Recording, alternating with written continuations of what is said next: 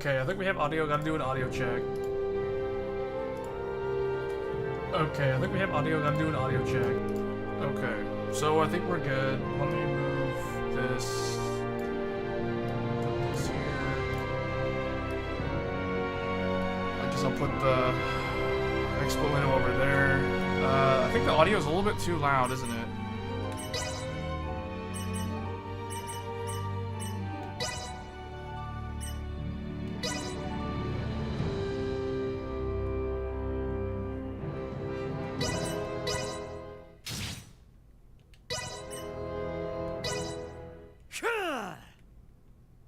Probably drop this down a bit as well. I'll be back. I want to be able to hear the voices, so... Yeah, so in this stream, we're going to be doing something a little bit different. We covered Ark last time. I do want to give... So this game, I was going to stream this game on the Ark A770, but unfortunately, for some reason, the game just takes way too long to compile the shaders. Like, this is a big problem. Actually, let me update the title. Divine Force. PC. First playthrough. Radeon RX. This aim. Okay. Hey, Joey. Let me see here. I'm gonna make sure. So we're gonna do something a little bit different. I am gonna be talking about any questions regarding the hardware that we've been talking about on the channel. I will be answering questions on that. I feel like the music is still too loud.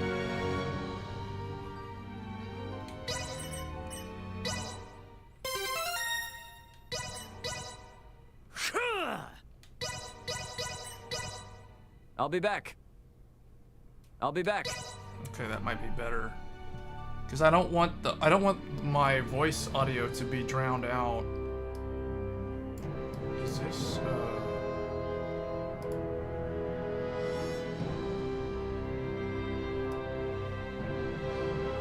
I guess I'll leave it like that.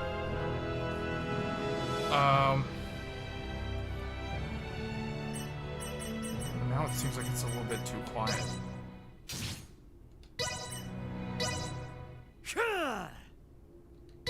Maybe I'll just do that. Maybe the music will stay 50.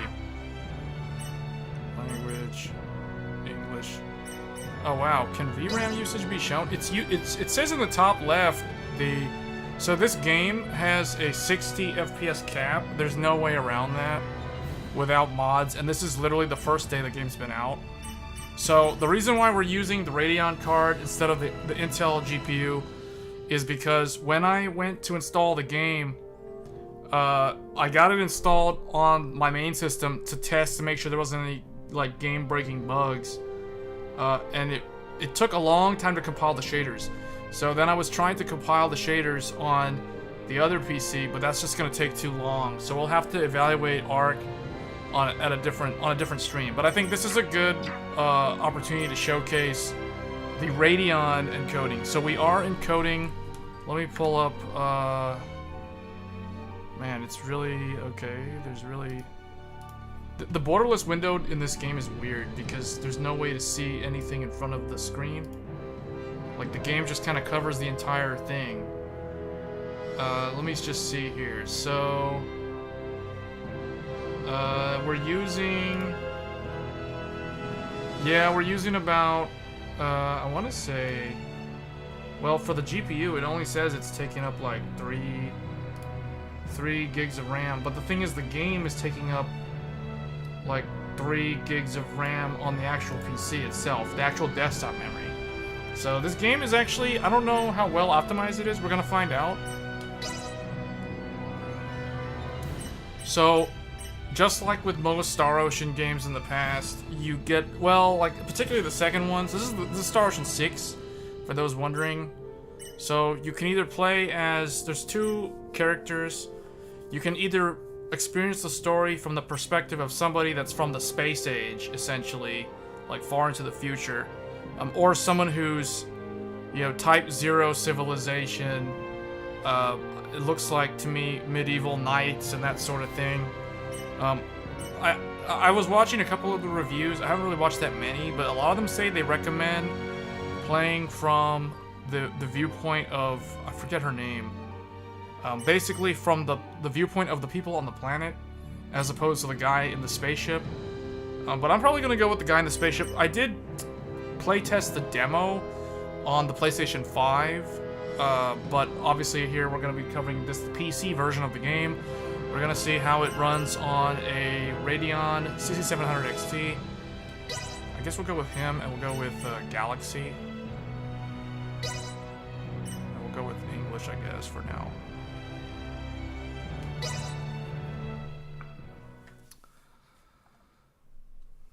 This game has an opening song that I feel like if it plays, ocean of stars. I'll probably get demonetized.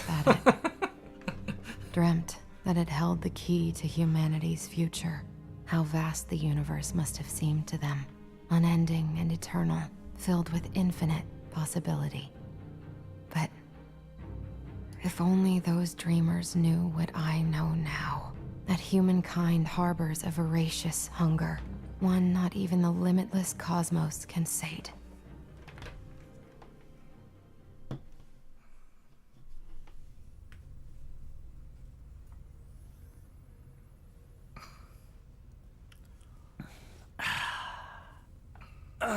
Another 24 hours and we're off the clock. Gotta say, this has been one easy gig. Yes, I suppose it has.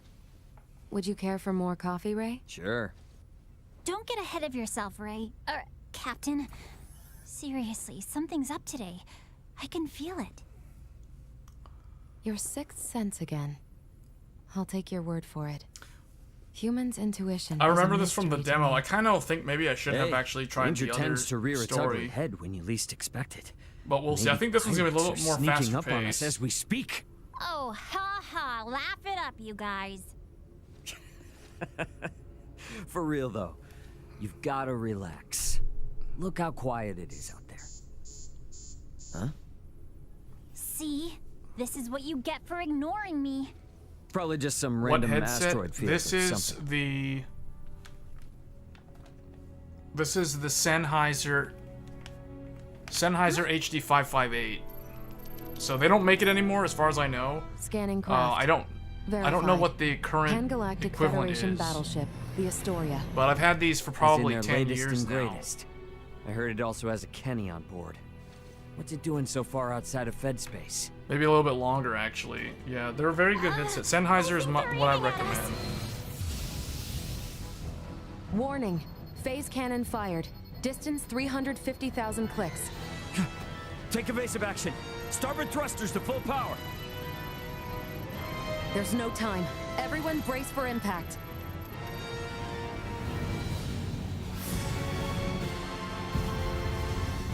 Shield's holding at 78%. So far, I haven't seen the frame rate drop. It's been holding like 60. It says 61 on the screen in the top left, but it's been holding the whole time. No response. Second strike incoming. We're using about 55% of the GPU. We'll get like 40% in this cutscene. No way. Proton torpedoes? Get But schematics on I have a screen. couple of things Find to us a way say out of here on now.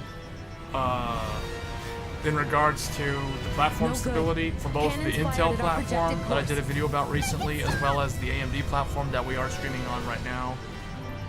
Shields down to 12%. Weapons activity detected. Readying third strike. Still no response from the Astoria. It seems they have no intention of letting us go.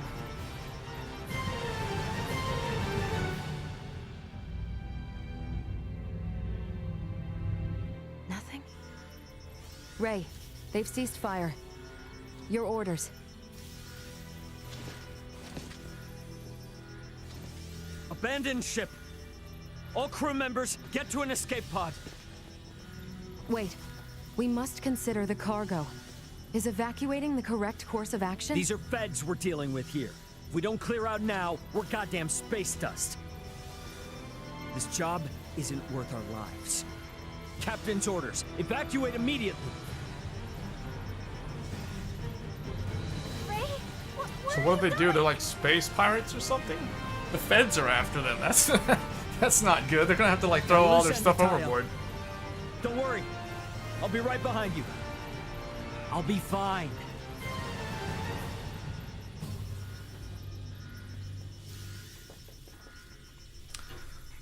A lot of people were complaining about this game's the amount of time it takes to compile the shaders. It did take a pretty long time. Power has been cut from this section of the It did ship. take a good No like matter how hard you try, you won't be able to open that door. Elena? probably like The 40 Astoria minutes has to fired compile on the us. shaders. I'm sorry, but there's not enough time to save the cargo before impact. You have 1 minute. That's more than enough time. Now help! Yes, Captain. No, hey, stop! What do you think you're doing? Elena!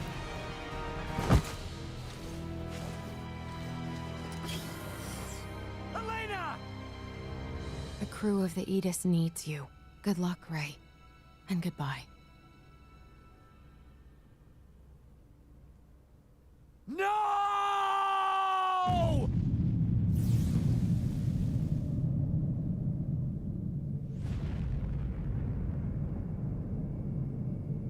That looks like a black hole right there. That explosion. The way they made that look. Computer. Number and location of all ejected pods. According to the latest records, 9 of the 49 escape pods have been successfully jettisoned and are now untraceable. This ocean of stars. Who first gazed up at it? Dreamt know what, that it actually, held the I key to humanity's future. I should update the title. AMF. I think VCN is more like it. Ray. Elena. I'm so scared. How vast the universe must have seemed to them. Unending and eternal, filled with infinite possibility. Setting course. 4th planet of the Aster star system. Warp 2.1. Estimated arrival 5 days. An underdeveloped planet? 5 days in a small little pod like that? But humanity. That makes me is think of the pod that insatiable. Yoda used to escape It the is that Wookiee planet hunger, that during Order bottomless 666. greed that drives them. And they will not rest until they have claimed every last star in the sky. Escape vessel located within communication range. That's gotta be Chloe. Open up a channel. Ray? Oh, thank goodness. Is Elena okay? It is you. Man, I'm glad to hear your voice. Elena, she's safe. So let's you and me worry about our own hides, huh? We're headed for an underdeveloped planet, Ray. Relax. People back home probably just got our Mayday call. They're coming. So until they get here, just think of this as an adventure, okay? Entering orbit around the 4th planet in the Aster star system. Out of the two big, like, JRPGs of the year, I think this is probably the one that was the most anticipated for me. The other one would be Xenoblade Chronicles 3, and that's on the Nintendo Switch. Chloe! The only Hey! thing is, like, I Answer couldn't me! Shoot! I couldn't Just bring hold myself on. to finish that game. I'm coming, okay?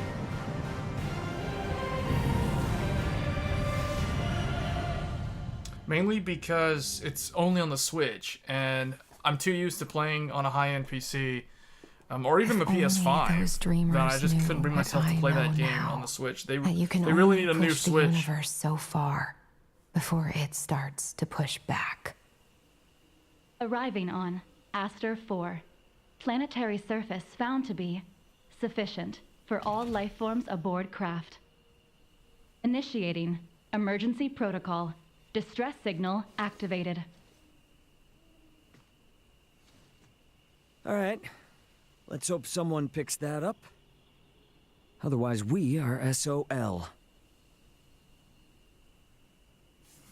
There's like, what is that, 2 planets in the sky? Okay. Oh, my legs are friggin' killing me. Could do with a stretch. So can I just like run away? Probably shouldn't wander too far away from the pod. Okay, so you got jump. Stop mode. Wait, stop mode by pressing that. Okay. Quick recovery. 2-star or fewer items. Press B to cancel quick recovery.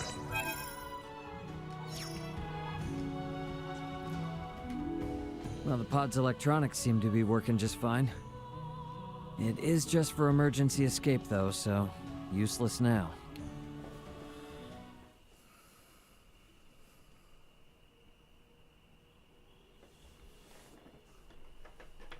Right. Computer, give me all known locations of Edith's crew members. Unable to locate escape crafts, jettisoned from the Edith. Of course. So then where's Chloe's pod? I saw her enter orbit. The vessel's descent was interrupted by an electromagnetic cannon. The onboard computer was likely damaged in the attack. Underdeveloped my ass. Computer, get an emergency signal through to my brother, Antonio Lawrence. And be quick about it. My Attempting brother, to Antonio contact Lawrence. Antonio Lawrence, Such a specific captain name. of the merchant vessel Aldous. Uh-oh. Come on, come on. Whoa! Whoa! You there! Take this! Whoa, whoa, lady!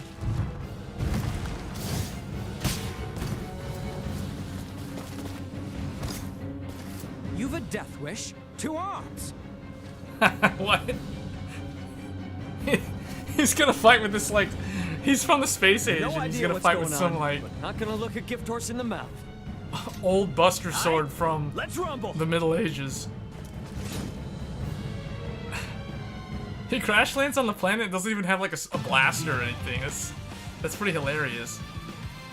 Okay, so basically B, X, Y. Okay, you need a fixed amount of AP to do a particular skill. Alright, let's try it. Leave this to me. Flank it. B. X is like a punch? It's like a hook? Okay, which one's the strongest? B? Everyone alright? Oh, we already killed it. Thanks for that. Don't know what I would have done if you... Silence. Who are you? Sheesh. And if I tell you, you'll let me go, right? Let you go? After witnessing you exiting a foreign ship? You're more fool than you look. Wait. You two know that's a ship? Let me guess. You're the assholes who shot us down, aren't you? Incoming. Long-range subspace transmission from Antonio Lawrence. Huh?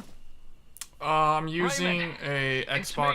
me, I'm actually Antonio. using an old school Can Xbox you hear 360 me? controller. Ray, The old wired come one. in. It's not even wireless. I knew you weren't alone. Show yourself. Huh? Who in the hell are you? I haven't. That's a This good isn't question, actually. I Raven haven't bothered to Lawrence. try Step the into the mouse light. and keyboard Hey, controls asshole. on this game. Harm a single hair on my brother. Mainly because and for your this type of planet's game, scorched earth, you hear me? the controller Raven, where are controller you? seems to be the easier way to play it, considering it How is. is this It possible? was originally developed This for voice. the PlayStation I 5. See no one. So Big ask, I know, but mind if I answer him real quick? After that, I swear, I'm all yours. Very well. Princess. If he truly had armed fighters waiting, we would be slain several times over but typically by now. with these type of games, Go on. the Do controller not keep does your actually seem to be comrade better. waiting, Sir But Raymond it depends on the Lawrence. game. I would say like Why, thank you, most milady. JRPGs like And this. as for your butler are easier or to whatever, play mind telling using him the to controller. Back it up. Sometimes they choose very As you strange, wish. We shall give you the space you ask unconventional in good faith. keyboard and mouse In controls. exchange, you will tell us who you are and the nature of your talking airship. Awesome. Okay, sounds like we got a deal. What the feds don't know can't hurt them. Antonio?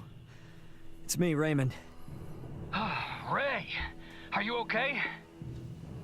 Yeah, define okay. Had a run-in with the Federation, and it didn't end too well for the Yidis. What the hell? Emergency landing on some planet called Aster 4. Locals are real friendly. And listening right Are now. you shitting me? Chloe's down here somewhere too, but I lost track of her pod on entry. And big question mark on the rest. Look, you've got to get here, man. We need you. Sir Raymond, Antonio, Hey, that voice. That one of Astor's friendly locals? I can guarantee Raymond's safety while he is stranded in this land on one condition. You answer Yeah, this my is on the question. 7950X. Are you aligned with the Vale Empire? The who? Yeah, don't even know him. Vile dissembler. I was going to Albert. actually show the 13900K, but Your like I was comrades. saying earlier, Have you any the idea game, of their this whereabouts? game, I don't know what it is about the game, but Well, you at have to the compile moment, the entire Not a shaders. clue. There's a bunch Girl of named Chloe was riding one of these discussion. when she There's a crashed bunch of way forum that posts away. about it And right this now. People ship, complain is that it it takes possible for more than an anyone hour to pilot it? compile Yeah. the game's I mean, shaders just that's to be kind of able the to point start of it. playing the game. That said, Now it is a mine's one-time run out of thing, juice, so it's almost like it's not memory going anywhere for the training time being. on the AM5 platform, although a So lot if worse we because provide people it with more older of this PCs or with lower juice, core counts, theoretically, would we be able to pilot you know, it? it could take upwards of almost 2 hours to Aren't you a compile the curious one? shaders. But I was surprised. It did take me about 30 minutes to compile the shaders on this system, and then the Intel one took about 45 speak of the devil. minutes. And that's because for some reason Madness. they, on Windows 10, they don't use the E-cores to compile the Computer, shaders get me a read on that on the craft. 13900K. Was it It's from lit- Aegis? I was checking the Who's on task it? manager, and it was literally Readings indicate just the pod was also they were sitting there ejected idly doing from the nothing while Aegis. about 4 or 5 of the No P-cores were doing passenger all the signal work. detected. So I was thinking, there a it should town or have gone by a something lot in that faster on the Intel PC, but it didn't. Not a town, no. Astonishing. Only the Madum ruins. Albert, you must see this. Highness. Thanks for the info. Oh, and gonna hang on to this for a while longer. Halt! Sorry, buddy, but no can do. Hold there. We will accompany you. The ruins can be a treacherous place. And 2 friendly locals could assist. Oh, for the love of... fair point. Thank you. You may call me Leticia. And this gentleman here is Albert. Stand down, Albert. We are here to help him. Is that clear? As you wish. He probably wants his sword back, because that was his sword. Awesome. Hey, Antonio. We'll catch up later, all right?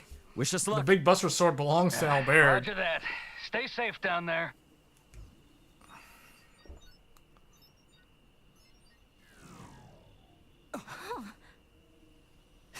You guys.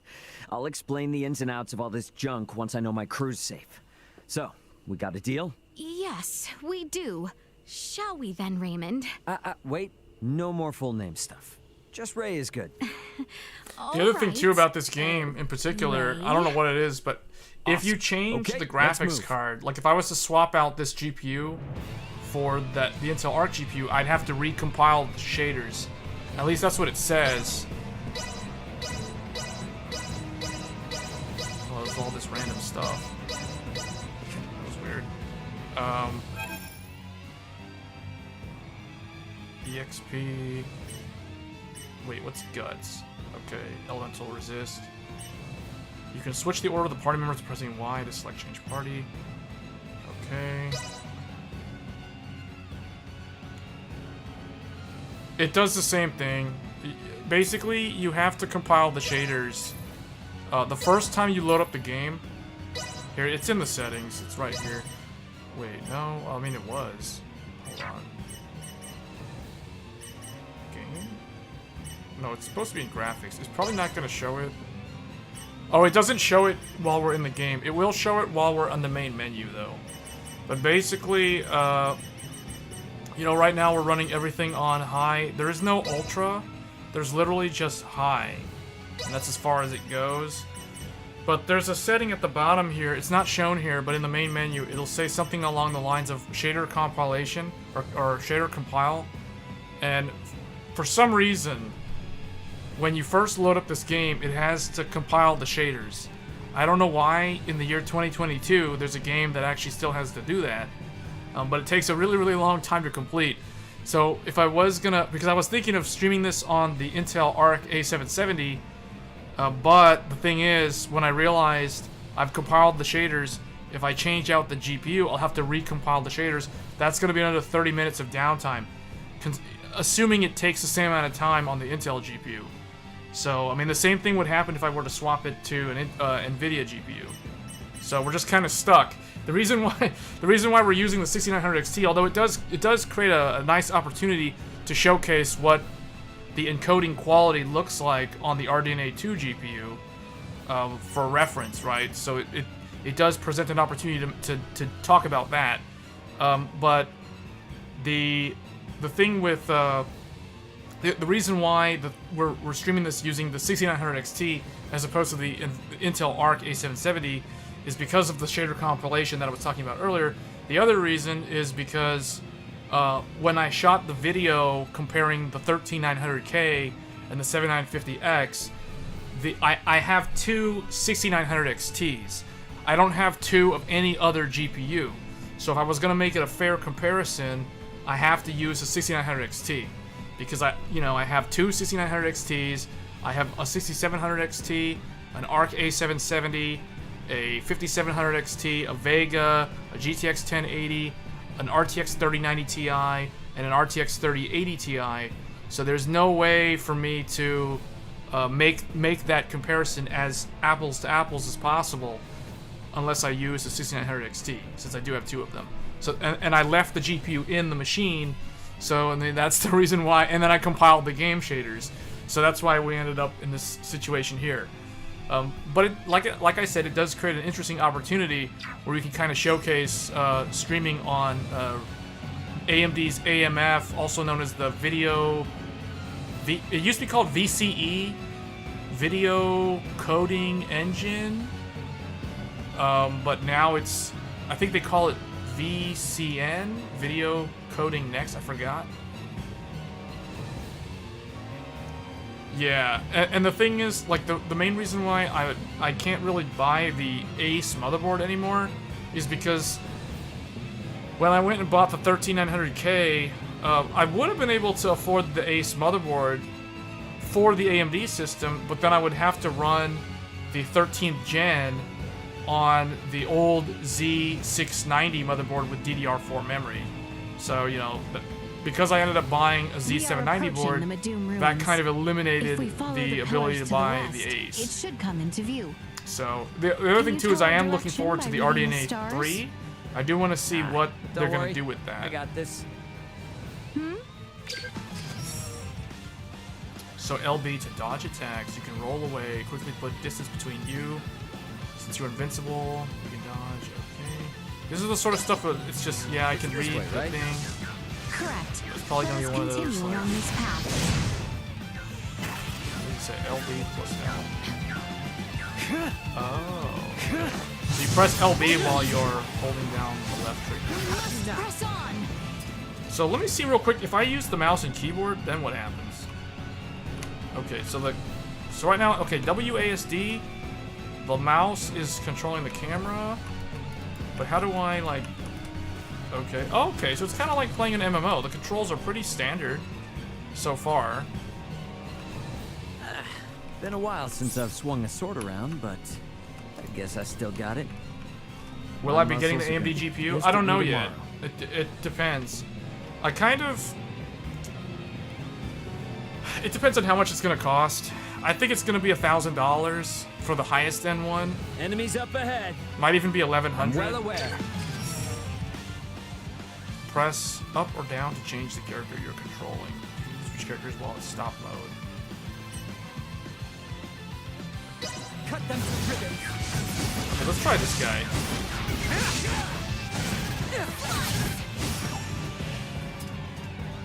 That's cool. But I may get it.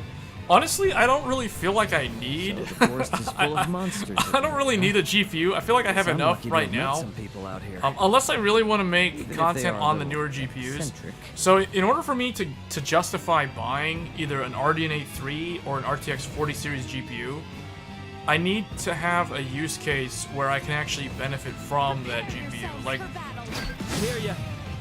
for example, you will perform attacks on the enemy that are marked to the target.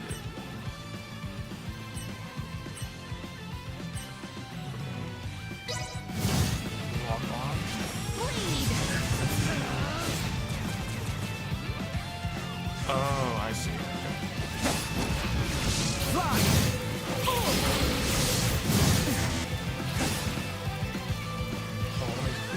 How did I switch targets or characters again? Oh, yeah, yeah. Okay. Cut them to ribbons. What does she do? Cut them to ribbons. No. Use cases benchmarking? Yeah. But I'm more interested in seeing what they actually add to the GPU. Like, for example, AV1 encoding. Intel was the... Well, okay, I guess technically, because Intel took forever to launch their GPU, they ended up tying with NVIDIA because NVIDIA, both the ARC A770, the 750, and the RTX 4090 all launched on the same day. So technically, Intel can't really claim to be the first with AV1 anymore. About time for a rest. Unfortunately, because I mean, they were touting that a lot leading up until the release, and then like launch day happens with the RTX 4090, and then gap there, yeah? you have the RTX 4090 is touting dual encoders, Fear just not. like on the A old fall 10 from this series height should GPUs. not prove fatal. Uh-huh. Should we be good?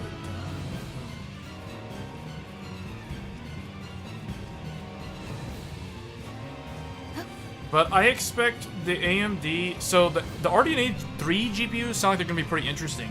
For one thing, unlike NVIDIA, they are actually including DisplayPort 2.0.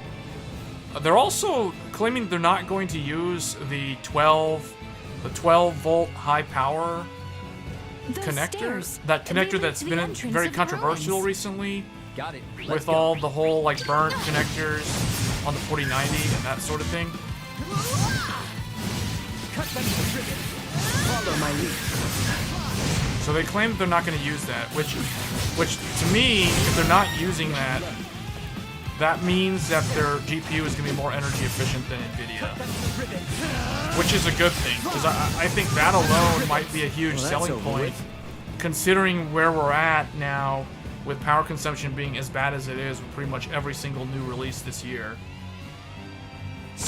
I mean, heck, even the new Intel Arc A770 isn't even that energy efficient at all. So, and the review kind of showed that. I guess we can go this way. Oh yeah, we can actually run. Okay, that makes things easier. Well, I will say that this does look...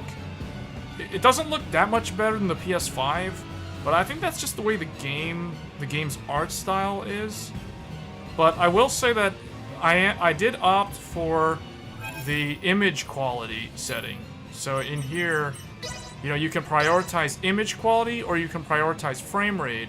I chose image quality because I'm pretty sure the 6900 XT can handle this. And by the way, those wondering, we are streaming the game at 1080p 60 resolution, but we're actually rendering the game at 4K 60 FPS. So I'm playing the game at 4K, but I'm only able to stream it to YouTube at 1080p 60 due to YouTube's limits on the amount of bitrate that you can upload to the website on. These stairs look a little dangerous. Even if we did try to climb them, they'd probably give way. Then perhaps we should go around. The west side looks scalable, does it not? But this game, even with the fully maxed out with image quality, prioritize image quality as opposed to prioritize frame rate, it does look better than the PS5. The PS5 probably looks like this, but if you do that, then I think it runs at 30 FPS. Whereas if you do prioritize frame rate on the PS5, you are getting the full 60 FPS.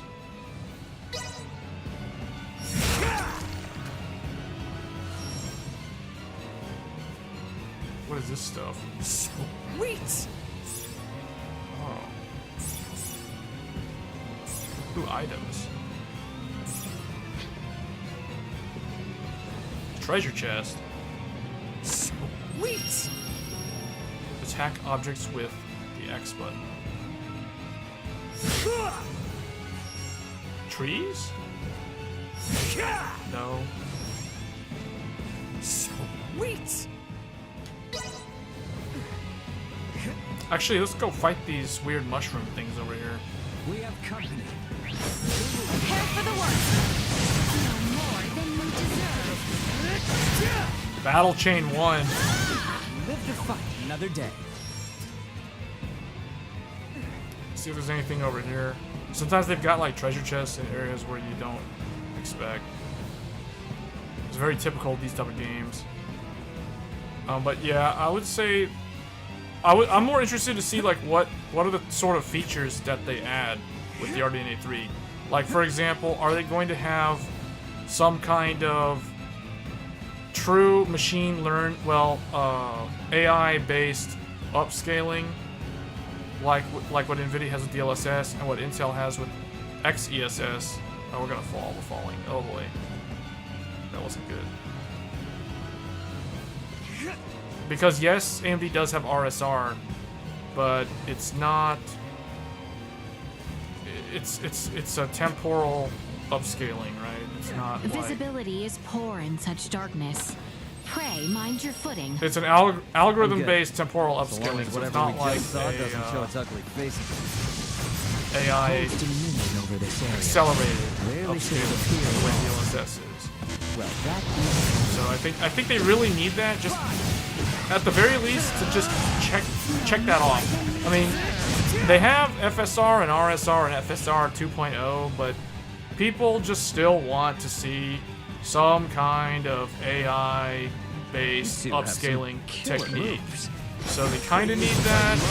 too, by the look of it. I don't know if they're going to actually have that with this that how it is upcoming for everyone RDNA that 3 lives here? GPU.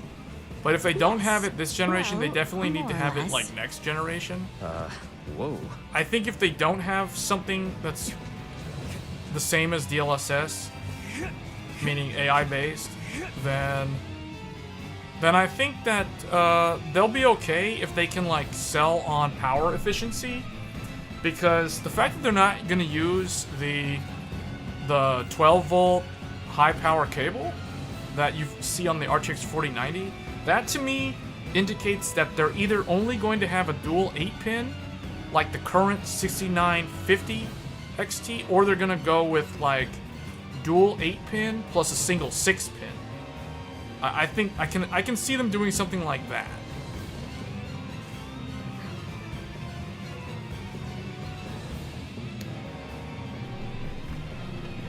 So, this is my You want doom, clean huh? image, so you don't like It's friggin' upscaling? massive. Yeah, I don't really care for it either. Ancient But and I'm saying that powerful I do Assyrian think that celiomancers once even called though this I don't highly use prized home. DLSS and I don't As ever plan written on in the using old it, texts.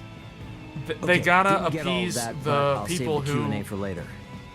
will For now, say, you let's know, focus on getting in. NVIDIA has this getting and AMD doesn't have the same type of approach. So it's one of those things where I think they just have to have it just to say that they have it. Do mind your footing. It is much safer not to stray from the path. That was easy. Just cut these giant obelisk-looking crystals. Prepare yourselves for battle. These rocks. I hear ya.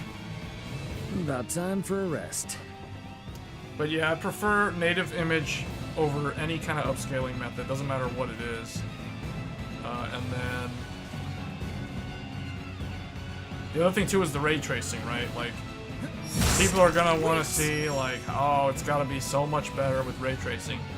So yeah, I expect them to have advances in ray tracing. Ray tracing, I don't think is a big deal. Like I don't think that they're gonna fall short on that. I think they'll be fine. Everyone all right? Sweet. I think it's more so they just need to show that their second generation of ray tracing is vastly improved over the previous generation. Regardless of how it compares to the 40 series, I don't think it's going to be as good or better than the 40 series at ray tracing. I'll be very, very impressed if they actually are folks here don't seem equal too friendly. to the 40 Before series. the kingdom became as we know it now, this was the heart of civilization in the western part of the continent. It is said that much of the culture and knowledge that served as the foundation of our kingdom was created in this very place. So the riffraff left behind by the changing times wind up here, left to fend for themselves, huh?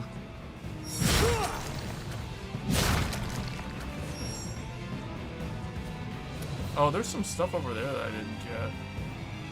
Well, there's like all these crystals over here too.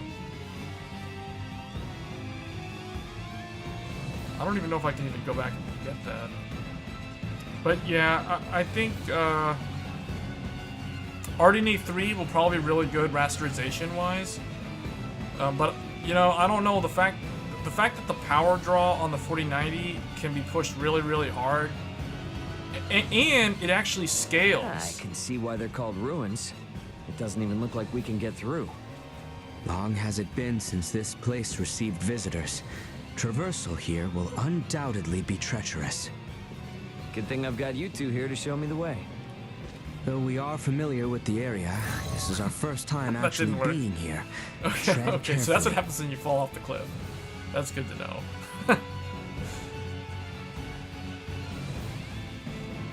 About time for a rest. I thought I could like glitch, like do a speedrun glitch like Dark Souls and just like clip through like half the map. Nope, that's not how it works. They respawn you. Okay, so I'll have to probably revisit this place to get those orb things over there.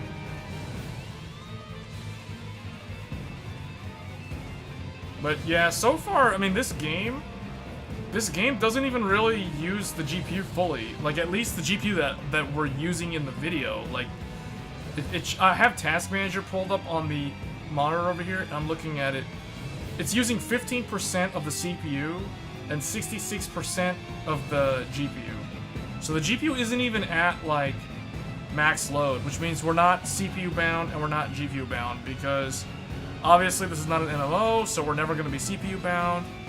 And this game doesn't really look like it's super state-of-the-art, although the shader compilation for the initial install is probably gonna cause people to consider upgrading just on that alone, or just kind of be annoyed at the developers for making the game seem very unoptimized. Like, yeah.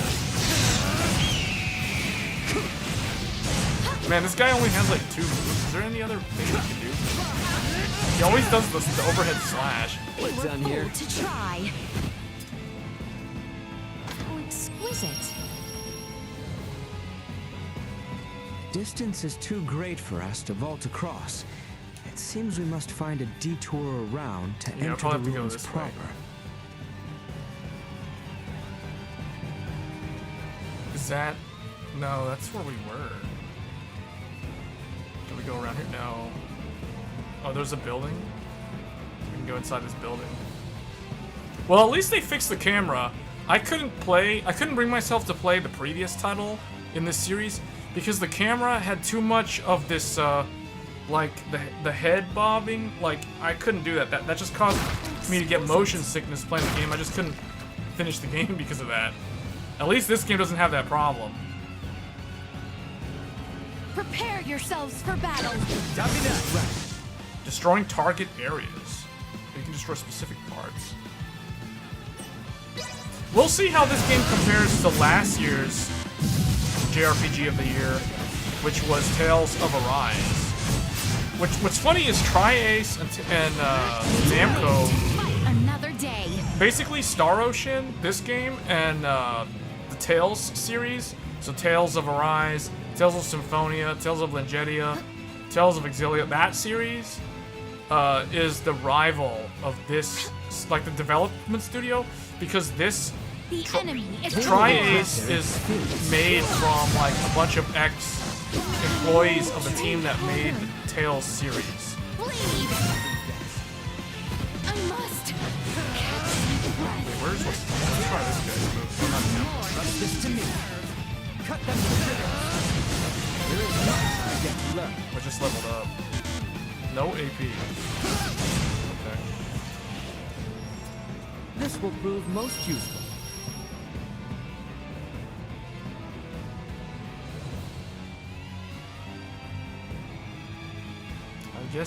I guess we're going the right way.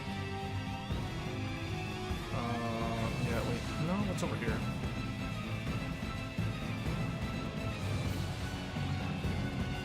No, this is where that Chimera was. So we're just kind of going in a big circle. So this must be the stairs. We have company. Victory will be ours.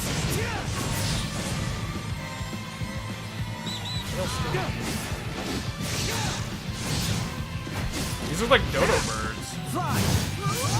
Oh, he has a like a destructo disc. That's cool.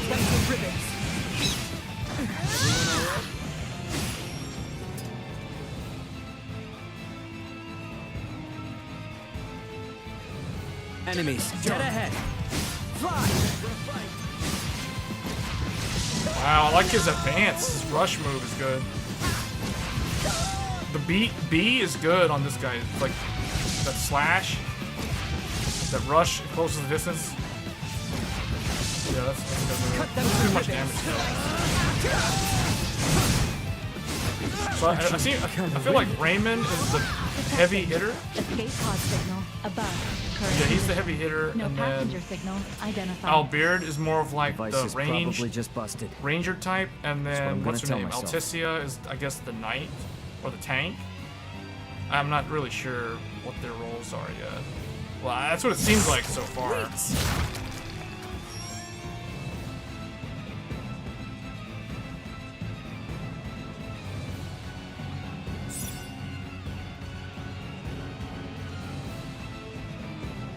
But for RDNA 3, it has to be a massive leap in performance, just like the 4090. It doesn't have to be as good as the 4090 in terms of how much faster it is than the previous generation, but I want it to be close, like on par with the 4090.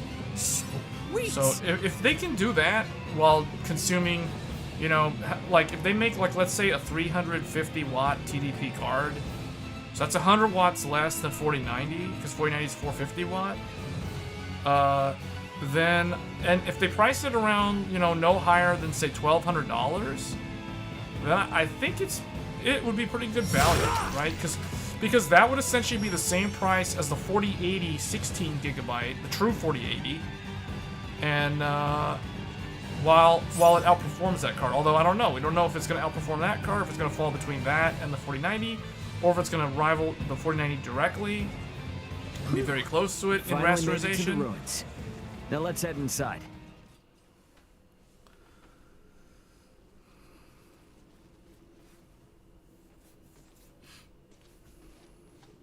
Oh, this is the other pod. Please, please, please be okay.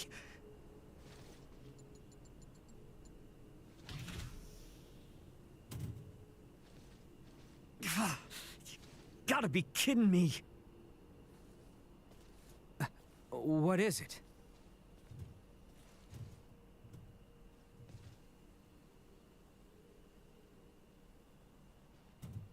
Elena. Why? Oh, that's the stuff. Ray, Why'd I have to play the hero? Why couldn't I just get in a damn escape pod?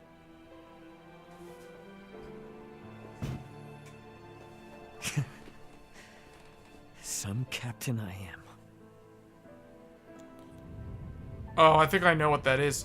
Ray! That canister must be the stuff that they were trying to get while they were trying to leave the ship.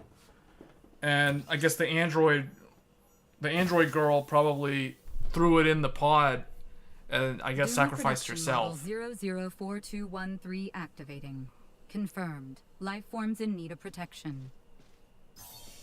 Whoa, hey, what the heck's this supposed to be?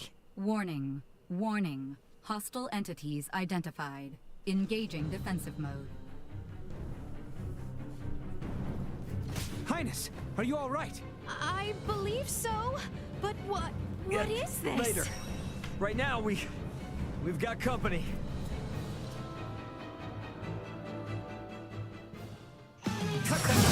Oh, now we got Duma. Okay. Holding down RB will raise a barrier. Oh, you can press RB to perform special actions. Oh, that's cool. Okay. Vanguard Assist or Vanguard Assault. This action lets you make a high-speed rush attack.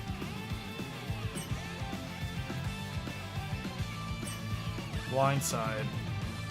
That's cool. Blindsiding and then VA gauge.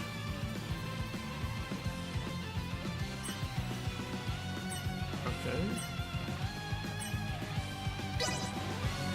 I am with you. Insufficient output. Oh wow. Okay, now it's basically goblins having to deal with like space age high level equipment. This seems, well, there's a lot of enemies though. Oh wait, that's okay. It's showing all the potential targets. That's what the yellow dots are, I guess. Energy levels low. Threat neutralized. Release RB to rush target. Insufficient output.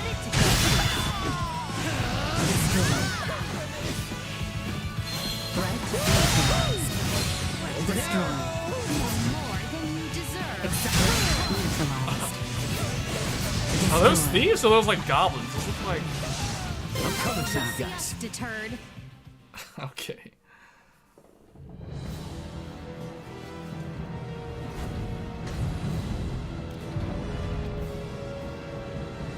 Decided to bring out the big guns, huh?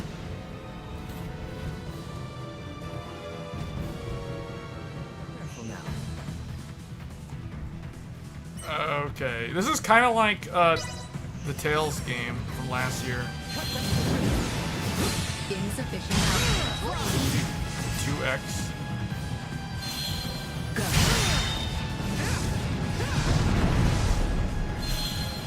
Acceleration. Assault. Warning. Energy levels low.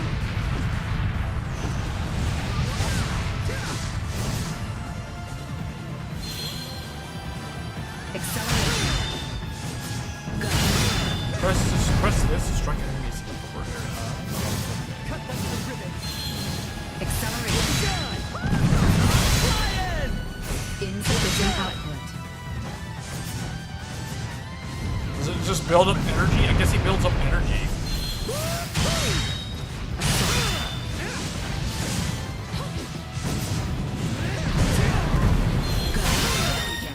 Wow. Okay. Just keep hitting it in the face. It just like falls down. For real? The hell is this? I thought it was yours.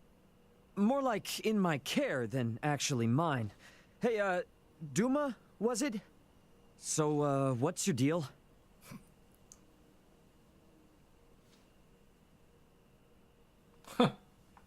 Oh, so now you decide to give us the silent treatment. Why, it is just marvelous. Tell me, is this some new form of semiomancy? There's that word again. What, is it like your version of symbology or something? Symbology. Never mind. Anyway, thanks you two. I really appreciate it. Oh, and while I'm at it, here. And what will you do once we part? Well, try and figure out where my friends are for one. These lands are vast. What will you do for lodging, for food, for survival? What if your companions are across the sea? Would you swim?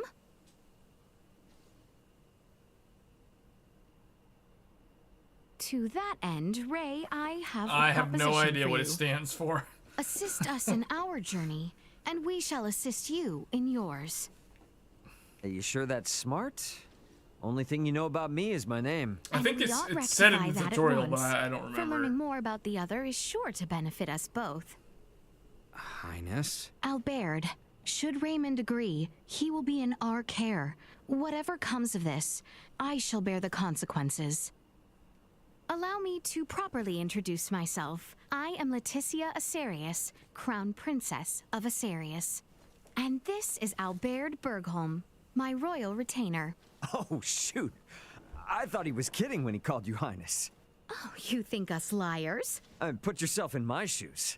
Doubt you'd be saying anything differently. Indeed. Not over far from these ruins is the village of Larset. There, we shall find a quiet moment to talk.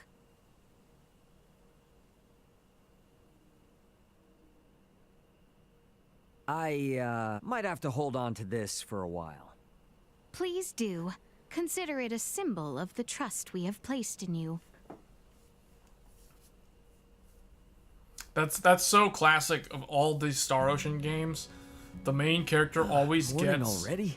He always gets some kind of Buster Sword type fine weapon mess in we the very found ourselves beginning of the in. game, and he basically Think of this ends as up with that something weapon, new, basically, from the start to the something finish. Extraordinary. Basically, the one thing that they don't show in this game that they explained in one of the previous Star Ocean games is when you land on the planet and there's these inhabitants that obviously, like if this actually happened, they wouldn't be able to speak the same language. But the futuristic civilization has like this machine that auto-translates stuff automatically for those people. Like, I don't know how it knows their language, but it's kind of interesting how some of the older Star Ocean games were really into the whole sci-fi thing. But it looks like the Duma thing was the thing that was on the spaceship that they were trying to keep away from the Federation. And what's her name? Elena threw it in the pod and launched the pod without herself in it, I guess. At least that's how it appears.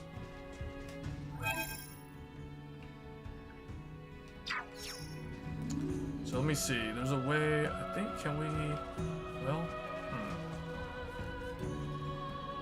There's nothing else around here? Okay. This Larset place, anywhere near here? We should be able to reach it by evening if we leave immediately. You do realize we're running on no sleep, don't you? If I may, I think I know how to make the trip a deal safer. We employ Duma. Its powers of levitation should let us skirt any dangers. That true? Oh, we forget they are a bashful sort. How inconsiderate of us.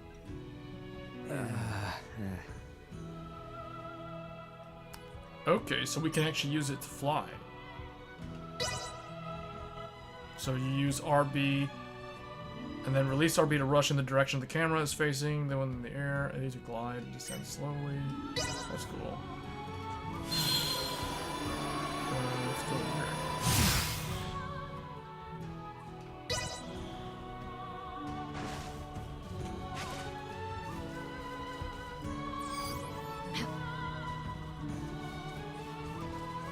Sweet!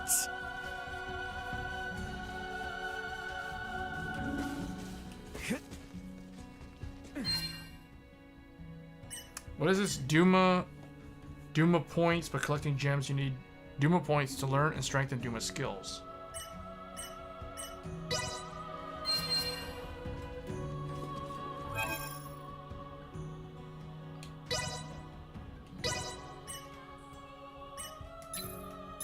Duma.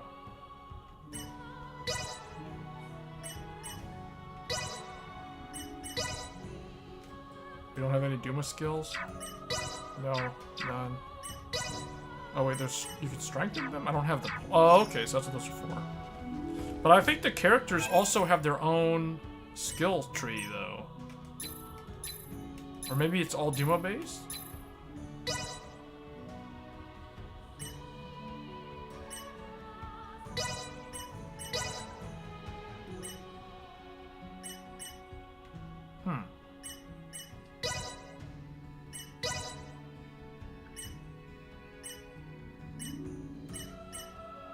Radiant armor.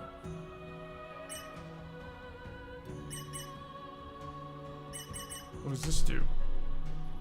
Okay, durable. Does it have... Oh, extends invincibility when dodging? 4 out of 60th seconds? That's better than this.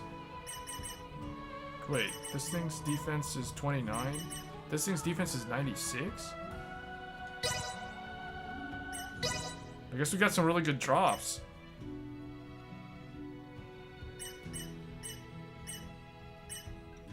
Whoa, this thing gives you like straight up derived from the symbol of the one supreme god may hold the power to create or destroy everything?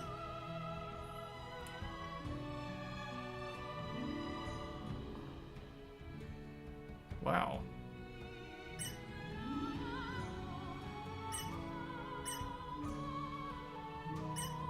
That's interesting.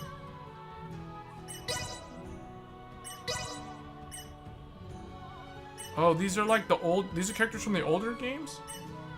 Do they? Oh, these are, you can use these things? Plus 30% damage to humanoids, plus 45% damage to...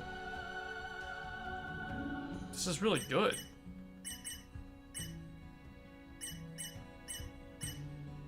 I guess we'll just go with this. And then... Wait, hold on. So lions, so there's that one. This one's good too. Oh, but no. Okay, I see. That's interesting. So wait a minute, she can use these. Chance of causing 15% defense for 15 seconds.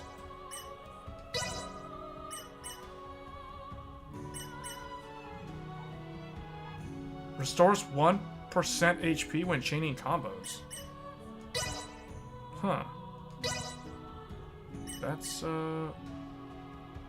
really surprising. It's like a lot better than what I had. Guardian Ring. This thing is straight up crazy good. Tri-Emblem, look, plus 24 to everything. Gain, okay, we'll go with this, and the bunny, this one, more money from battle, plus 20%, plus 35%. It went okay. Okay, he doesn't get any. He didn't get a new weapon. That's already equipped. Okay, accessory 1, but I can still give him. What is this? Plus 30% damage. Yeah, that's good. Plus 45% damage dealt to divinities. Plus 45% to undead.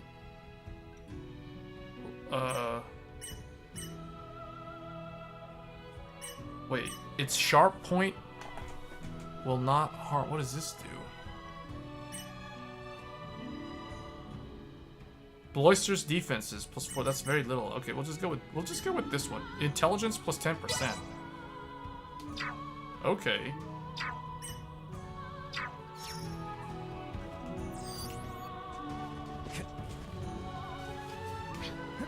I think this is pretty much where I left off when I was playing this on the PS5 on the demo. Yeah, so we need to go all the way down there.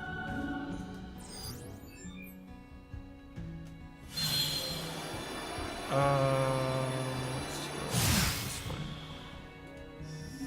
Oh, that's cool. Get the jump on him. When in standby or when Duma's barrier is active, a circular radar will deploy around your character. Okay, so they tell you if you've noticed them, if I've noticed you or not. Neutralized. Accept Warning. Energy levels low. See that? Wow.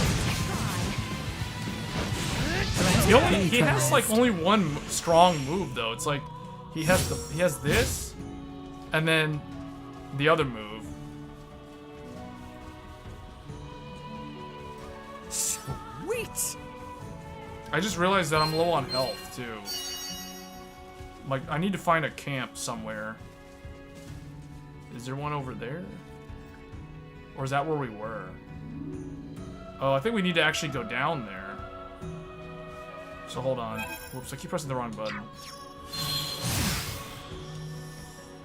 Nope, that didn't. That's not tall enough. Actually, let me try again. Oh, I keep pressing the wrong button. Keep pressing like L or RT instead of the R1.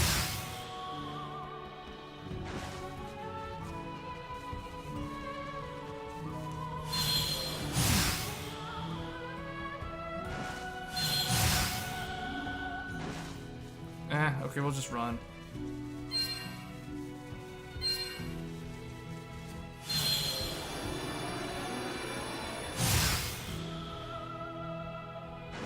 The enemy is before us. Remain close, Highness. Victory will be ours.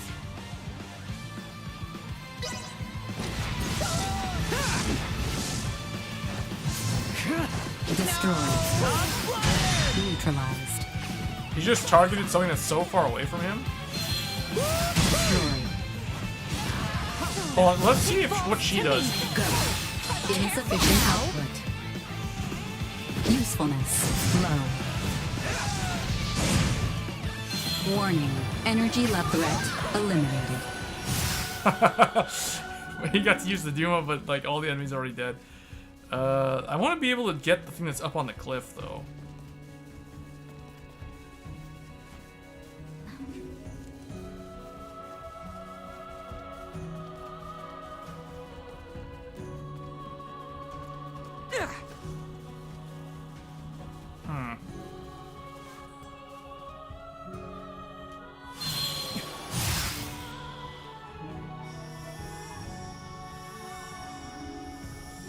Oh, that was nice. That was pretty nice. Gliding all the way down. I want to say that there was a leak. There was a leak that there's a new AMD CPU in the works, supposedly. And I'm not talking about the 3D V-cache stuff.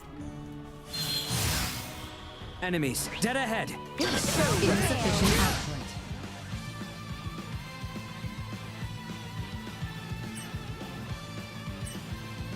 Threat neutralized. Cut them to ribbons. Assault. Wow. No threats detected. This character seems like he has potential to be really powerful because a lot of his stuff is ranged. For one thing.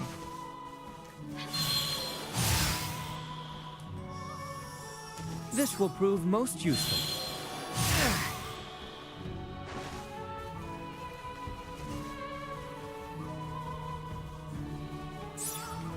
In terms of video games that the only games that I've really wanted to play this year was Elden Ring, which was back in February. Stranger of Paradise, which was in March. And then really just this, and I guess Xenoblade Chronicles 3. But I just never could bring myself to play that because the graphics on the Switch look so bad. But it's tough. I just can't play it.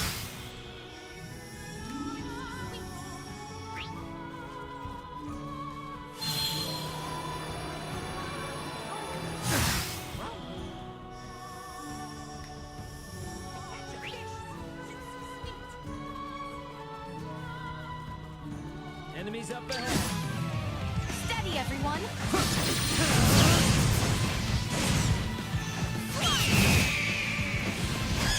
Neutralized. We live to fight another day. Wow.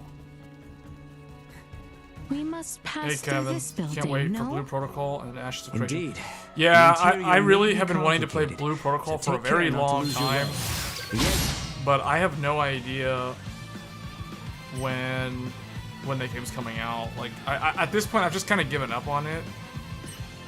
It's on the southern side of the room. Blue Protocol, and then, I mean, could Ashes of probably just Creation, sit but we around already know that Ashes of Creation isn't going to be out for another couple of years. So that's why I'm not really... I want to play it too, but I'm not really getting my hopes up for it because I know it's not going to be out for a long time. Whereas with Blue Protocol, I want to say it was supposed to come out a long time ago. I think I'm going to not make it. Oh, made it. I thought I was going to fall to my death. I got this. Prepare for the There's more pressing matters to attend to. If you move your character a certain distance from the heat of battle, you will escape the enemy. Okay. They will regret the Beatrice. Leave it to me. Stay the course. Destroyed. So far, I want to say, like, in terms of story, so far this game does not impress me as much as last year's blockbuster hit Tales of Arise. I feel like Tales of Arise's story, at least the opening act, was a lot stronger than this game. But the thing is, Star Ocean's openings are always very, very much the same with each iteration. It always starts off with a main protagonist character like this. You always get a sword within like the first 20 minutes of the cutscenes and stuff, and then that's basically it. Then you're off to the races, and then they explain the battle system, and then that's you're basically set from start to finish. There's gonna be a lot of tutorials like we're seeing pop up every couple of minutes here.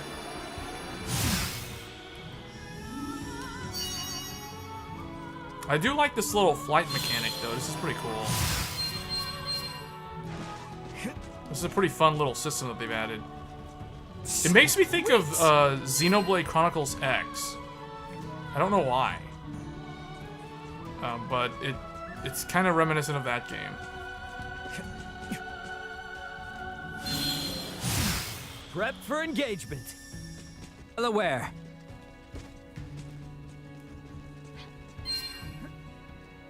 I'm looking for a camp though, because I do need to recover. Oh, there's one. Okay, let's kill these. Insufficient output. Where'd I go? Oh, he got 2x multiplier on that. Because he was blindsided and he was full power. You are now threat detected ahead. Escape? Oh, we went too far. Wow. Okay. Was that the one with the insane map size? Which one? Which game?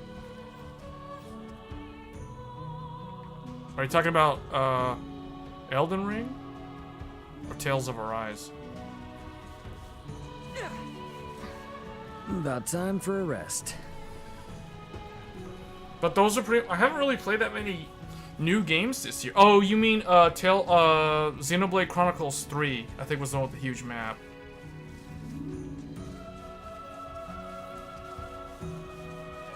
Where it's like you can set the field of view really, really high, and then you're like way zoomed out.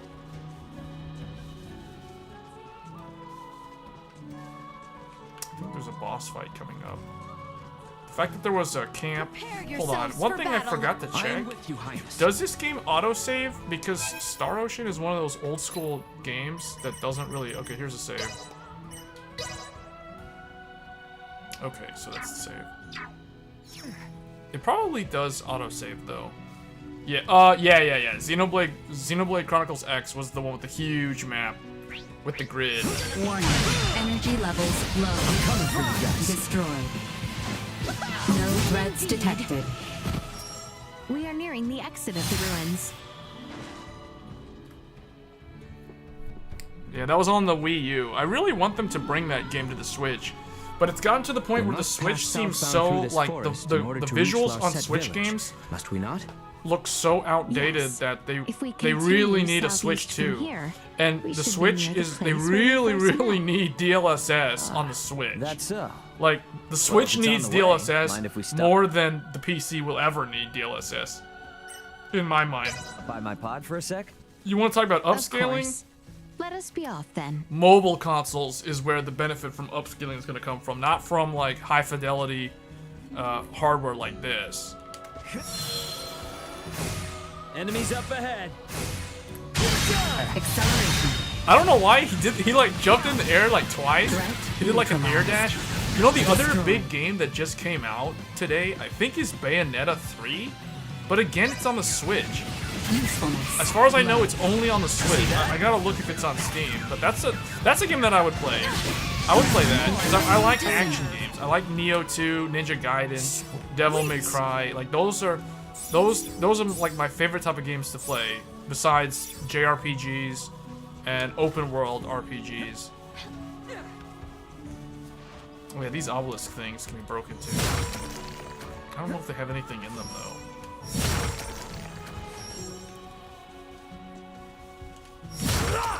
Doesn't seem. Maybe there's some kind of achievement. You're a lot into emulation with strong CPUs. Yeah, I am gonna look into PS3 emulation on the new Ryzen CPU because the new, like, you know how there's the PS3 emulator, but none of the CPUs up until now have been able to run it with a decent frame rate. The thing is, the Ryzen 7950X in particular, well, not just this CPU, but pretty much like all of the new Ryzen CPUs feature AVX 512, and AVX 512 helps with emulating the PS3 like a ton. So I'm real stoked to try out the PS3 emulator with this new platform. The AM5 platform, I think, is probably going to be the go-to. Although I do think the Intel 13th gen, the fact that it has so many cores, the 24 cores with the 8 performance core and the 16E core, that one might also be good. That'll probably be good at brute forcing its way for emulation. But the only problem is like the power consumption.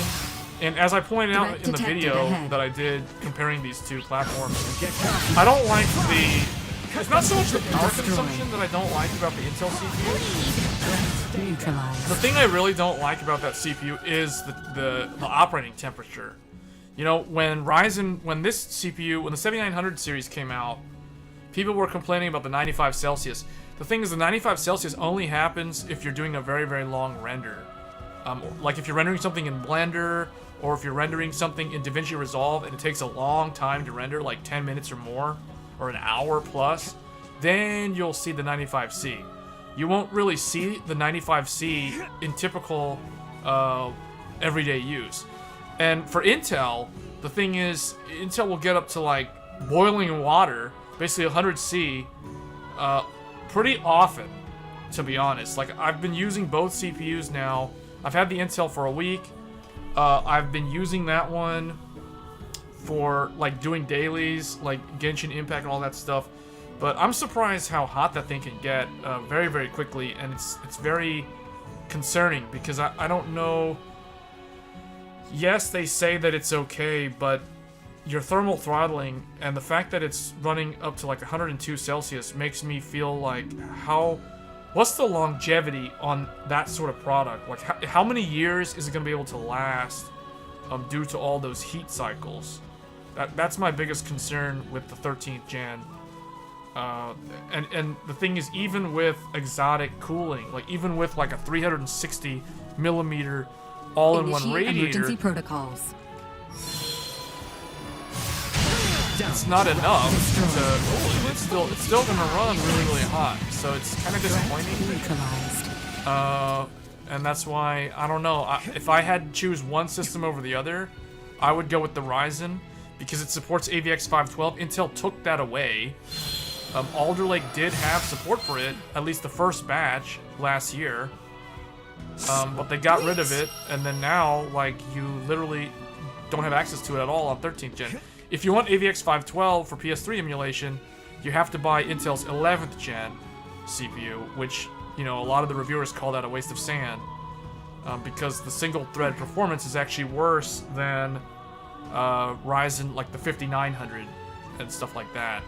So it's really strange. Like the Intel's platform is not a bad performer, but it just feels really weird to me. Like in practice, the high operating temperature, the high power consumption, the high heat load, the fact that you can't use normal cooling to maintain the temperature, that's probably the biggest that's the biggest deal breaker in my mind, is the fact that you can't use a high-end air cooler on the new Intel CPU and maintain the temperature that way. Like, I've never heard of that. Like, out of the box, you can't use a high-end air cooler? Like, what? Okay, there's a lot of, like, mushroom enemies down here. Where do I need to go? I need to go, like, over there. I can probably just fly over all of them.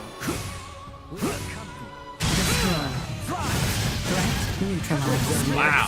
He just backstab, one-shot that thing with his sword. Threat detected ahead. Destroyed. Threat go. You'll not be the last. I like that you can switch characters really easily in this game, though. I do like being able to switch the character and also control, like, switch the on-screen character that you're controlling. That's cool.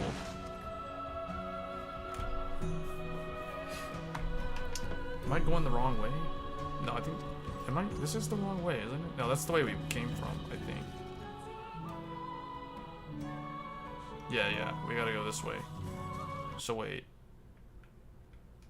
Let's pause. Where's the map? We must pass southbound through this forest in order to reach Larset village, must we not?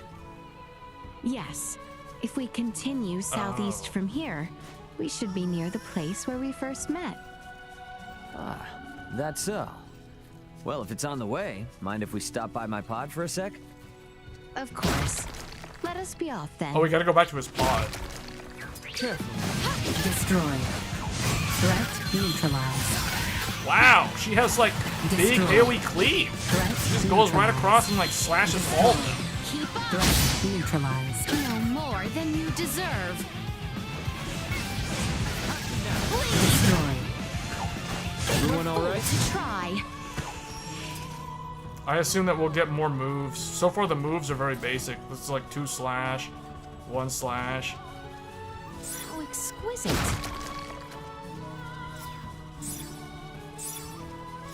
So far the reviewers of this game all recommend the first playthrough, you should be playing through the perspective of the princess and the people on like the Type 0 civilization planet, as opposed to the sci-fi guy. But I don't know, I just kind of think like the name of the game is Star Ocean. It makes me think that it's supposed to be sci-fi. So I'd rather play sci-fi as opposed to fantasy. Threat detected ahead. Threat neutralized. Stay the course. Now rest. No threats detected. Wow. Okay, I think we just need to go that way.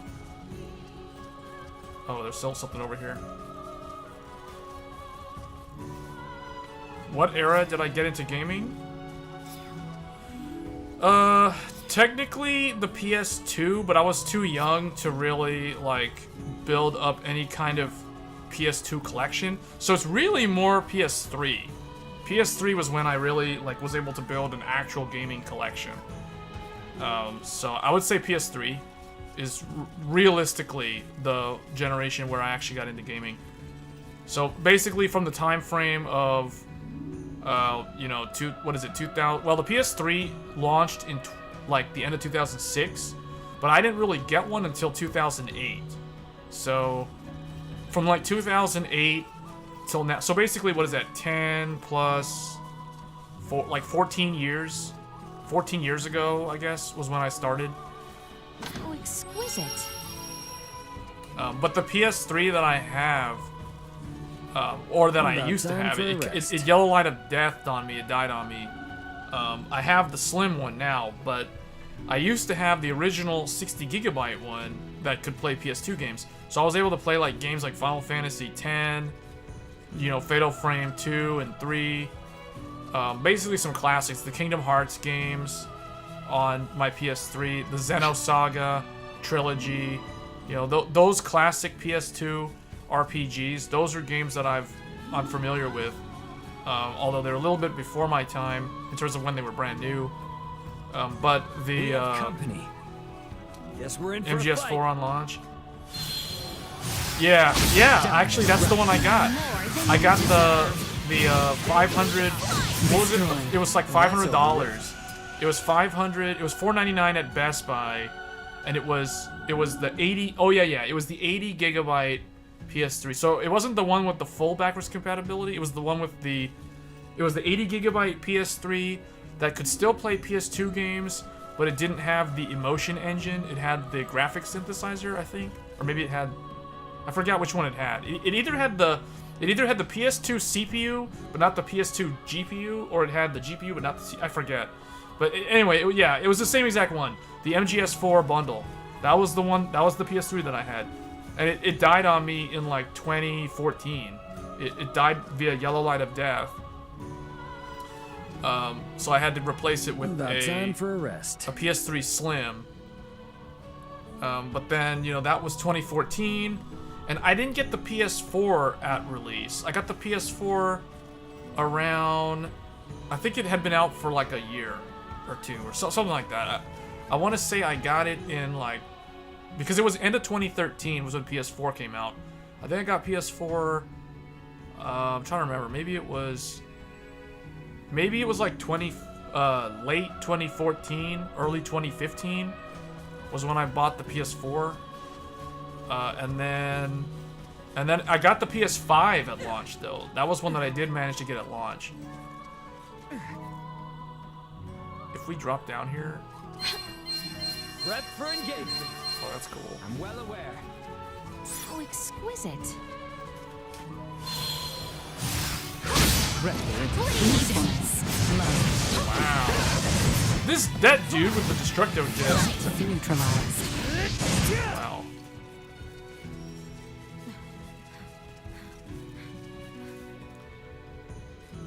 Yeah. Yeah, that's the emergency weird protocols. generation. The other thing too that I'll say about PS4,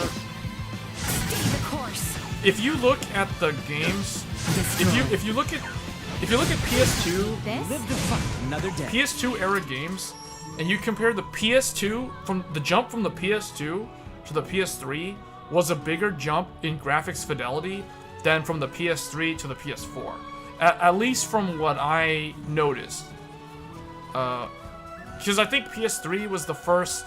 PS3 was the switch to like widescreen, right? Because in the days of the PS2, everything used to be like 4:3, like old CRT televisions and stuff, and like what is it? Interlaced input, like composite inputs, was the norm for PS2.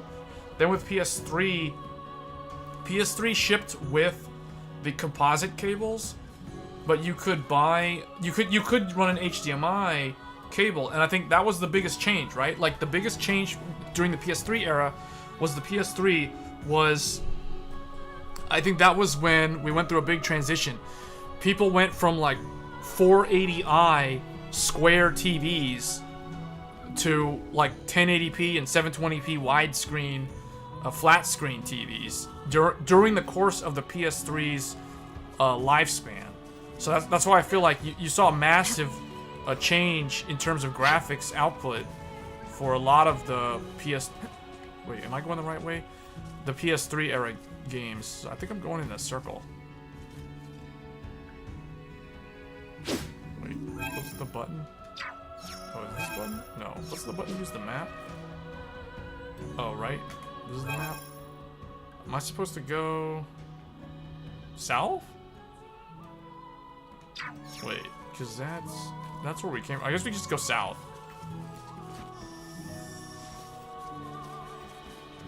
Yeah. Because the thing is, like, the PS4 was kind of disappointing. Because, remember with the PS3 touted 1080p, 1080i, but in reality, very, very few PS3 games actually ran at 1080p resolution. Most of them ran at 720p. Like, when I think back on the consoles, I think the PS3 was the era of 720p, 16:9 aspect ratio, and then the PS4 was more of like a weird, I think of it like, yeah, it was doing 1080p, but it was usually 1080p 30 FPS, or it was some kind of dynamic resolution. The PS4, in my mind, was the era of like dynamic resolution more than anything else. Prepare yourselves for battle.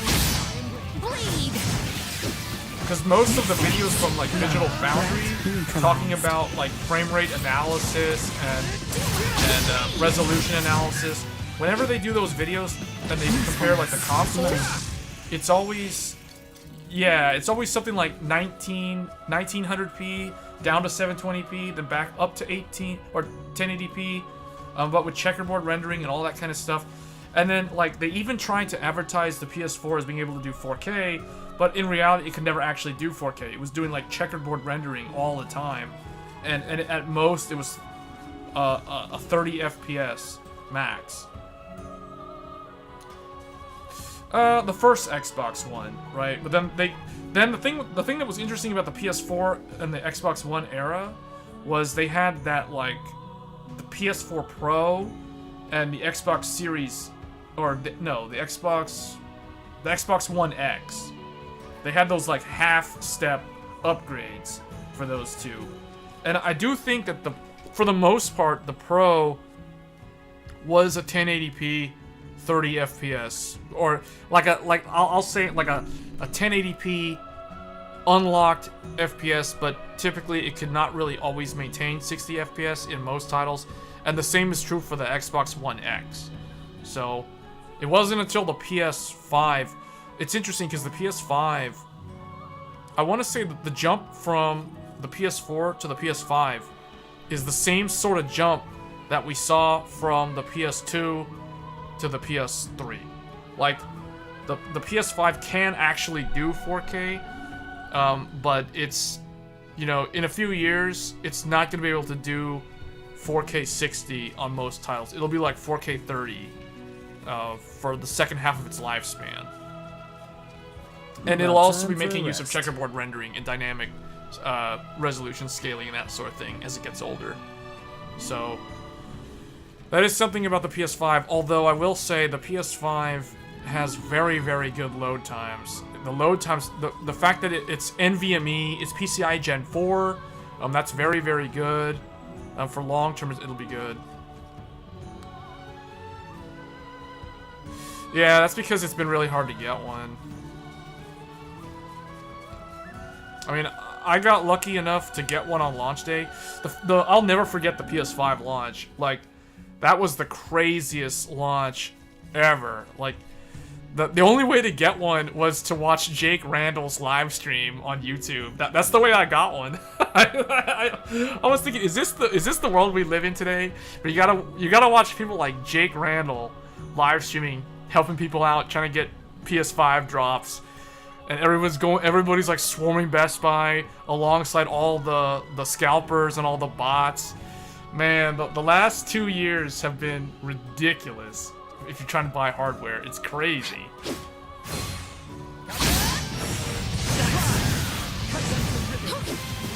We live to fight another day. Games we are must only... pass through the forest to reach Larset Village. Time offers us no respite. Yeah, but see, the cool thing is know, the PS5, as much as people like to say consoles hold back the industry, that's only somewhat true. They do also push the industry forward. Like, the best example is with the streaming textures using the SSD on the PlayStation 5, right? Like that whole thing about Spider-Man, web swinging through New York City, and not having any load times because it's all happening in real time because they're streaming the textures off the SSD. That is something that I do think is gonna give us really... It's a very good example of a real-world improvement for the industry and moving the industry forward. If that makes sense. Like, those are the sort of things that if a console does it, you can pretty much guarantee that game developers will start adopting that kind of technology. So in that regard, the consoles do push the industry forward. Oftentimes, like, if anything, they raise the bar for the minimum spec, right? Or I guess the average spec, and then it becomes the minimum spec over time. That's the way I see it. So, and yeah, the PS5's like 2 years old now. Well, not quite. Yeah, it's almost 2 years old. November of last year, or November of 2020 was when it launched. So it's almost 2 years old. Prepare yourselves for battle. Now rest. Cut them to ribbons. Bleed. Not with my promise left unfulfilled. Huh. It should be just a little ways more to the east. Yeah, and the thing is, I do think games are getting more and more GPU demanding, like graphics card demanding. You know, and stuff like these ultra high-end GPUs, like the RTX 4090, that really just kind of allows developers to go ham on the graphics quality. But at the same time, Let me call my brother real quick before we head out. I don't know if it necessarily helps all the time, though, because I do think Antonio, it makes it harder for the average person to be able to get into gaming. Loud and clear. Was anyone in the pod? Nope, just freight. It was one of the pods Elena ejected right before the Aegis went down. Wait, she did the ejecting? Then... But I don't want to hear it, okay? As the ship's captain, I have to assume everyone on the crew's safe until accounted for, right? Yeah. For now, I'm gonna look for Chloe. And I'm gonna do it with the two from yesterday. Think you can trust them? Does it matter? I need them. But even if I didn't, they're reasonable people. Plus, they saved my life. That's enough for me. All right. I'm gonna try to get to you as fast as I can. Tell Dad not to lose any hair over it, will you? too late. He already has over the fact that you called me for help, and not him. Parents, man. Hey, Ray, before you go, let me talk with your two traveling companions. Hey, my bro says he wants to talk with you guys. Hello?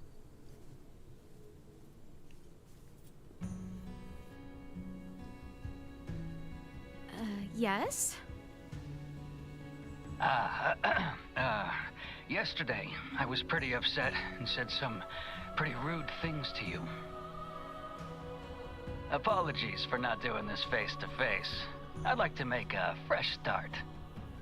My name is Antonio Lawrence, Raymond's older brother. Sir Antonio, my name is Leticia Acerius. And with me is...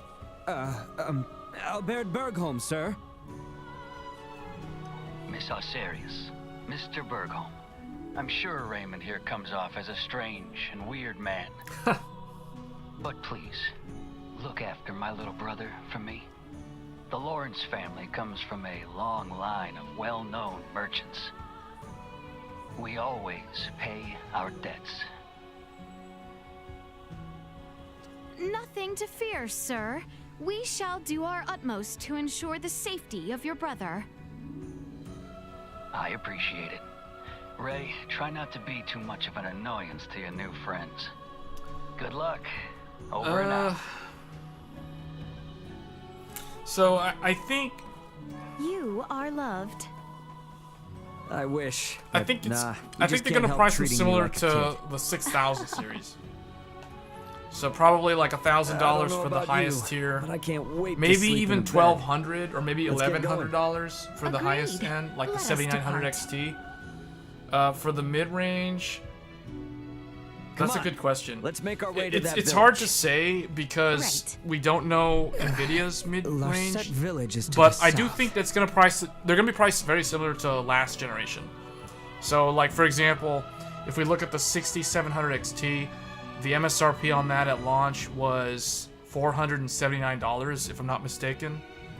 So somewhere around that, like $479, $499, maybe $449 for the 7700 XT. I don't think it'll be $550. That's too much. That'll probably be the next tier. That'll be like that's the price of the 6750 XT. But remember, that card came out earlier this year, so I don't think that they're gonna release something like that. Yeah, I would say $479, $449, so anywhere from like $450 to $500 is the 7700 XT.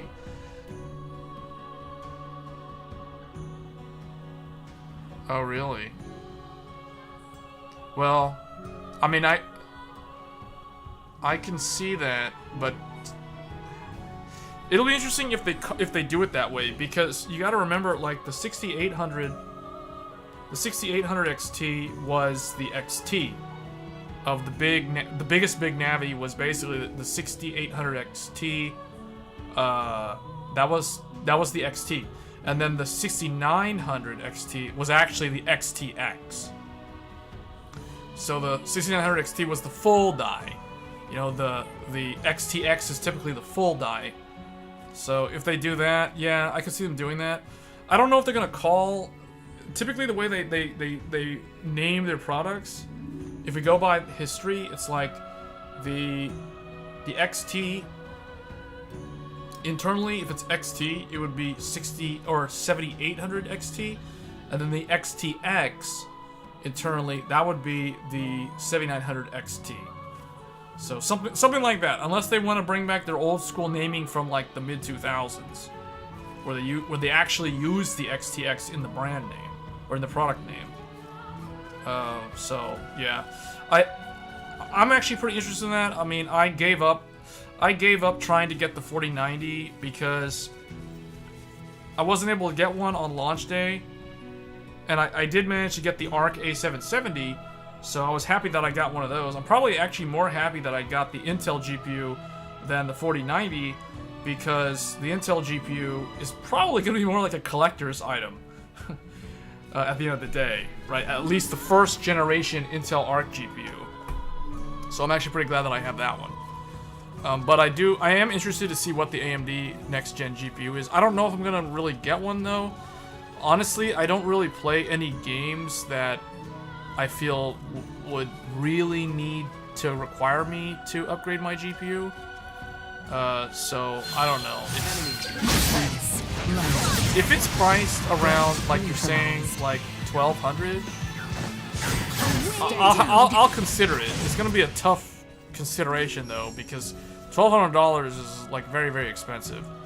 So we'll see. I don't know. But it depends. If it's really good, like, it doesn't have to win against the 4090. It just has to be less power consumption, so basically more energy efficient and cheaper, and be kind of in the same ballpark in terms of rasterization performance. I don't care about the ray tracing performance. I don't care about the DLSS performance.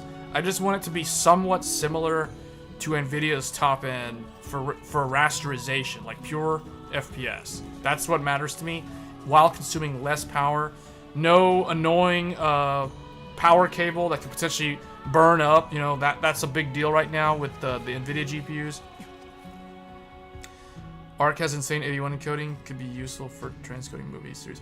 Yeah, and the thing is, I expect AMD will also have AV1 encoding on their upcoming 7000 series. So it'll be interesting to compare the two, like how they perform.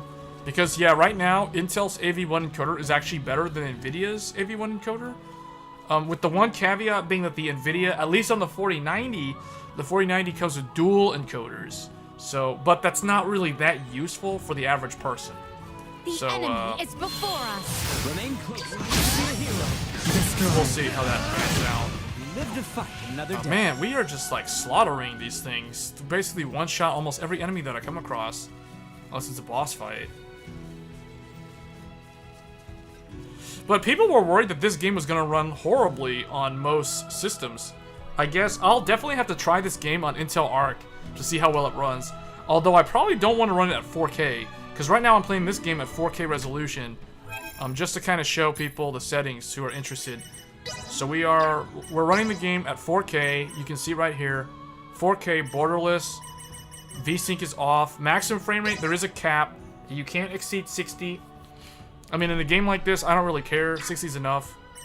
But it's holding 60 solid. It literally says 61 FPS on the top left of the screen at all times.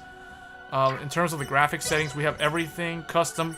Prioritize image quality over FPS. And then everything is maxed out. And the 6900 XT at 4K 60 is not having any issues at all. So, and we are encoding, we are actually streaming using the AMD AMF encoder on the GPU. So we're not using CPU encoding for this stream. We're actually using AMD's encoder as opposed to the CPU encoding. So to me, it looks pretty good. The quality, I mean, I don't really see... I feel like the amount of people saying that you have to go NVIDIA for live streaming, that is complete nonsense. It's so overblown. You know, yeah, there probably is a slight difference in quality, but again, it's the bitrate that makes the difference more so than like anything else. Unless you're severely bandwidth constrained, only then does the NVIDIA encoder actually look better and make a difference. Well, when your current CPU, oh, I don't think it's fair to judge its optimization, so it's powerful. You can pretty much brute. Yeah, that's true. I mean, this CPU is definitely super overkill. But the thing is, I could live stream using the CPU.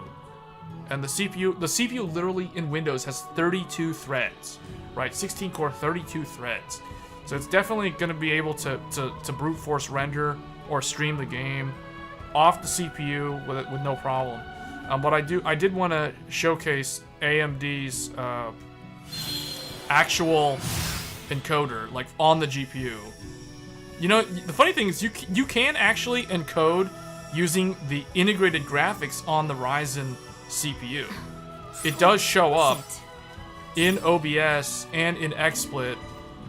I do see the option to select the CPU, or I see the CPU, X264, I see the integrated CPU, the VCE, and then I see AMF for the GPU encoding. So it's like I see like 3 different options. The rumor of the 7800. I'm so glad that you mentioned that, because I was about to talk about that. In fact, I tried to talk about it earlier, but I got sidetracked. Yeah, so that is. I can't see squat in here with all these. It's funny because trees. literally yesterday. Are we going the right way? I was thinking about Stay on this course. the forest fact is that teeming with danger. the i5, Remain vigilant. the 13th gen i5 is very good value. How exquisite. And it's almost like this. It really puts the 7600 to shame for multi-threading. For gaming, I still feel that Intel is slightly faster, more often than Ryzen is, but it's not like Ryzen is a complete slouch. Ryzen's no slouch, right? Like a 7600X is still going to be awesome for gaming. In fact, you can still, with 12 threads, you can still live stream and you can still game at the same time while brute force rendering or encoding off of the CPU. So it's not like you can't do that with the Ryzen 5. So I just wanted to put that out there.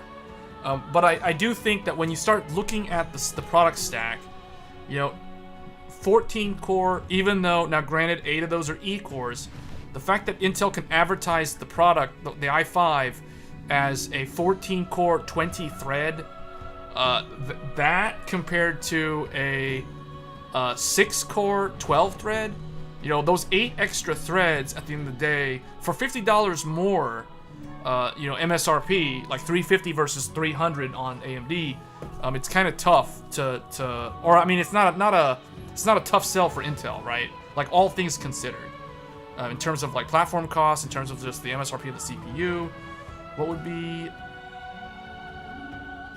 Okay, yeah. I was thinking about this. I was thinking about that, and I actually drew some diagrams in Paint, which we could go over here. Let me see.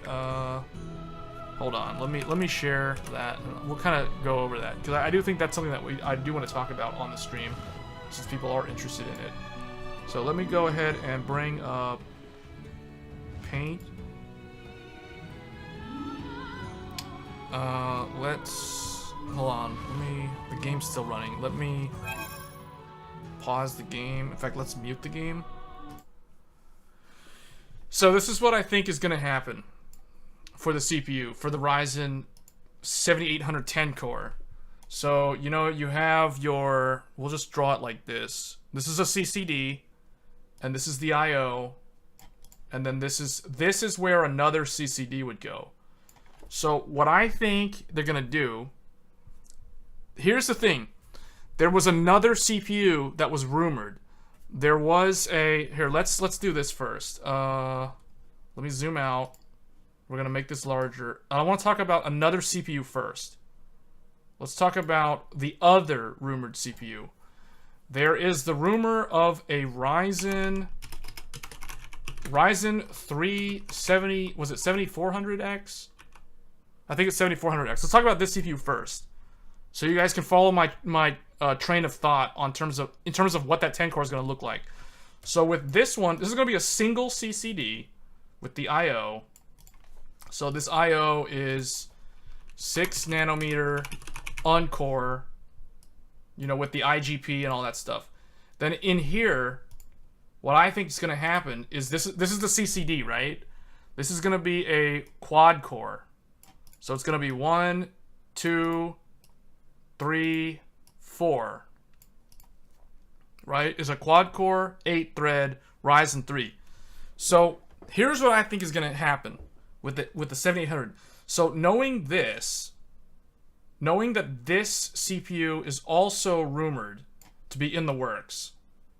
Now let's go back and derive this one. So this one would be the Ryzen, I guess it's the 7800X. Yeah, so this one would be like a 10 core 20 thread. Now here's the key. This 20 threads matches the i5, right? So this gives them the same thread count. It's still less cores, but it's equal thread count. And the thing is, it's 10 big cores as opposed to 6 big cores plus 8 E-cores. Oh, if it was 7300, okay, maybe, yeah, I think you're right. Maybe it was 7300X. You might be right.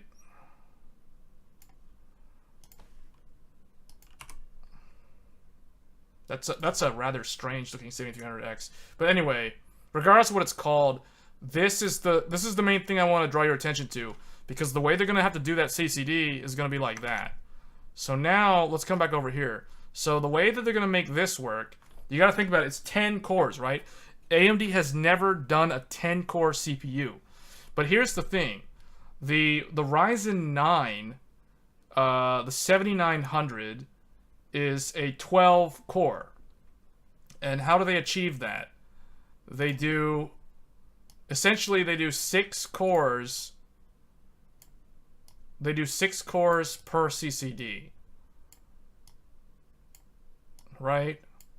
6 plus 6 gives you 12. That's how you derive a 7900X, which means they've got like dead cores over here. So these are basically not enabled.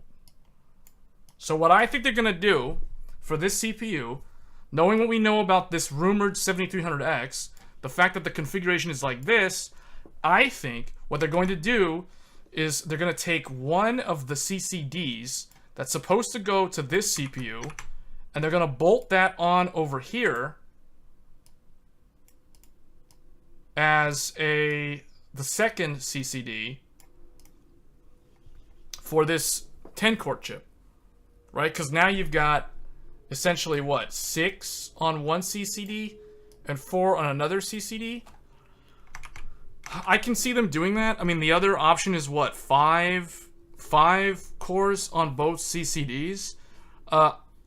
It depends. It really depends on how they manufacture the CCD, because as far as I know, I guess they could, in theory, do a 5+5, but I really think that it's, from an economic standpoint, it sounds more realistic that they're gonna do a 6+4, because this already exists.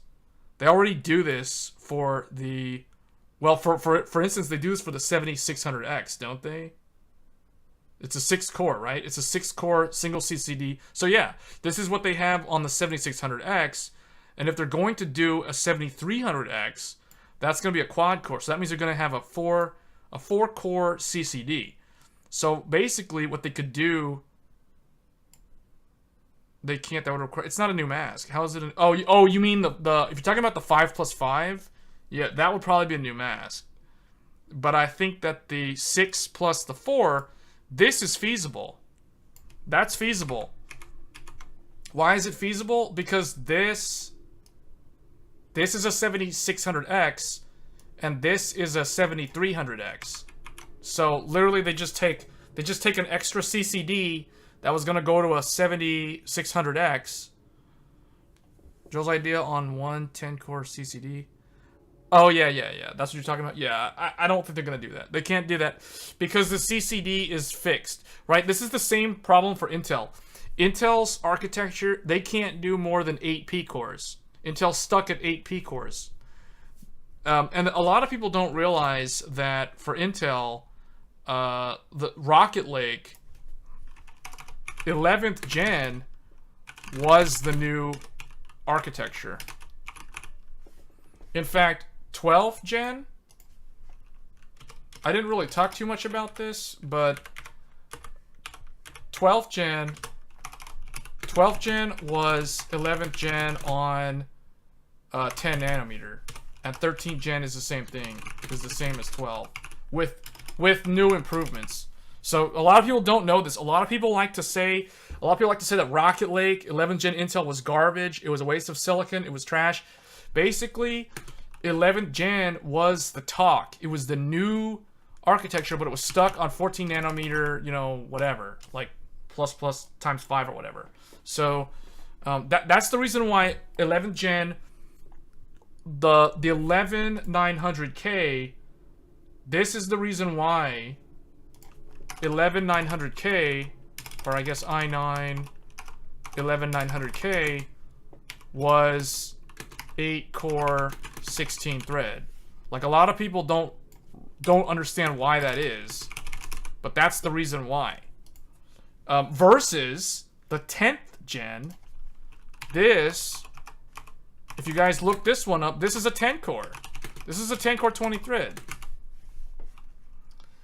So this Comet Lake, this one, is derivative of Skylake, of a technology from 2015 on the 14 nanometer process. So this is the reason why Rocket Lake's highest end flagship had less cores than the previous generation. A lot of people don't know that. A lot of people seem to overlook that. So what happened was they took this architecture, they node shrunk it down to 10 nanometer, and because of the space savings, these cores shrunk, and they could fit E-cores, which are basically old Skylake cores, only way, way smaller than the original Skylake cores, on the 12th gen node. That is how you got the vast improvement in multi-thread on Alder Lake compared to Rocket Lake. So a lot of people like to hate on Rocket Lake, but you know what? 13th gen and 12th gen are basically the same architecture as Rocket Lake. A lot of people don't know that, but that's Rocket Lake on a 10 nanometer node.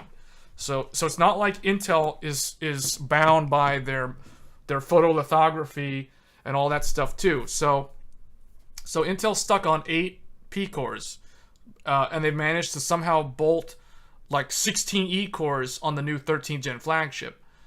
So that's really cool they were able to do that. But I do think in terms of the way the 7800X from AMD will work, is they're going to take a single CCD that's supposed to go to a 7600X, and they're going to combine that with another CCD that is from the rumored 7300X. That's what I think they're going to do. It makes sense. It's going to be kind of strange because what I wonder is how are they going to do the cache? I think the rumored cache number for if we have info on the 7300X cache, like the L3 cache, the L2 cache, the L1, then that can kind of tell us what they're going to do. Because what might end up happening is if they go with the same cache numbers, then this CCD will actually be better because it has more cache per core as opposed to the other CCD. So it almost creates something kind of like big core, little core on Intel, but not really, because these cores are the same size. They're not, it's not like Skylake and Alder Lake cores. It's not the same comparison. But it'll be interesting because the cache on the 4-core CCD might actually be bigger than the one per core versus the one on the 6-core, if that makes sense. Like these 6 CPUs will have to share their cache, but these 4 cores have like equal amounts of cache, so it's going to be larger than those. So that's just something to think about.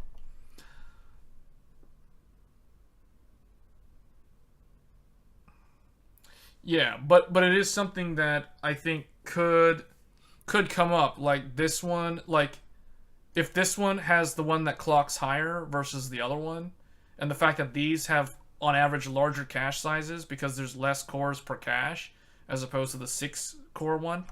So it makes for a very interesting CPU to talk about because AMD's never done a 10-core before, and this is I think this is their solution to the mid-range, because I do think that Intel, or I guess the upper mid-range, because I feel like the fact that 13th gen has 8 cores on the i5 and the i7, or 8 little cores, E-cores, on both the i5 and the i7, that's a real problem for AMD, right? Because, especially because those E-cores clock much higher than the Alder Lake E-cores. So yeah, that's just something to think about. Like, I do think this CPU will be very, very interesting. It would be nice to know when they're going to get this out the door. I don't expect Vcache until, I'm going to guess like maybe February at the earliest for Vcache, or maybe March is more realistic. So those who keep saying that, oh, wait for Vcache, wait for Vcache. Yes, it's gonna show up, but it's not gonna show up for a while. Like it's gonna be like a good, 2 quarters out, probably like 6 months, or maybe not that long, but like at least 4 to 5 months if you're waiting for Vcache. But I was thinking about how are they gonna like do their product stack, right? Because you have the 7950X at the top, so you've got the R9. We'll just call it R9, even though that's not really the name. You have this one. You have a skip. Then you have R7, 7700X, and R5, 7600X. So I can totally see them doing like something in the middle. But what I thought they were gonna do was this. I really thought that they were gonna slot this in the middle.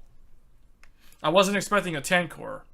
I'm actually surprised that there's a rumored 10 core, because I can actually see them doing that. But I think the dead giveaway is the fact that there's a rumored R3.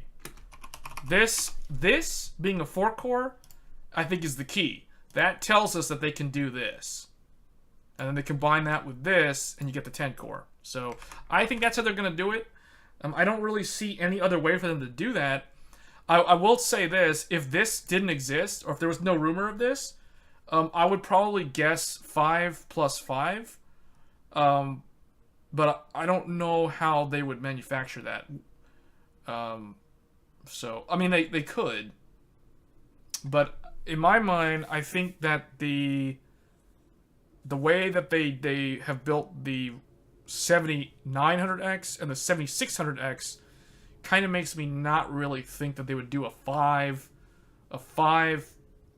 or a 5 core on both CCDs. That's kind of strange to me. So even though this looks weirder, I think this is more realistic just because of the existence of the 7300X, if this really does actually exist. So otherwise, I kind of think that there's going to be an X3D called the 7800X. I think they're going to run with that because of the success of the 5800 X3D. The naming convention sticks now, so people kind of expect that number 8 to indicate that it's the 3D one. Now, regardless, I don't know if they're going to do a 3D of like the dual CCDs.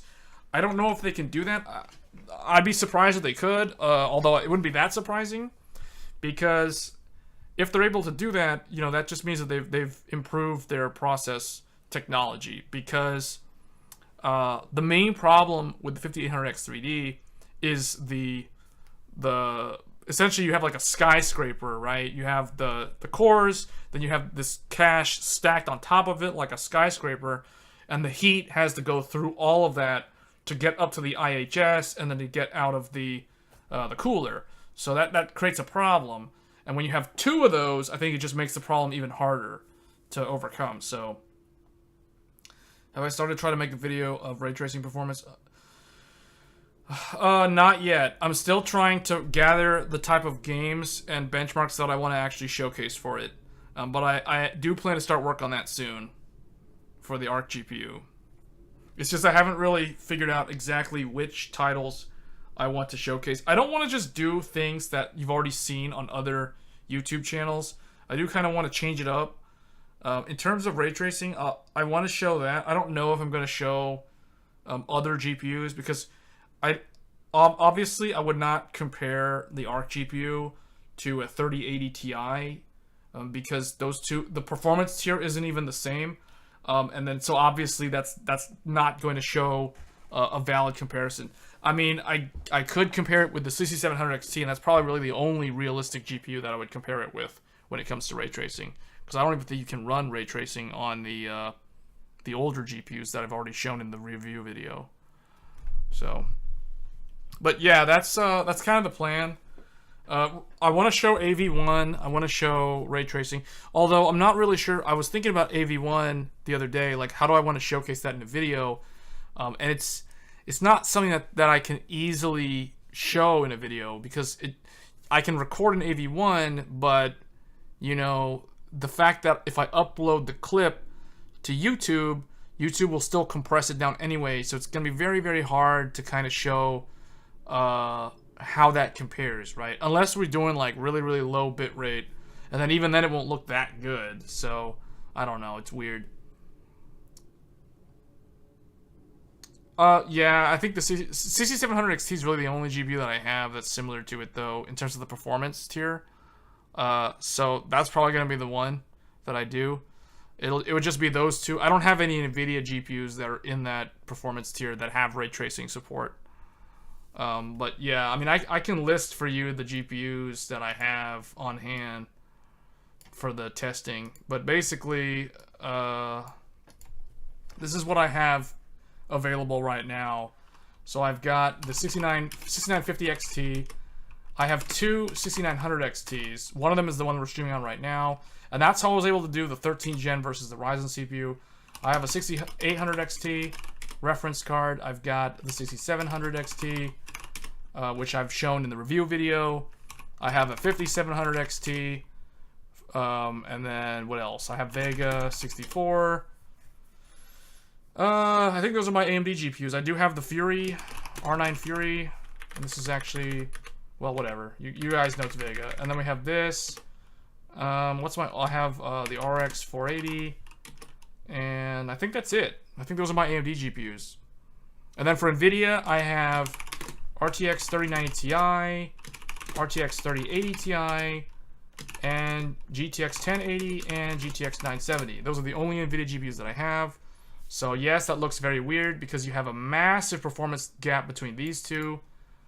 So it's hard for me to review content and showcase NVIDIA because I either have something that's way overpowered against ARC, or I have something that's weaker than ARC, but it's very, very old, and I have something that's just ancient by today's standards. So yeah, okay, so we can just kind of omit NVIDIA. Yeah, because I don't have one, right? Like, these two will definitely outperform it just because they're way better than it in rasterization. So that's kind of a pointless comparison. But yeah, I was just kind of saying, like, should I try ray tracing on the 1080? Would it actually work? It would probably perform way, way worse. I'm guessing it would be really, really bad. But this is basically what I have. And then obviously I have the A770. Okay, I mean, I might, yeah, I guess. Honestly, I think this will probably hands down beat it in like everything, just because this is just way faster in rasterization. Even if Intel is better in ray tracing, the fact that the 6800 XT is so much more powerful in brute force FPS, it'll just beat it anyway. But I could probably compare it with that one. So yeah, that's gonna be interesting. So I might do that. Okay, so we can probably do like these two versus this, or I guess just those three. Yeah, we can do Quake RTX, Shadow of the Tomb Raider. I don't have Minecraft. But I can do Quake. I can do Quake 2 RTX. But I can tell you right now, I already played Quake 2 RTX on the A770 on the previous stream when I was doing the gaming stream for the esports stuff, and I can tell you right now, it performed pretty bad, real bad in Quake RTX. But I'll have to test at a much lower resolution, because I think I tested 1440p and 4K Quake 2 RTX, and man, it was terrible. Like 22 FPS. I was averaging 22 FPS with ray tracing, full path tracing on Quake 2 RTX on the A770. So we'll see. Because I already know, like, the 6900 XT can play Quake RTX with full ray tracing, well above 60 FPS with the max 4K resolution. So I already know that the 6900 XT can do that. So just knowing that, I already know the 6800 XT will definitely beat it in full path tracing. Around 80, yeah. Okay, so yeah. Well, realistically, it's only going to be this one then that would compare to this, and even then, I'm pretty sure this is probably going to beat it. But we'll see. It'll be an interesting comparison, though. So.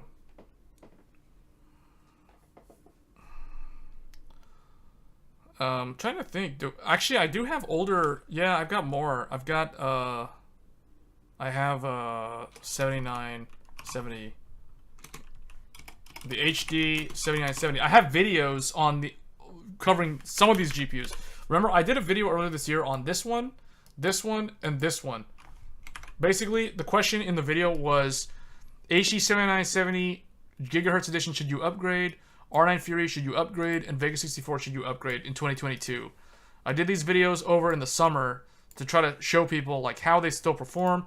And in all cases, Vega 64 was still good for 1080p gaming. This was not good anymore, and this was kind of good, sort of, but only at 1080p. But these two GPUs are not supported by AMD anymore. Like, they don't get official driver support.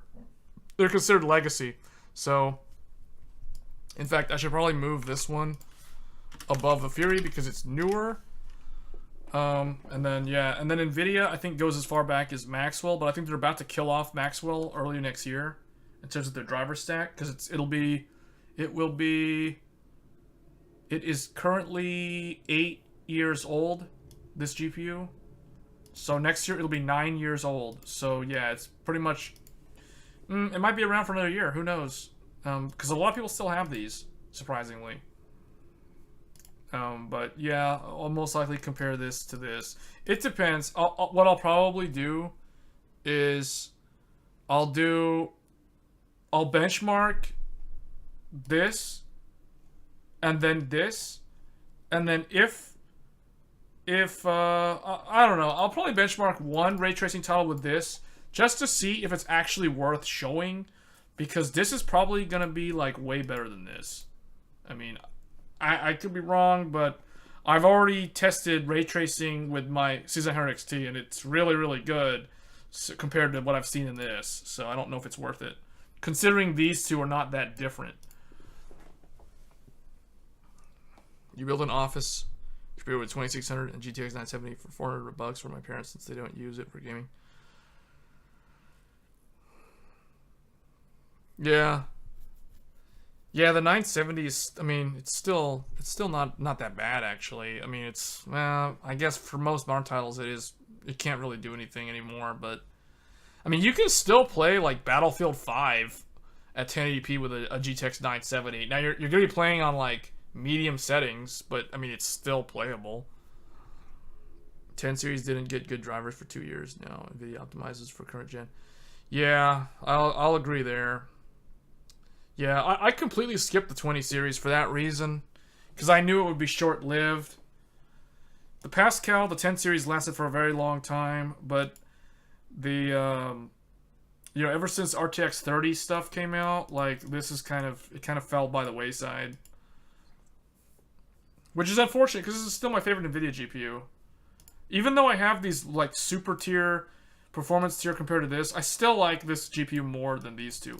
The power consumption is so low, the noise is so low at full load, and the fact that it's a blower style cooler, it's just so impressive compared to these two cards.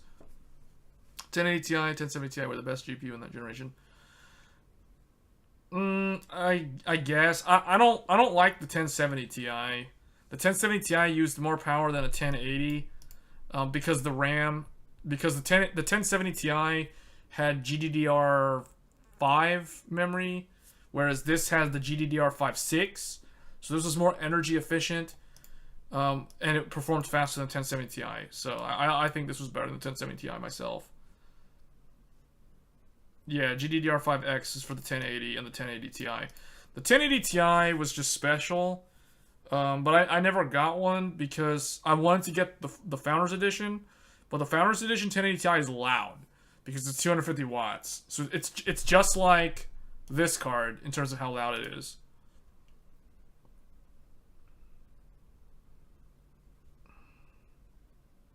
.1070 Ti had GDDR5X?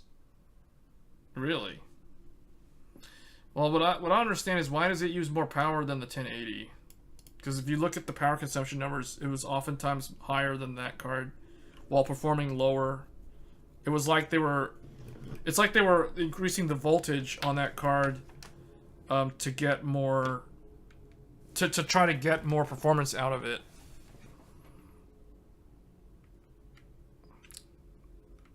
Where am I supposed to go in this game?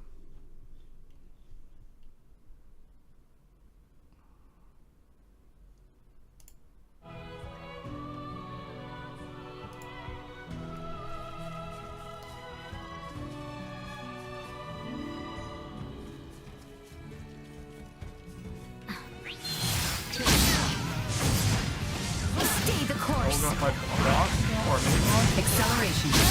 Threat neutralized. Oh, this thing isn't even that tough. Warning. Than you Destroyed. deserve. Warning destroyed? Yeah.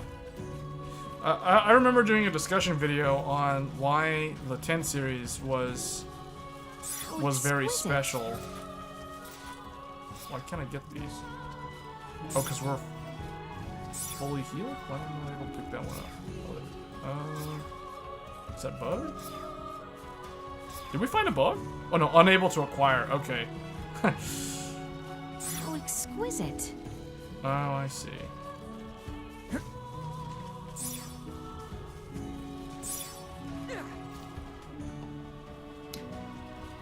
You know what I found though is what's weird is I feel like Nvidia, like the Prepare GeForce yourselves for GPUs, battle. I am with you, they Highness. work really good with the Ryzen CPUs when you have resizable bar enabled. I might do a video about that, although it's, Neutralized. I don't know how I would showcase that. Rest. Now what have we here?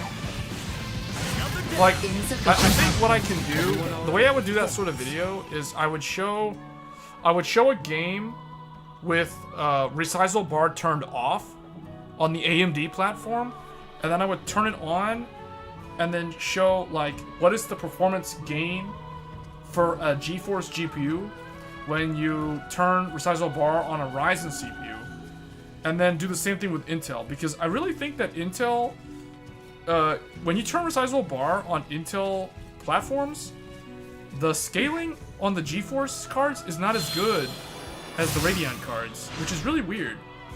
But I've always thought that Radeon cards pair up real well with Intel CPUs, more so than NVIDIA GPUs. I think NVIDIA and Ryzen is a better combo continue on our than southward NVIDIA course, and Intel Core. I should depart the forest.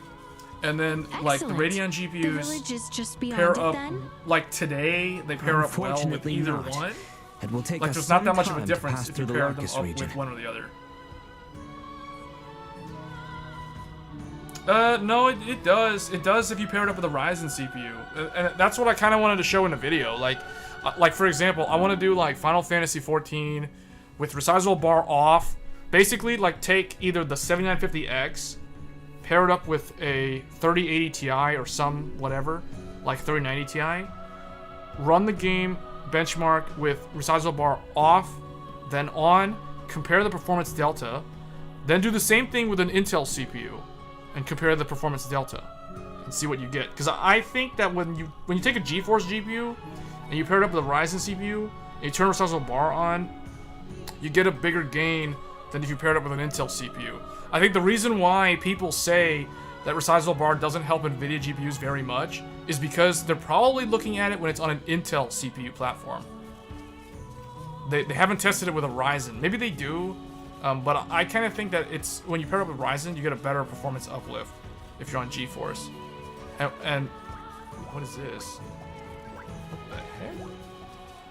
What is this? It's like a You cannot escape. mini bunny. If you find a mini bunny, use Y to catch it. If you send it to a bunny in some special place. What? Okay. That's cool. But I think with the Radeon GPUs, I think the performance delta is the same. Like, you pair it up with an Intel CPU, and it gets, you know, plus 7%. You pair it up with a Ryzen CPU, you get the same plus 7%. You know, that's the kind of thing. Where NVIDIA, you pair it up with Intel, you get like 0 to 2%. And you pair it up with Ryzen, and you get like a 4 to 5%. So that's what I kind of want to prove, because I think that's the case. And at least that's been my experience using them. So it'll be interesting to do a video about that, because I don't think anybody has done a video like that. like showcasing what happens when you do GeForce plus Ryzen versus like Radeon plus Intel or Radeon plus Ryzen.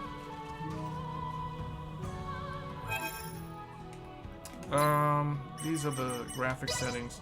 So you can prioritize image quality or frame rate. We're doing image quality. Graphics resolution is maxed out. I can't make that go any further. Everything's maxed out, like highs as far as it goes on all these settings. But you get your AA, texture filtering, shadows, level of detail, background quality, fog quality, screen space reflection, bloom, texture quality on the characters, your occlusion, and that's basically it. So those are the settings. And then I think you also do get, yeah, the screen. So, you know, we're doing 4K right now. Field of vision, I haven't bothered to try this. I mean, we might try this. Let's bump it up to like 65. See what that looks like. We're displaying it on display 3. For some reason, that's the middle one in this game. But yeah, VSync is off. It has a 60 FPS cap. There's no way right now without modding it. But the game, this is literally launch day for the game. So it's basically 60 cap. And that's basically it. So if we see what this looks like. So field of view doesn't really look... Doesn't really look all that different. Let's max this out. Okay, that looks different. It's like 70. Everything does seem further out. It seems more widescreen looking, but I don't know if I like this. We'll try it for a while with a max field of view.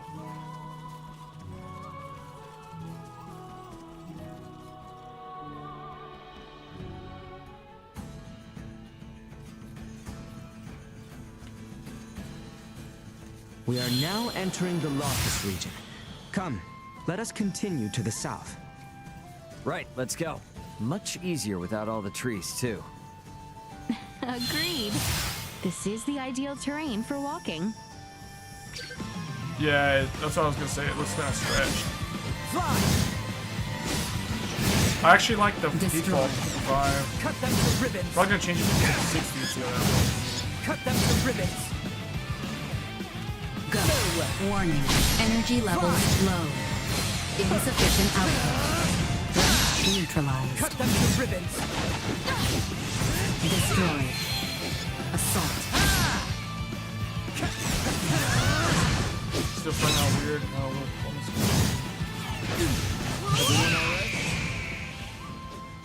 Yeah, there's really not that many of them, to be honest. There's really not that many ARC GPUs out in the wild.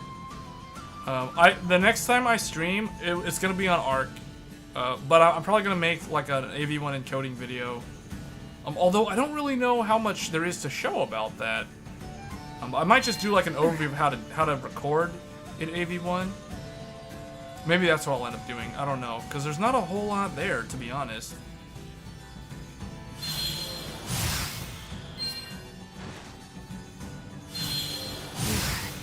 Yeah, this does look kind of strange.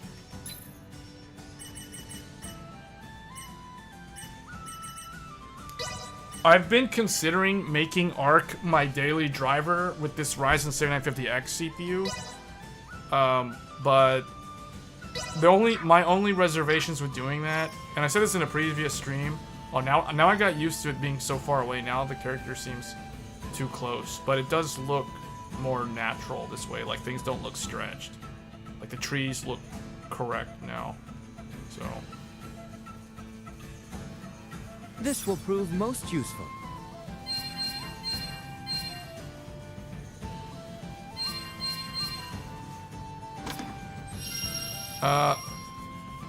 My only thing with making ARC my main GPU that I would use every day, like for work and stuff, is if I run into some severe bug where, you know, I end up having to reboot the computer.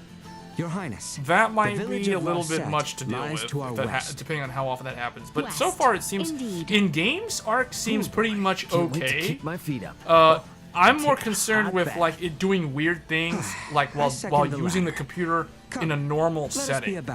Because I've already ran into weird things that I've shown in my first impressions video that kind of make me not want to use it as a daily driver until they fix those bugs. So Threat detected ahead.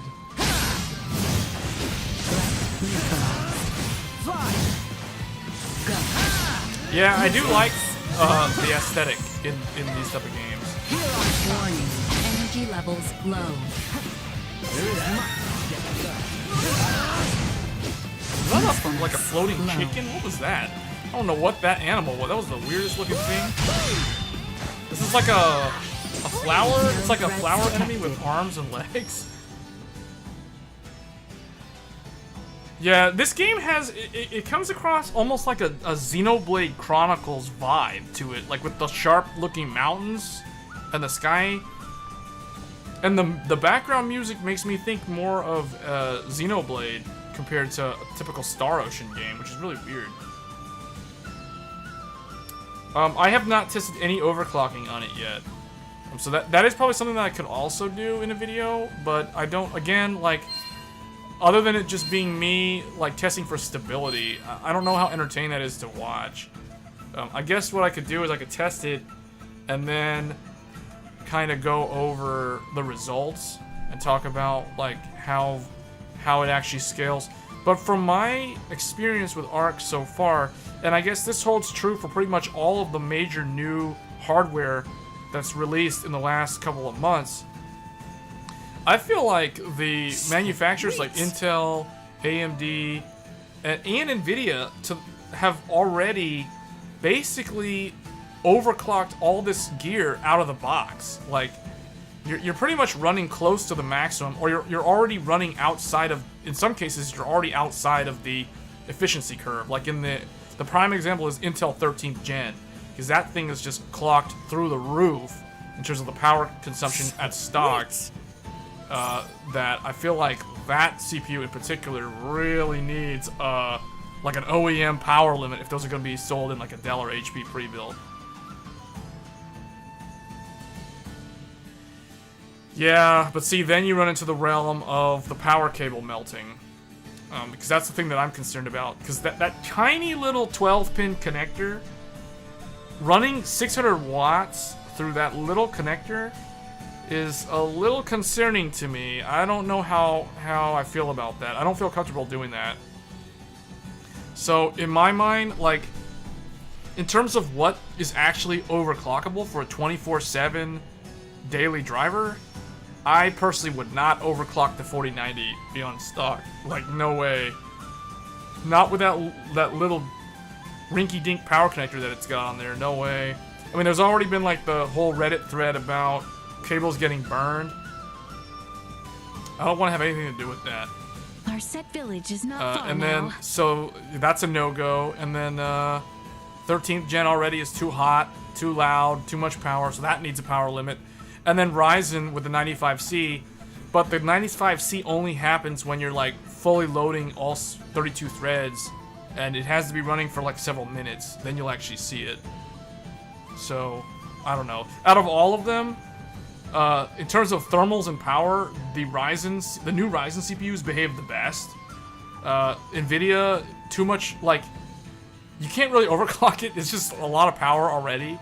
And then the Intel, just that thing needs an undervolt, or that needs to, like, give up some performance, because that thing runs way too hot and too much power.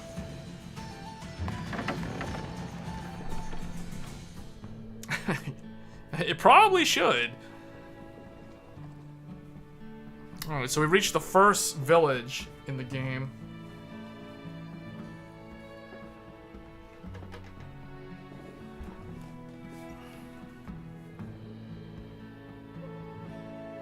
Star Ocean games are typically pretty long. Made it at last. You must be exhausted. Don't you think we should hide that thing? Kinda makes us stand out. I do not think it an issue, as it closely resembles a semiomancer's orb, such as the one over there. 3090 Ti draws more power than the 4090 since I have seen people drawing. Semiomancer's orb, huh? All right then. Besides, I would like to prioritize our lodging. Yeah, at stock, A I nice think it rest will do does. us all some It good. does. Yeah, you're right. At stock, it does. But the thing is, the 3090 Ti can't go above a 450 watt power limit because it only has 3 8-pins on the connector, whereas the 4090 has 4 8-pins on the connector, and that's the reason why the 4090 can go up to 600 watts, whereas the 3090 Ti can't do that. So yeah, you're right.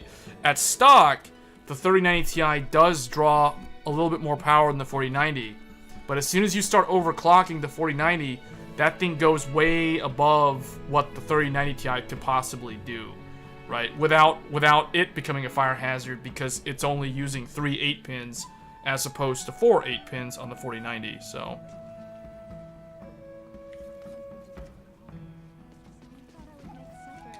Cha-Cham! Where have you got to? Hey, have you seen Cha-Cham anywhere? That's the name of my pet kitty. Cha-Cham loves high places. yeah, but the thing is, the NVIDIA GPUs don't ever actually pull the 75 watts off of the motherboard. They never do that. He's the cutest cat in town. They're just not designed to do that. Please, please, Like, they're only drawing like 12 to 20 watts off of the motherboard. Out of that 75 watts that you're referencing? No. So the 3090 Ti maxes at 450. I mean, I'm speaking from experience. I do have the FE card. We have arrived.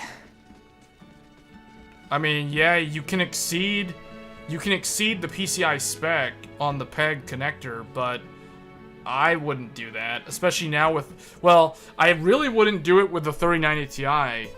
The same reason why I would never want to do it on the 4090, and that's because it would actually be worse on the 3090 Ti, because you got to remember the splitter cable, the adapter cable on the 3090 Ti is 3 8-pins. So, you know, that's 150 watts per 8-pin. That puts you at 450 watts.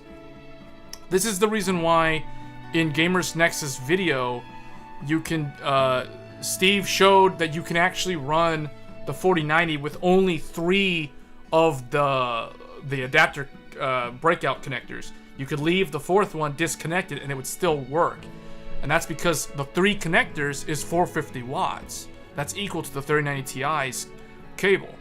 What I'm wondering is if you can actually wire the 3090 Ti up to the cable that the 4090 comes with, because the 3090 Ti does have the 4 sense pin connectors on its actual board connection, the PEG connector on the actual GPU. So I think you can, in theory, take the 4090 connector, the adapter, plus like the regular the 12 volt high power connector, and plug that into a 3090 Ti, and you could probably get 600 watts out of it. But I don't think it's designed to do that, because the BIOS on the 4090 or the 3090 Ti is designed to maintain a 450 watt TDP limit. Now, remember, I'm only talking about the Founders Edition card. I'm not talking about EVGA, For the Win, or any of those other ones, because I've never used any of those cards, so I can't really comment on those. But yeah, with the PEG connector for the PCI 5 PEG connector, I think you can actually connect the 4090 cable to the 3090 Ti.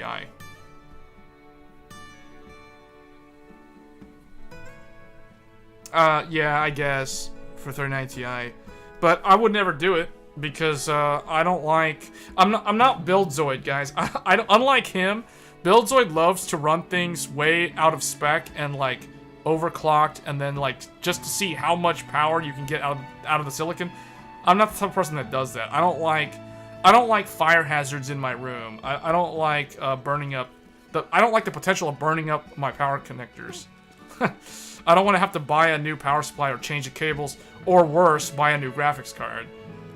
You want to face off? Don't blame me if I wipe the floor with you. What? Oh, there's a card game in this game? I guess there's a card game.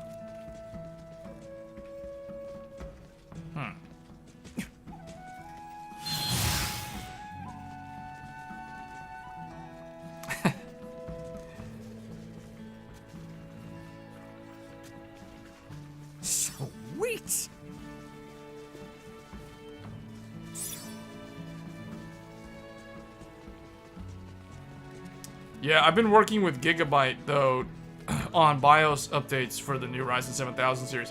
I've reported a couple of things to them.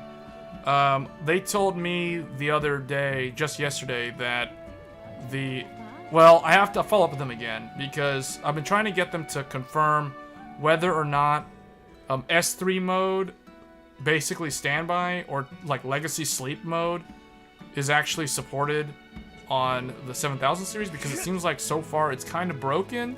There's some forum posts on ASRock and also AMD's own Reddit talking about the systems not being able to sleep properly or not wake up properly. Whereas I think in the case of ASRock even disabled S3 mode so that it shows up to Windows that the system doesn't support that firmware, or it doesn't support S3 mode in the firmware, which is kind of ridiculous, but I think their understanding of it is that it doesn't work correctly for some reason. Only when Expo or XMP is enabled. And I verified this. I've been testing sleep mode, and if I do have the memory overclocked, there is a chance that the system will not resume from sleep properly. So I don't know if what's happening is when it goes into the low power state, either the memory, like some of the bits in the memory get flipped while it's in sleep, and that corrupts it so that when you wake it up, it hangs with postcode 11 on the motherboard. Because I've seen that happen quite often with the memory overclocked, or if you're running XMP or Expo on the memory. But when I disable it and run it bare stock, just JDEC timings, you know, it runs fine. So it's like it can go to sleep, it can wake up, and there's no problems. So, yeah, definitely. Like, this is the thing about being an early adopter of any new technology. You can expect to have to deal with a lot of, like, weird teething issues with new platforms. Anyone home? And then on the Intel platform, the Z790 platform, the sleep mode works, but I've been running into a weird problem where when I wake the computer from sleep, Chrome, if I have Chrome playing a YouTube video and if I boot up a game, the game will cause the Chrome, like the playback video, to sometimes flicker and then go in and out. But if I reboot the computer from a warm restart or a cold boot, I never have that problem with the Z790. So I feel like there's some kind of weird issues with DDR5 being clocked high and S3 standby. I don't know what could be causing it, but I've encountered problems. See, I don't know if it's power management though. I'm just talking about sleep. Like, send the computer to sleep. Like, for example, like if I'm done, once I'm done with the stream, if I'm gonna go to sleep, I don't shut my computer down. I literally press the power button on the case, and the power button is, I've set it to go to sleep. I don't want it to turn off. I just want it to go to sleep. So it's basically like it's like it's turned off. All the LEDs are off. All the RGB turns off. But if I click a button on the mouse, or if I press the spacebar on the keyboard or any key on the keyboard, it'll immediately wake back up, and then everything comes back, and I don't have to reopen all my applications. I don't have to you know, start from scratch. Everything's just there. It just resumes. So to me, that's a no-brainer. That should work. But the fact that we're seeing problems like this on the new platform at launch is kind of weird, and it's really annoying because I don't remember ever having these problems on the previous, like, AM4 or Z690. Now, granted, my Z690 board on Intel is a DDR4 motherboard, whereas now I'm on a DDR5 Intel motherboard. So I don't know what's going on. Like, I'm using Gigabyte motherboards for both, but I don't know why that would be a problem. My Intel motherboard, DDR4, is also a Gigabyte motherboard, so I have no idea. Oh? You looking for a match? Fine then. I'll teach you everything you need to know. Oh, is she gonna teach me how to play a card game? I don't even. Okay, good. Because I wasn't about to listen to that. Hides, thanks for the sub. Welcome to the channel. Are you travelers?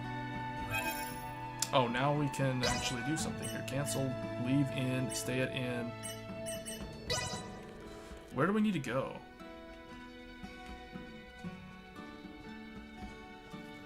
Okay, obviously we're not supposed to go up there. Oh, we were supposed to talk to her. Welcome. Stay at the inn? Do I have to pay this? You must be tired.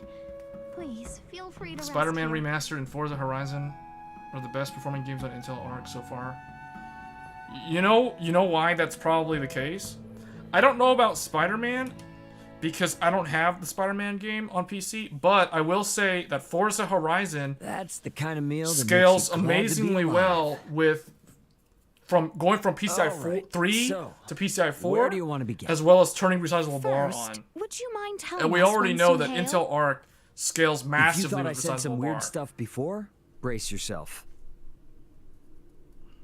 I'm from another world, one that's far, far away in the sky. Another world, you say? Far away in the sky? You know, like how you can cross a mountain to get to another village, or the ocean to get to another continent. If you fly high enough, you can cross the sky and reach other worlds. Like the stars? Which star do you call home? Intel's is called Well, now, Speed Step. One, it's a planet, not a star. Intel Speed Step. Two, you can't see it I from mean, here. I personally have always left all that stuff on. I've never had any of heard these kind of weird something issues so with sleep asinine. before. Well, I might that's try that, because though. people on planets like yours don't usually learn this for a couple hundred more years. Anyway, my job is to transport cargo between planets. And we now know Duma was my cargo. My vessel, the Yidis, was attacked by another planet's battleship. And I was forced to flee here. Right now, I'm looking for a crew member, Chloe. Gotta be traipsing about here somewhere. Oddly lackadaisical way of describing being lost in an unknown land. She's got a good head on her shoulders. And she's great with languages. Roughing it a little won't bother her. And now, I'd like you to answer something for me. What's a princess doing sneaking around outside her castle, with only one bodyguard in tow? Because I too am looking for someone. Per my intelligence, at one point, he was seen entering the Medum ruins. Therefore, I have a proposition. In return for helping in your search for Chloe, I would like you to assist us in ours. Sure, but I don't know how much help I'll be. I'm not even from here. The person we seek is hardly congenial, but he is inquisitive. Your presence will be more persuasive than any argument we can make. Sounds like I got my work cut out for me. Perhaps some further information would help. His name is Midas Felgreed. He was a former Meister, one of the 3 most accomplished semiomancers in all of Asarius. So they gotta go look for Sage Tella? What is this, Final Fantasy IV?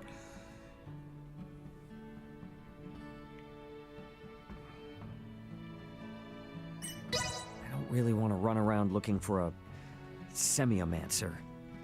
At the same time, I don't know anything about this planet. What so I'd like to know is when gotta did they find start Chloe on work my on own. this game? Because I What do think you this think? game... Yeah, finally get I don't to a think this bed game's and on I the can't even sleep. PS4, right? I think this game is like Maybe a walk will tire me PS5. It's literally next gen only. It's on PC and PS5. I don't even know if it's on the Xbox.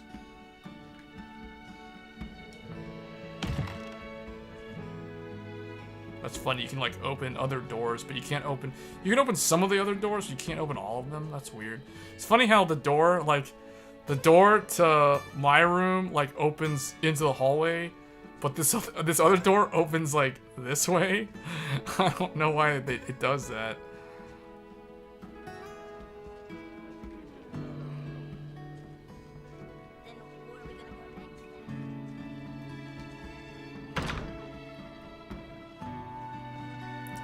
We need to, I think I need to save.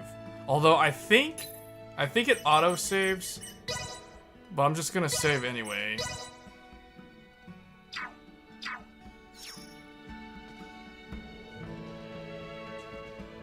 Hey, can't sleep either, huh? I am simply thinking. Do not try to curry favor with me. Hey, buddy, we're traveling companions. Stop butting heads with me. Silence your tongue. Mm-hmm. It's late, so silence your tongue a bit. This is the signature thing about the Star Ocean Don't wanna games, blow your though. The cover, private though. actions thing is what they call Her it. Highness attracts much attention, including those of your ilk. Outwards, it may be best for royalty to be cordial with commoners, but such friendliness makes her vulnerable. You know you're not gonna change her by being the uptight one, right? The issue lies in the fact that no one other than me cares to remonstrate her. Listen, you've been through a lot, all right? You gotta get some rest. Her Highness said she could not sleep, so she went walking. I must be prepared to aid her should anything unfortunate happen. I see. You're very diligent. I am curious sworn to duty test as a king's this guard. game on some Now go lower end sleep instead GPUs of loitering because I about was like checking some the laggard. Steam discussion You bother board me. on this game earlier Yeah, today that's real nice. while I was compiling the Damn, shaders. man. You don't have And to be so ruthless. most of the posts were complaining about shader like how long it takes to compile the shaders for the game. It didn't take me that long, but the thing is, I have the brand new like 32 thread CPU, so. But I did compile it on the Intel CPU, so I will be able to stream this on the 13th gen as well. But it took a lot longer on the Intel because for some reason, like the first 30 seconds of compiling the shaders, the E-cores were fully loaded, but then after like 30 seconds in, all of a sudden they all went idle, and the game was compiling off of like 5 P-cores for the entire remaining 40 minutes that it took to compile all the shaders. So, I don't know what's going on there, but that was weird. Maybe it's a Windows 10 thing, I don't know. But I do want to see how it performs on lower end GPUs, because so far people are saying like a 1060, like a GTX 1060 can only do 30 FPS or 60. Well, I think in Steam it says 720p 60, GTX 1060, or an RX 480, which means that this game is probably pretty. If that's the case, this is like the new Crysis. So. But so far, it runs fine on an upper tier GPU, like a high-end GPU like this, or I guess what do you call this? Like an enthusiast class GPU, because I consider high performance a 3070. I consider 3070 high performance, and like a 6800 or a 6700 XT, and I consider like ultra high-end would be like 3080. 6800 XT, and then the cards above that, like the 3090, the 6900 XT, which is what we're streaming on here, like these GPUs in my mind are considered enthusiast class GPUs, because a regular person probably shouldn't be buying these GPUs unless they're really gonna use them for like rendering or some kind of accelerated workload, or I guess they're playing at 4K, because in my mind, if you're not playing on a 4K monitor, high refresh monitor at 4K with a 6900 XT or a 3090, like, you're doing it wrong. Because it's like, you don't need a 3090 to game at 1440p or 1080p high refresh. You could get away with like a much lower, like a 3070 Ti, for instance. So, yeah. People who are rocking like a 3090, or even worse, you know, a 4090 on a 1080p monitor. I don't care if that monitor has a refresh rate of 500 hertz. They're doing it wrong. They're just straight up doing it wrong. They're doing themselves an injustice playing games at 1080p resolution on that type of GPU. Is something wrong? Trouble sleeping? Yeah, a little. I've been taking walks till I get tired. My apologies. I should not be burdening you with our troubles. Hey, I'm the one who said we should join up. I would have never been able to take care of food and lodging by myself. We pulled over So 600 don't be watts in shy. the water block. Let me help you 3090. too. Well, if you insist on Does it, that then. have 4 8 Atta pins? girl. We don't need more than one negative Nelly around, and Albert's got us covered there. I am the 'Cause reason that's technically he way remains out so of spec. troubled. Please try not to think ill of him. No, I know. I guess he's been through a lot, right? All those worries would turn anyone's smile upside down. Do you feel no need to I don't know how I feel inquire about that. to fill in said details? Where we are is within the kingdom, and Albert's always wary of the Empire. The princess of said kingdom is sneaking around looking for a banished wise man. I can imagine said details. There's bound to be bumps in the road ahead. Let's at least enjoy the quiet while we can, princess. Might I then ask something of you? Sure, name it. Could you refrain from calling me by my royal title and use only my name? I gotta think that's gonna make Albert a little mad. 800 Yes, watt? well, we are undercover, and this would make things enjoyable for me. Do you agree, Ray? Yep, gotcha. Excellent. Now, with that off my chest, I do believe I shall return and rest. You would do well to do the same. You got it. Good night, Leticia. Yes. Have a good night, Ray. The thing about All right, doing that, let's head back to the inn. Oh, and hey, do you think I could keep using this weapon? Of course. Consider it yours. There is also a merchant within the village. Shall we take a look tomorrow? Sounds good. Gotta be ready for anything around here. The thing about doing that, though, Right. I think I'm finally getting tired. you have to remember, though, that it's those PCIe connectors, each one of those are rated for 150 watts, the 8 pins. So if you're pushing above 600 watts on 3 connectors, there was an article, I'll have to look up the article again, but there's an article that actually showed somebody was testing the power draw for each of those 8 pins off of the 3090 Ti, and what they found is that the power draw across the 3 connectors is not evenly distributed. Like, I think in one case they were, I don't know if they were doing a firmware test or something, but one of the 8 pins was pulling like 270 something watts off of one connector, and the other 2 were pulling, you know, like out of 450 plus watts, you know, the other 2 are like 100 something watts.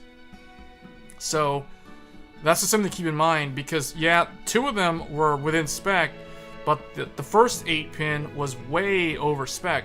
It was almost double what it's rated for. Now the thing with the 8 pin connector though is that it is pretty solid. It's pretty well built, or it's overbuilt rather. So you can actually exceed 150 watts, and most likely you'll be fine.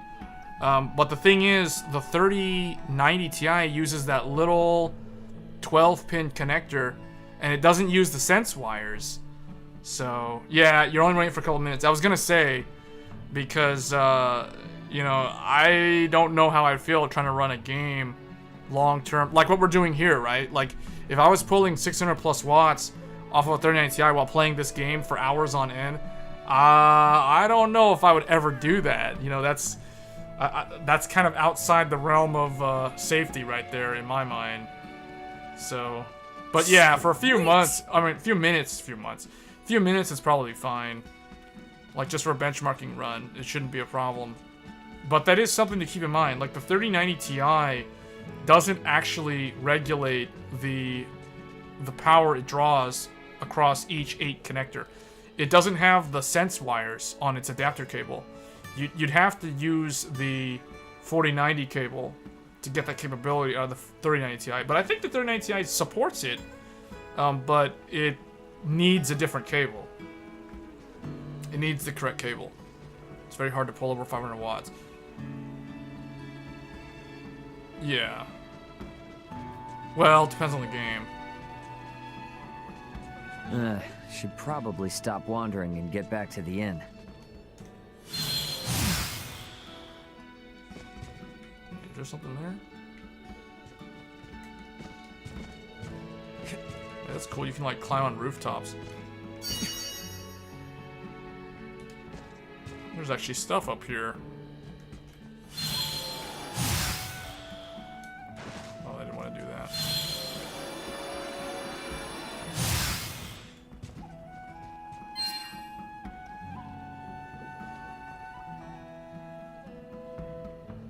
There's a cat up here.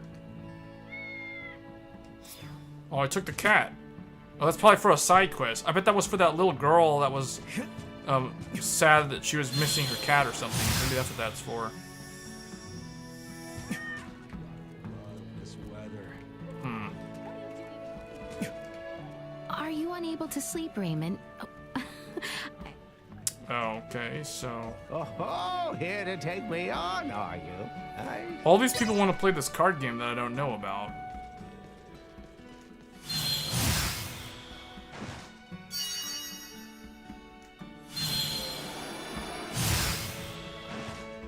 Sweet! You draw around 300 watts on Quake 2 on the 3070 Ti. Man, that's a lot of power just for... But see, that's the thing I don't like about ray tracing. Ray tracing uses up so much power.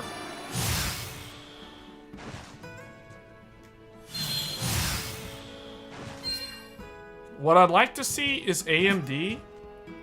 If AMD can get ray tracing performance on RDNA 3 just above 30 series while using a lot less electricity, to me that's a big win. Because everything now, the power consumption is so off the charts.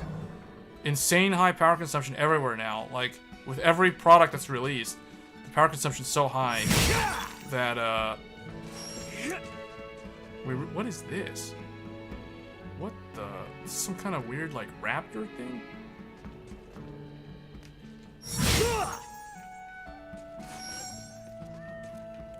I think there was one more. Or did I already get it? I think I already got it. Yeah, I think that was everything in the village. Unless there's something up on the mountains, but I think we're good.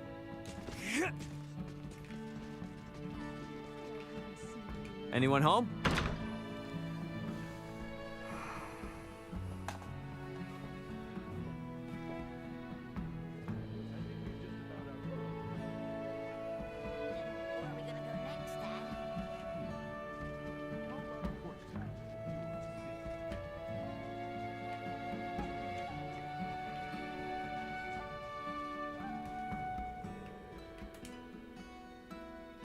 Been a while since I got a good night's rest.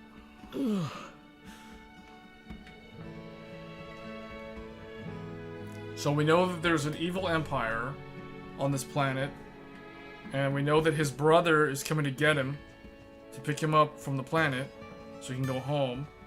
And we need to find the other crew member who crash landed on the planet, and supposedly help the princess with dealing with the Empire somehow. That's kind of what I understand the objective is so far in this game. Morning. Before we head out, I just wanted to thank you again. So, thanks, Letitia, Albert. Good morning to you too, Ray. So, where exactly are we headed? I kind of forgot. The mining town of Delric, which lies far to the south. Once we reach it, we can take stock of our situation. Oh, right.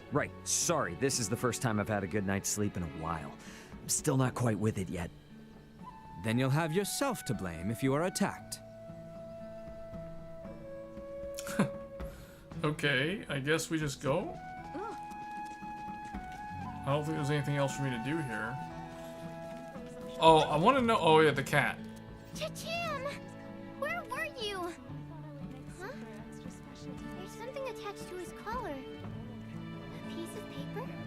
I'll take this over running deliveries any day. Looks like there's something written on it. I don't know what it is, but here, you can have it as thanks. Thank you so much for finding Cha-cham. Okay, so that was that little cat that was on the roof. I guess that starts a quest chain, because I have a piece of paper that probably leads to another quest. Sweet! I like how they use the same sound effect from Elden Ring when you break a barrel.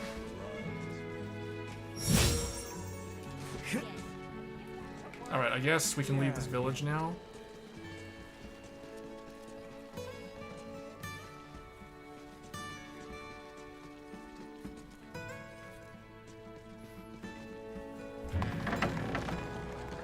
Come on, you two. Let us be on our way. So is far, Delric Village far from here? this game, like, The Delvier region the ahead is graphics vast. are okay for I what would it wager is. even They're a not, like, seasoned super traveler would crazy consider good it or quite a anything, but they're distance. not terrible. Great. You're not by chance hiding another mode of transportation, are you? We have Duma with us, do we not? Now then, our destination lies But to I the do south. think that when it comes to which game will win JRPG of the year, it's probably going to be between this game and Xenoblade Chronicles 3. I think those are the two big ones that are going to be contending for the top spot. Personally, based off of just the reviews, I think Xenoblade will probably win over this game. But I can't bring myself to play that game just because the graphics look so bad on the Switch. That game needs like a Switch 2 remaster, or it needs to be like on PC or something. This is just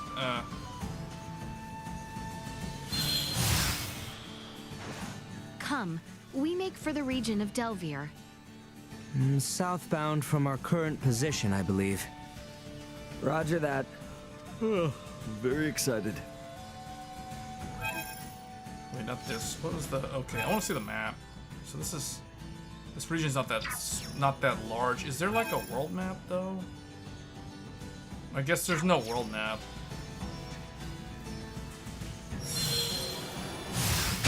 To cut ourselves apart. It's kind of disappointing. Threat neutralized. That dodo bird, like, it's called Paragon. It looks like a dodo bird.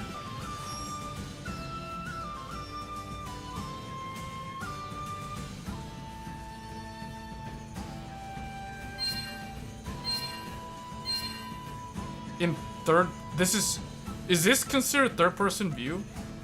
Is this camera view third-person view? I think it is, right? Over the shoulder? No, this is more like third-person view, because over the shoulder is different. I think of like Gears of War. Yeah, I was gonna say there already are Bleach games. I think there is a game You with One seem to be Piece. getting used to using a sword, Ray. At first, your movements were rather unrefined, to say the least. Yeah, you think so? I guess I can't really tell if I am refined or not. You need merely continue practicing. I shall be relying on your skill. Well, I shall do what I can.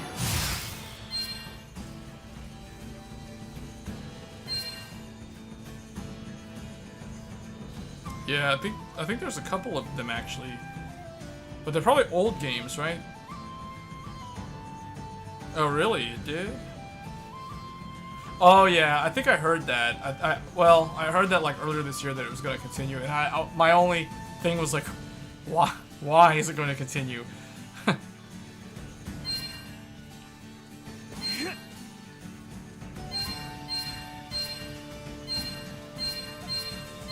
Like, I don't really know if it needed to continue.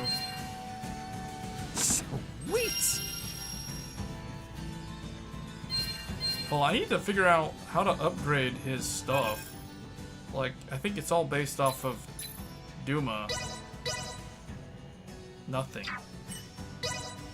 How do I strengthen Duma? Strengthen auxiliary performance? That's the skill? Oh, this is the battle? This is the field. Okay. Strengthen extends the area of effect of Duma scanning.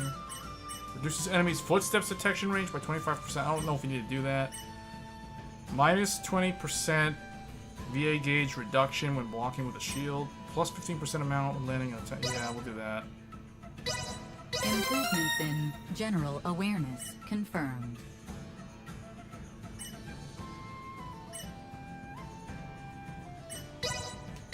Updating. We'll go with extend the stun lock and strike gain. Do I have to set the skills?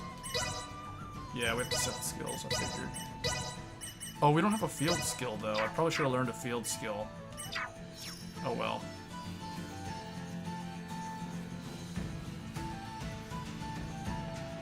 We have company. Prepare for the worst. Enemies who cannot be blindsided. Certain powerful enemies have a wide field of vision that cannot be blindsided. Look for another attack route. Blindside chances on powerful enemies. When powerful enemies are enraged, their entire body turns red. While that means a mighty attack is coming, their vision will also narrow, providing the perfect chance for a blindside. Okay. Basically, when they do a red attack. Warning. Energy levels threat neutralized. Destroyed. Fight another day.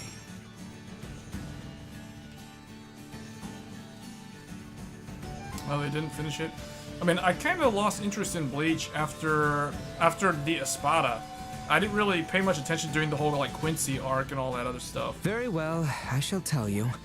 Continue your current Because to me, southern it course. got really weird.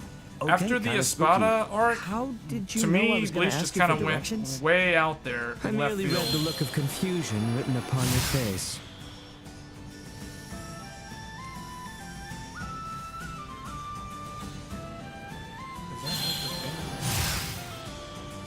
Ooh.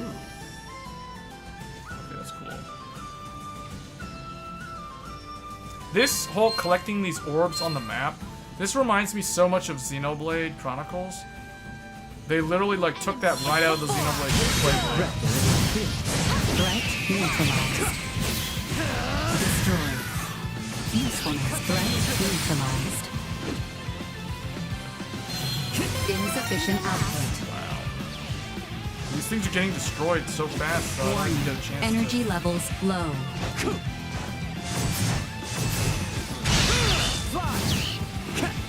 They were fooled to try. Well, that's over with. Alright, let's I try a shall different see to character. this.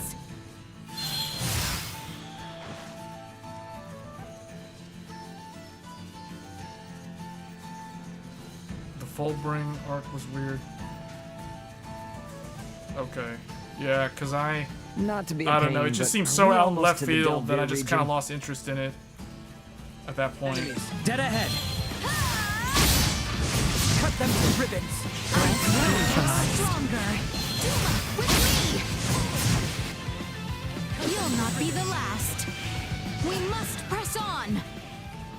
Man, I hope we can learn like different combos and stuff because the combat so far just seems like it's the same few attack buttons. There's like 3 attack buttons, but everything seems to be dying like so fast.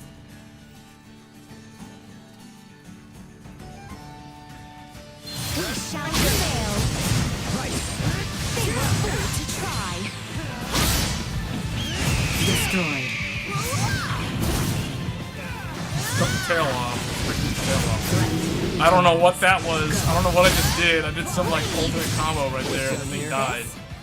That's like a mini boss. How exquisite. It'll be interesting to see what they do. Like, if AMD's actually making that 10-core CPU, though, I wonder when, like, if that's gonna launch before the 3D V-Cache? Because I have a feeling they're gonna announce 3D V-Cache at CES, but in terms of that 10-core 7800X, I don't know if that is even a thing. If it is, it'll be really cool. It makes sense. If the 7300X is real. And if that's the case, then I wonder if that'll be the best gaming CPU. Because right now, it's like the best gaming CPU is between the 13600K and the 7700X. Because the 7700X is a single CCD 8-core 16-thread. So it's basically the new... remember when the 9900K came out? The 9900K was like the best gaming CPU for a pretty long time until the Ryzen 5000 series came out. That was when... because essentially, like, the 9900K came out, then Zen 2 came out, which was the 3000 series, but the 3000 series only really tied the 9900K in gaming. Like, the 3800X and the 3900X were basically the same as the 900K in gaming. But then when the 5000 series came out, like, the 5800X became the best gaming CPU. I mean, and that's the reason why when I'm benchmarking GPUs, for the longest time I used that CPU for the test.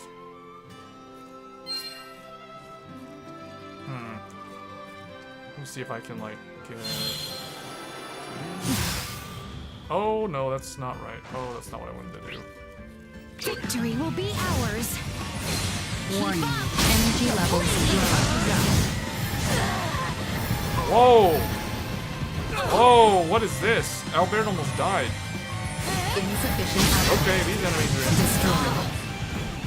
Wow.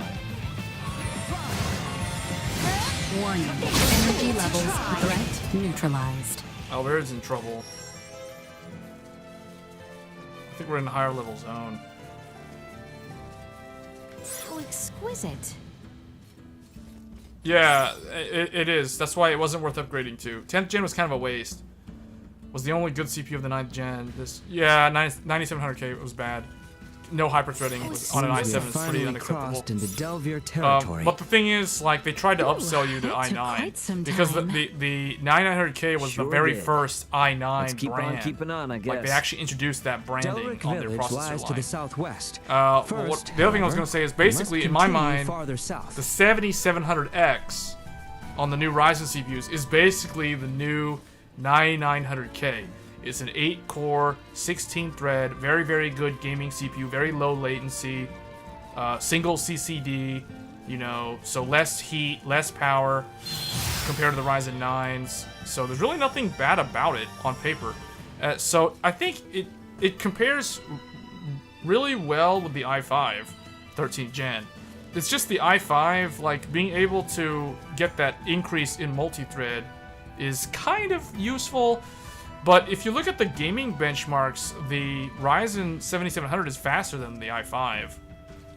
It's weird, because it's like in gaming, the Ryzen 7 wins, but in multi-threading overall, the 13600K is a more well-rounded CPU. So it's almost like the narrative has completely flipped. Whereas, you know how Intel used to be the ideal gaming CPU and AMD was the better overall value CPU? Now I think it's the other way around. The 7700X is the better gaming CPU, but the 13600K is it's the better all-rounder value CPU. So it's really strange, like how the tables have kind of turned. The roles have become reversed.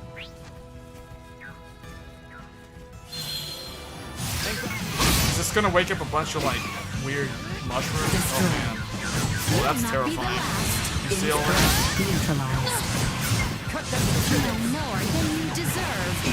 She got poisoned. Albert died. Oh boy. Energy levels low. Insufficient output.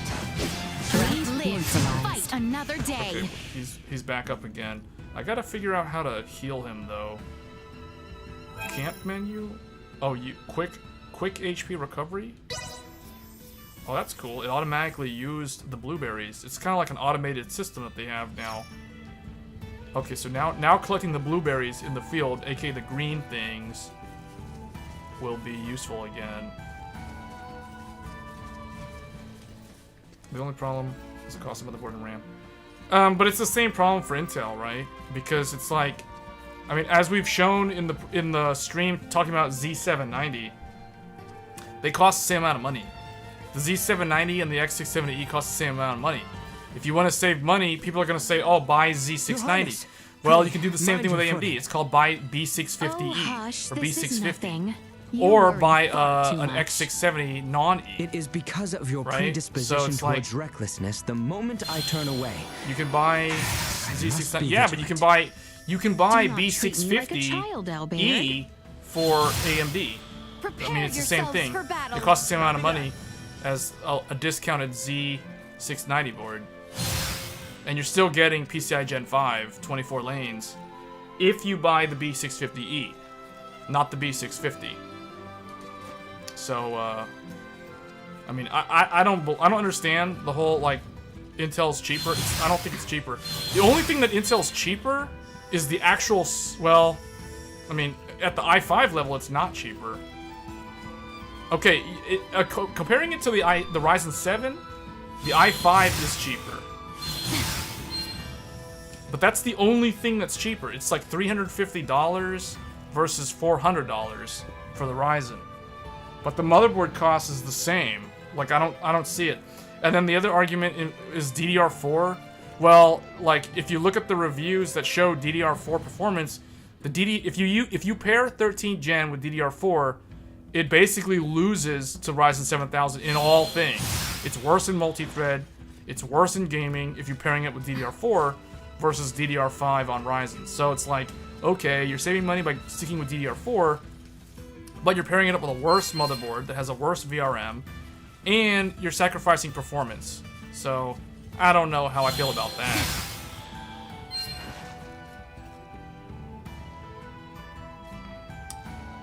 Yeah, 12th gen users do have a good upgrade path, and that's exactly the reason why I upgraded. I have the 12700K, and that's the reason why I went to 13900K. So I'll agree with you there, but in terms of platform costs, no, they're the same. I've already proven this in a video. I probably need to make an actual video rather than just a live stream of talking about that subject, because I feel like there's a lot of like misinformation pertaining to Intel's platform cost. Like, I'll tell you guys, so like I bought both platforms on launch day, and I'll tell you how much I spent. So I bought the same exact memory for both systems. The memory was 64 gigabytes of DDR5. It was G.Skill, Ripjaws.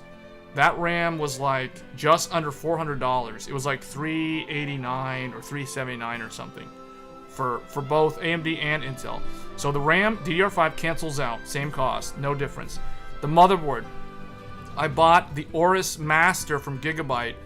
The X670E Aorus Master costs $500, so $499 for AMD. And guess how much it costs for the Z790 on Intel?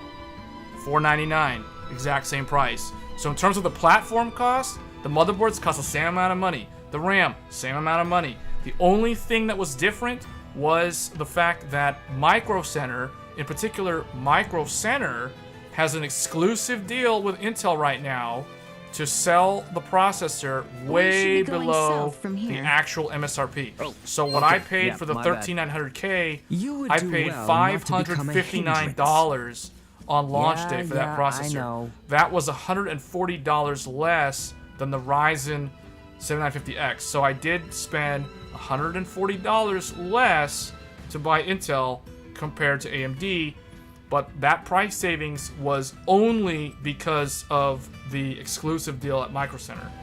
Now, the other thing I do want to point out is Micro Center gives you free 32 gigabytes of Expo profile memory if you buy a Ryzen 7 or a Ryzen 9. They recently reintroduced this bundle deal. I looked it up on the website. It's active again. So, but the thing is, it only applies to Ryzen 7, so the 7700X, and the two Ryzen 9 CPUs. This is another reason why I feel like the Ryzen 5 is basically getting screwed over, and it's looking like really bad value, because you can essentially, as long as you're close to a Micro Center, you can upgrade to Ryzen, and all you gotta do is buy a 7700X and a B650 motherboard, and you get free RAM. So it's like, that to me is cheaper than the Intel route, unless you're buying a DDR4 motherboard and it's a Z690 from last year and you're pairing it up with an i5. Then the RAM cancels out. But DDR4 on 13th gen is inferior to DDR5 and Ryzen 7000. So, you know, I mean, in my mind, Ryzen still wins. Then there's also the whole idea that you can do socket upgrade, drop-in socket upgrade for Ryzen for like 3D V-Cache or Zen 5. So then, to me, the platform looks a lot better in the long run. So, you know, I don't know. I kind of think that the Ryzen's still better value. And I don't know what people are talking about the platform cost being so expensive. Go look up the B650 Aorus Master. Actually, let's look that up right now on the stream, because I think I kind of want to get that point across, because I feel like for some reason there's this narrative that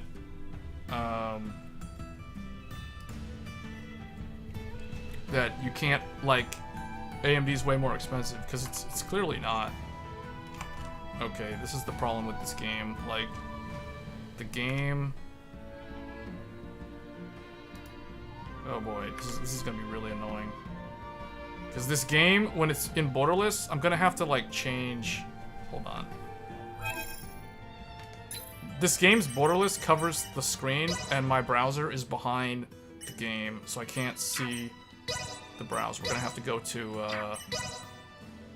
how do I want to do this? 1080p?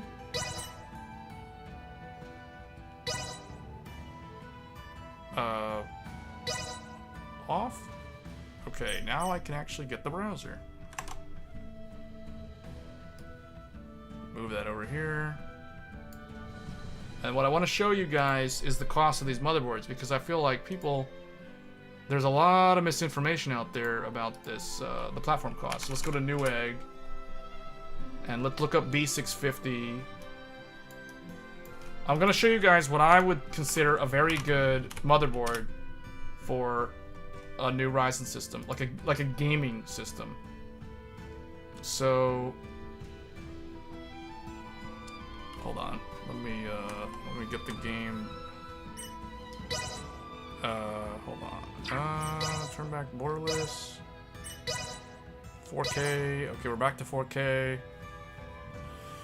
We'll just leave that there for now. Let me bring the browser back up. Where is it? Okay. So this motherboard right here, 350 for B650E. B650E means you get the full 24 lanes of PCI Gen 5. And there you go. You get a postcode debug. You can't get any DDR4 motherboard on Intel with a postcode debug. So if you're trying to troubleshoot a problem with a peripheral or whatever, or why is it not booting, you know, good luck. If you don't have the postcode, it's going to be really, really hard to troubleshoot. But you get one of these on a B650E motherboard. 24 lanes of Gen 5, 8 lanes of Gen 4, the 4 lanes of the Gen 3 for the SATA. So it's like, you're still getting the Wi-Fi 6E, you're still getting the 2.5 gig LAN. I mean, you're basically getting all the same stuff that you get on a typical, you know, Z690 or even like X570 from 2 years ago from AMD. So, you know, I don't really see it. You're still getting like all the bells and whistles, tons of USB all over here. You get the Q flash, you get the clear CMOS on the back. So, you know, people talking about it's expensive, you know, I don't know about that. Doesn't seem that expensive to me. And then the other thing too is there's also like X670. If you want the X670, if you go non-E, you know, oh, this one's okay. This is 300. That's even cheaper. This is cheaper than that B650, and it's an X670E. Now this one doesn't have the postcode though, so I wouldn't buy this personally. But it's you know, $300 or whatever. But I just think like B650E in particular is very, very good value. You're getting the solid VRM, like you're getting the 16+2 on the Aorus Master. You know, 329 for the tough. 289, 279, X670E for like 279. This is basically what the Crosshair Hero on the X570 was. Oh no, that's not true. It was 375 for the X570 Crosshair Hero back in 2020 or back in 2019. So, you know, there are options. Yeah, of course. Okay, what people are probably doing is they're looking at this and they're like, AM5 is so expensive. Well, yeah, if you're going for like a flagship board at the top end that has like, you know, PCI 5 expansion slots and USB 4 and stuff like that, then yeah, then it's expensive, but you know, you get what you pay for. So I don't really buy that argument that Intel's cheaper than AMD. If we look at, let's just look at Z690. You say that now, we'll see what your opinion is in like 2 years when Gen 5 SSDs are the norm. So I don't agree with that. I think I'm waiting for a PCI 5 NVMe drive with the Phison controller. Yeah, next month there will be. So So we gotta wait like a month. Ryzen is coming out with their controller. I was listening to the webinar back on Wednesday or Tuesday. So they're on the way. And we also don't know if RDNA 3 is going to utilize PCI 5.0. Typically, AMD is usually the first one to adopt the newer technologies. We already know that AMD is going to support DisplayPort 2.0, whereas NVIDIA's 40 series is stuck on DisplayPort 1.4a. So what that means is that if you're driving a 4K high refresh monitor at 144 Hz, and if you're on NVIDIA, you are going to get DSP or DSCP. You have DSCP, and your chroma subsampling is only 442 or 420. I forgot what it was, but basically your color output on NVIDIA is not going to be as good as if it was on DisplayPort 2.0 for those higher refresh, higher resolution displays. So if you're pairing it with an OLED, it's going to look a lot better on the new RDNA 3 GPUs. I'm just saying. So if AMD goes PCI 5.0 on the graphics cards, I wouldn't be surprised if they did that, because they were the first ones to go with PCI Gen 3. They were the first ones to go with PCI Gen 4. Not NVIDIA. NVIDIA always followed them when it came to adopting the next generation bandwidth spec.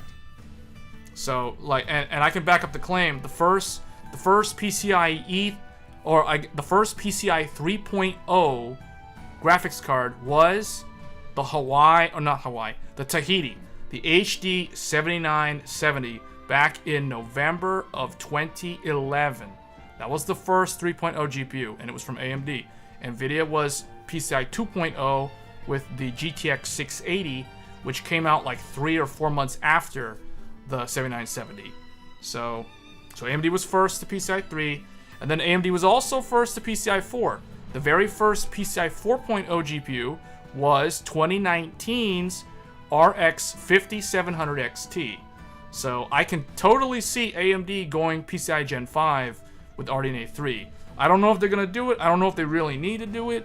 But if they do it, I wouldn't be surprised. What loading times do you think the difference between Gen 4 versus Gen 5? Well, it's not so much the loading times. It's the fact that you can do things like direct storage.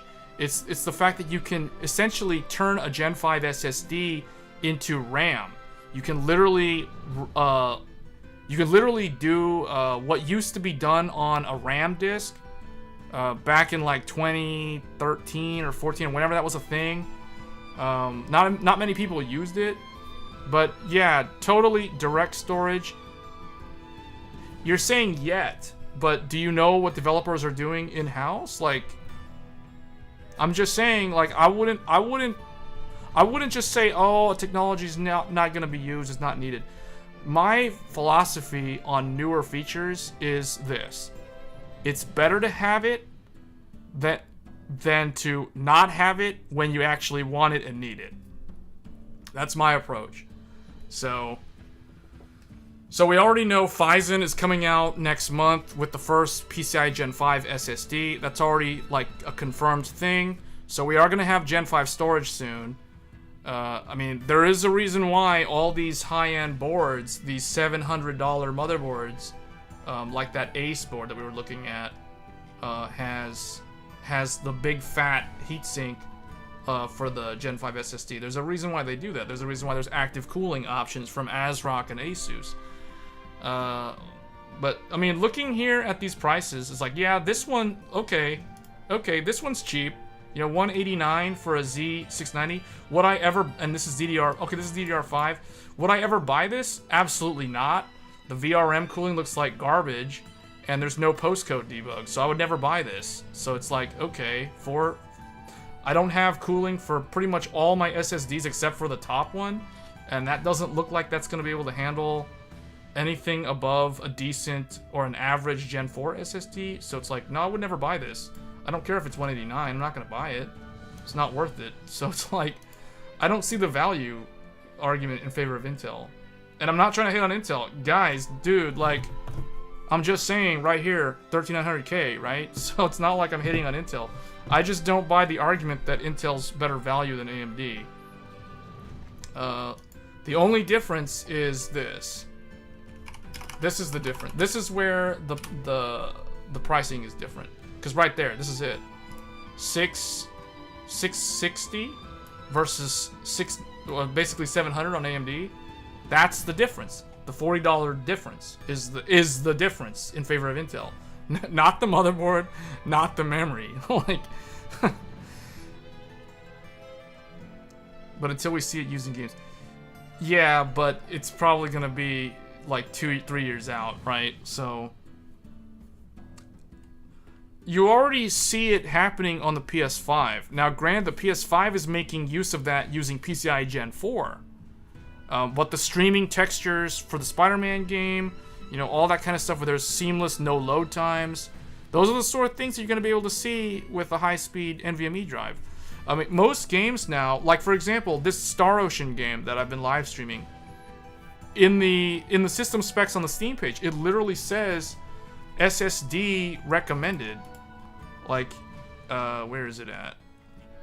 So it says right here, for the minimum system requirements, 1280, okay, minimum system requirements. Intel Core i7 Kaby Lake i7 7700 or AMD Ryzen 5 1500X, so that's first gen Ryzen, and Kaby Lake, both of those processors are from 2017. Memory, 16 gigabytes of RAM, okay. This is the reason why I tell people 32 gigabytes is the new standard. Because the minimum is 16 on this game. And then the minimum graphics card is GeForce 1060, 6 gigabyte, not the 3 gigabyte, the 6 gigabyte, or the AMD Radeon RX 580, which is an 8 gigabyte graphics card typically. So prioritize image quality, prioritize preset normal. It says expect to see 50 FPS 720p on GTX 1060, 4 gigabyte VRAM required, SSD storage recommended. SSD storage recommended. They don't want a spindle drive. Games are getting unplayable without at least... Yeah, I agree with Kevin. I'm trying to think the last time I actually installed a game off of Steam on an actual spindle hard drive. So much texture pop is a problem. Micro stuttering is a problem because it has the load textures and it gets if the spinning drive like bottlenecks for an instant, there you go. There's your stutter. It's having to seek. Especially if the drive's getting old and the platter's not that good anymore. I had a drive die on me like just 2 weeks ago. So yeah, for 1080p on this game. On Star Ocean, it says you need recommended specs: i7 8700K Coffee Lake or AMD Ryzen 5 3600X. So Zen 2. 16 gigs of RAM, GeForce RTX 2070 or AMD Radeon RX 5700 XT. DirectX version 11, 70 gigabytes of storage. For 1080p, prioritize image, high settings, 60 FPS, 1080p, SSD storage recommended. So yeah, I would never install this game on a hard drive. There's much of a difference between playing on a SATA and high-end Gen 4. I mean, maybe in a game like League of Legends, yeah, but the newer games are definitely going to make use of stuff like direct storage, and not even direct storage, just the fact that you don't have to deal with texture pop-in, because I think the PS5 basically solved that problem. Honestly, I feel like I see more texture pop-in when I'm playing on a PC than when I'm playing on the PS5. And that's because the PS5 actually does use the full up to 7,000 spec on the NVMe 4 drive. Whereas the PC, now I'm actually using a Gen 3 SSD on here. But yeah, I'm gonna go from Gen 3 to Gen 5. I'm gonna completely skip Gen 4.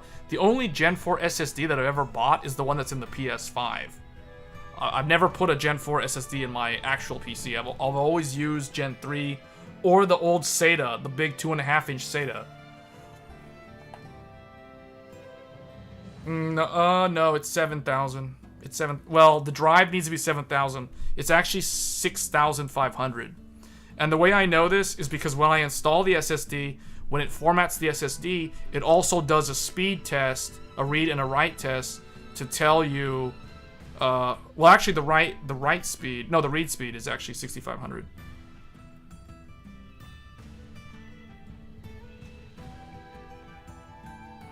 Yeah. No, Kevin's spot on, man. He knows the specs. 5,500 is the minimum. The drive that I put in there is rated for over 7,000. Well, it's rated for around 7,000. So that's the maximum of Gen 4. But I have the one in there with the Ryzen controller. You know, it's a 2 terabyte Gen 4. The big old heatsink on there. And yeah, that thing's fast.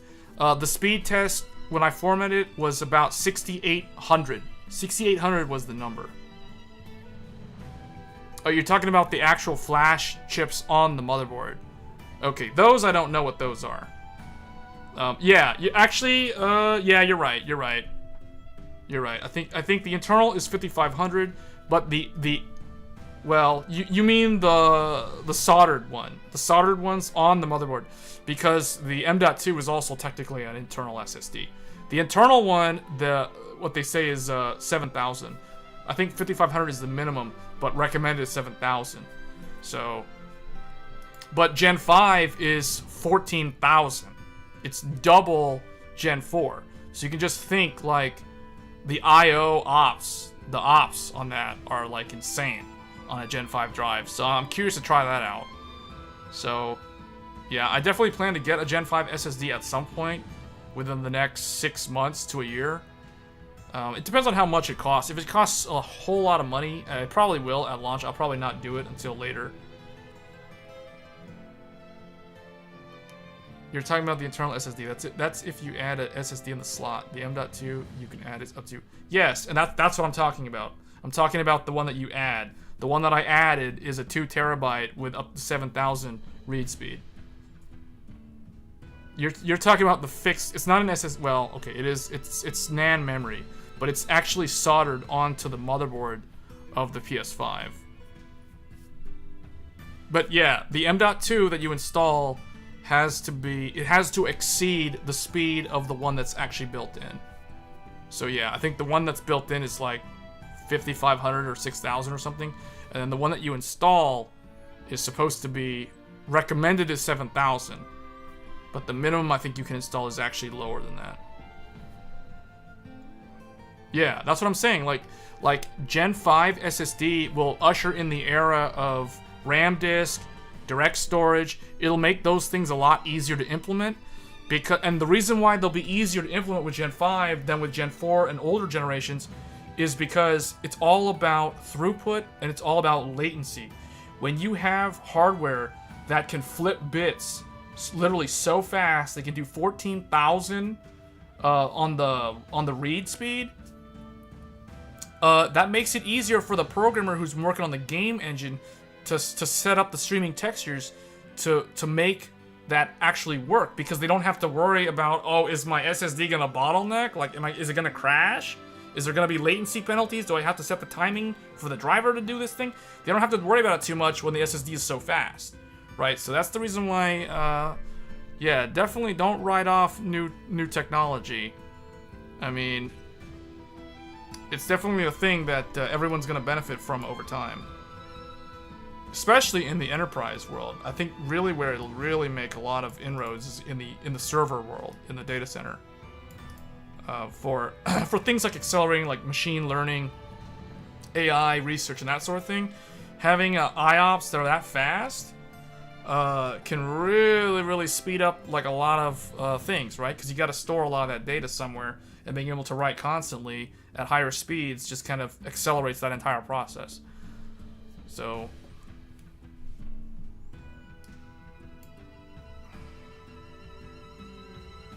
but yeah, I mean, just the fact that this game alone, you know, it recommends SSD, and the recommended is like an RTX 2070 or an AMD 5700 XT.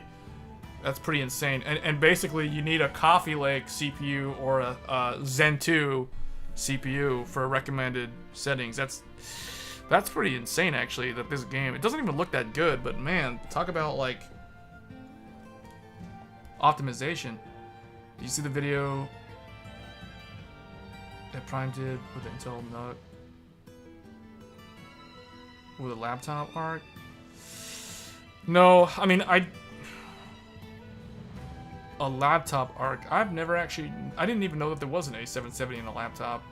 Is that were they using it as an external GPU?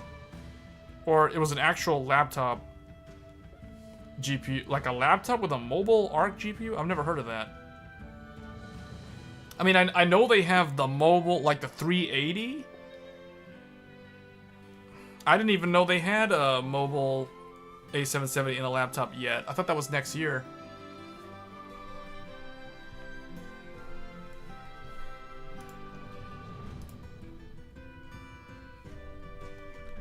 But yeah, let me see, like, is the ARC back in stock? No. Oh, is this one in stock? Oh no, it's not in stock. This one from ASRock looks pretty good, actually. This looks like it's got a really good cooler on there. I've never heard of Etta Prime. I don't know who that is. I'll have to check it out later. Polychrome, that's actually interesting. It's weird how ASRock went from selling like no GPUs to then selling Radeon GPUs, and now they're like selling Intel ones and AMD ones. That's really weird how they're able to do that. This is the one that looks the most interesting. This one has a blower style cooler and an axial fan. That is, how does that even work? That means that they have like this part of the card is in its own like air chamber for the blower style, and then they've got, is that a blower style? Yeah, that looks like a radial fan. And then this is an axial fan. That is actually pretty cool. I'm not gonna lie, that is pretty interesting stuff. Leave it to Acer. Acer, who has never made GPUs, actual discrete GPUs, to come up with some weird, like, blower mix of a blower style and an axial fan cooling solution on an Intel Arc GPU of all things. Dual 8-pin. So that means this thing pulls more. This thing can pull more power than the reference card, which means this is gonna be potentially a better overclocker. The 4080 is 4080 better or comparable to 3090? It's gonna be better than it. It's gonna be. It depends. So okay, let's not talk about the fake 4080. Let's ignore the fake 4080 because it was unlaunched. But yeah, that's just gonna confuse people. The 4080, when we're talking about 4080, we're only talking about the 16 gigabyte. So the 16 gigabyte 4080 is faster than the 3090. But it depends, because the thing is, the card that's gonna be really weird is the 3090 Ti, because the thing that people don't know about the 3090 Ti, I can see people actually opting for a 3090 Ti over a 4080 16 gig for certain use cases. And I think the one that sticks out is ECC memory. This is a little fun fact. People probably don't know this, but the 3090 Ti, I don't know about the 3090, but the 3090 Ti comes with ECC memory. You can actually turn on error correction in the NVIDIA control panel. I know this because I found the setting when I was using the 3090 Ti. So the 3090 Ti has 24 gigabytes of memory that can then actually do ECC, which can be very useful for certain productivity tasks. And I don't think you're going to be able to do that on a 4080, as far as I know. The 4080 is typically going to be sold as a gaming-centric card, whereas the 3090 Ti is more of like I mean, you can use that thing with the NVIDIA Studio driver, and then it turns into more like a semi-prosumer workstation graphics card. So, wouldn't 4080 be better than this because of the DLSS 3? I mean, if you care about that, I personally don't care about DLSS 3, so if I'm gonna spend that much money on a GPU, it depends on the use case. Like, if I was gonna buy a gaming GPU, I wouldn't. I don't know. It's maybe it's better, but it's like if you need. What I'm saying is, I can see people buying 3090 Ti over 4080 for certain use cases. And when I say use, I'm not talking about gaming. If I'm gonna buy it for gaming, yeah, the 4080 is better for gaming than the 3090 Ti. But if you're doing like some kind of production stuff and you want stability, you want like you want to tap into the error correction feature on the 3090 Ti, then the 3090 Ti actually makes more sense. And the 3090 Ti comes with 24 gigabytes of memory, as opposed to 16 on the 4080. Now, granted, you know that in gaming that's never really going to make much sense because AMD's been giving us 16 gigabytes of memory for a very long time now, since 2019. So NVIDIA only now offering 16 gigabytes of memory is, they're kind of a little bit late to the party, to be honest. You know, the first 16 gigabyte card was the Radeon 7, that was in 2019. Then the 6800, the 6800 XT, the 6900 XT, and the 6950 XT. All 5 of those GPUs that I just listed all had 16 gigabytes of memory for the longest time. So NVIDIA only now is offering 16 gigs on an 80 tier card. So, I don't know. It's finally here, but it took them long enough. I don't know about that, Joel. I disagree. Have you ever tried to play Skyrim with a bunch of mods at 4K and see how much VRAM that thing pulls? Monster Hunter World and Tomb Raider. Tomb Raider with ultimate settings and ray tracing can pull a lot of memory at 4K. But Monster Hunter World at 4K with the HD texture pack can pull, with the DX12 client, can pull a lot of VRAM. A lot of VRAM. Definitely over 8, definitely over 10. So I know, man, I've done all these tests. So I wouldn't say 12 gigs is enough. If you're on 1440p, then yeah, you're probably okay. But if you ever want to entertain the idea of going to 4K, 16 gigs is the minimum. 16 gigs is definitely the minimum. That's the reason why I have the 6900 XT. 16 gigs. And then the only other one from NVIDIA would be the 3090 Ti, because that was the only one that actually had the right memory amount.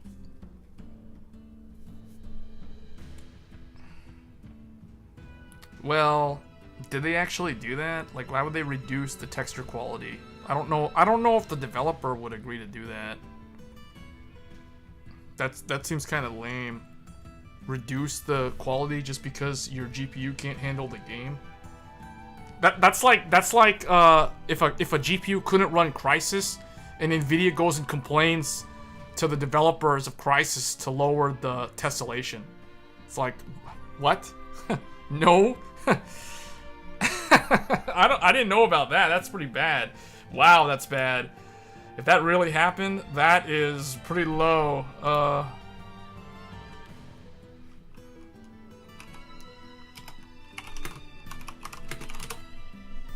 If I could go back in time, this is the GPU that I would get. Like, if this thing was on sale recently, actually, that's still a decent price. But this is pretty much like the best GPU of any custom cooler card I've ever found. Like, this thing is dead silent at full load when overclocked to pull over 350 watts. So I was watching like a Korean YouTube channel. It was all in Korean, but they were basically talking about how this cooler is insanely good. But that's because it's Sapphire. Like, Sapphire has always been amazing. Sapphire is my favorite AIB. A lot of people like to compare EVGA to to Sapphire. A lot of people say EVGA is the Sapphire of NVIDIA or GeForce, and likewise, people like to say Sapphire is the EVGA of Radeon. I don't know about that. Yeah, EVGA's customer support was top notch. Their step-up program was amazing. It was a really good deal. But if I were to compare Sapphire's quality to EVGA's quality hardware, Sapphire is way better than EVGA. Way better than EVGA. EVGA, I'm not trying to hate on EVGA. I'm just telling you guys straight. Like, EVGA had issues that other AIBs didn't really have. Like, remember when New World was killing 3090s? The vast majority of those 3090s that were dying were EVGA cards, and that's because they cheaped out and put, like, those capacitors on the back that were not the same ones that the Founders Edition used. So those were the cards that were usually dying. And they had another problem too. Remember the GTX 1070 catching on fire or something burning? I remember Gamers Nexus did a video about this years ago. I think it was the 1070 or the 1070 Ti. They also had issues with 980 Ti, but YouTubers never made that public because YouTubers weren't that big back then. But the 980 Ti is notorious for burning up the VRM. I mean, just ask Buildzoid, he'll tell you all about it. Like, he'll tell you all about the 980 Ti and the EVGAs. Zotac? I don't know about that. A lot of people like to hate on Zotac, but I don't think Zotac's that bad. I think they're pretty good. Zotac just doesn't sell that much in the West. Zotac is really, really big in Asia. Like, if you're shopping for a GeForce and you're in Singapore, or you're in Malaysia, or you're in, like, you know, any of the Southeast Asian countries, or if you're in India, well, I don't know about India, but if you're in, like, Southeast Asia, China, Zotac is big. So Zotac is really big. So, yeah, Zotac is awesome. Like, honestly, guys, if I had to choose, I was looking at the 4090s. Let me duplicate this tab real quick and I'll show you guys. Like, if I was gonna get a 4090 AIB, I would actually get Zotac. Honestly, I think Zotac... Oh, man, look at that scalper price. That's just facepalm right there. That's facepalm.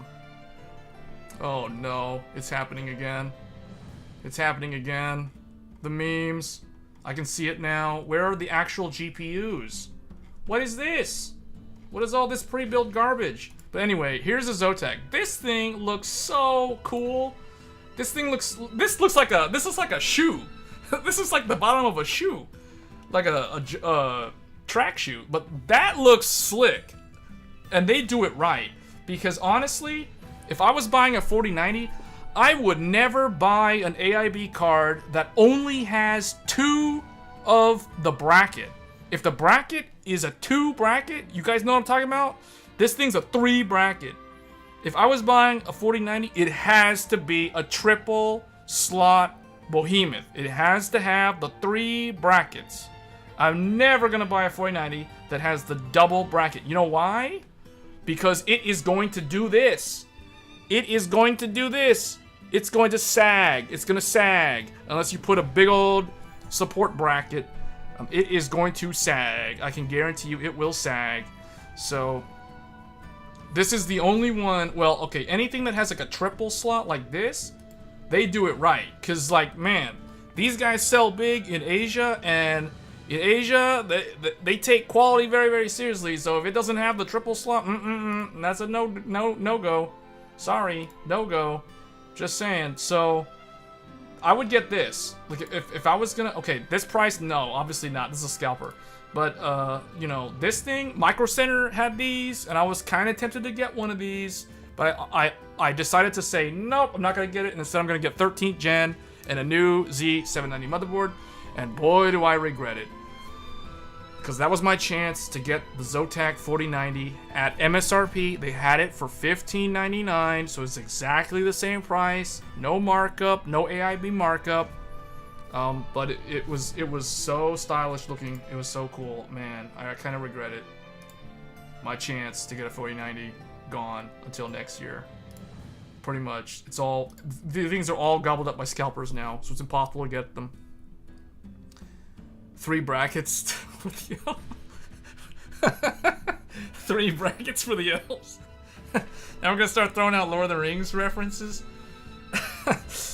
This thing looks slick. Honestly, this one is the only AIB one that I'm interested in. Otherwise, I'm just gonna buy the FE. If I ever get a 4090, it's gonna be the FE, and it's gonna be Best Buy. They're the only game in town in the US. As far as I know, you can't get FE anywhere else except Best Buy.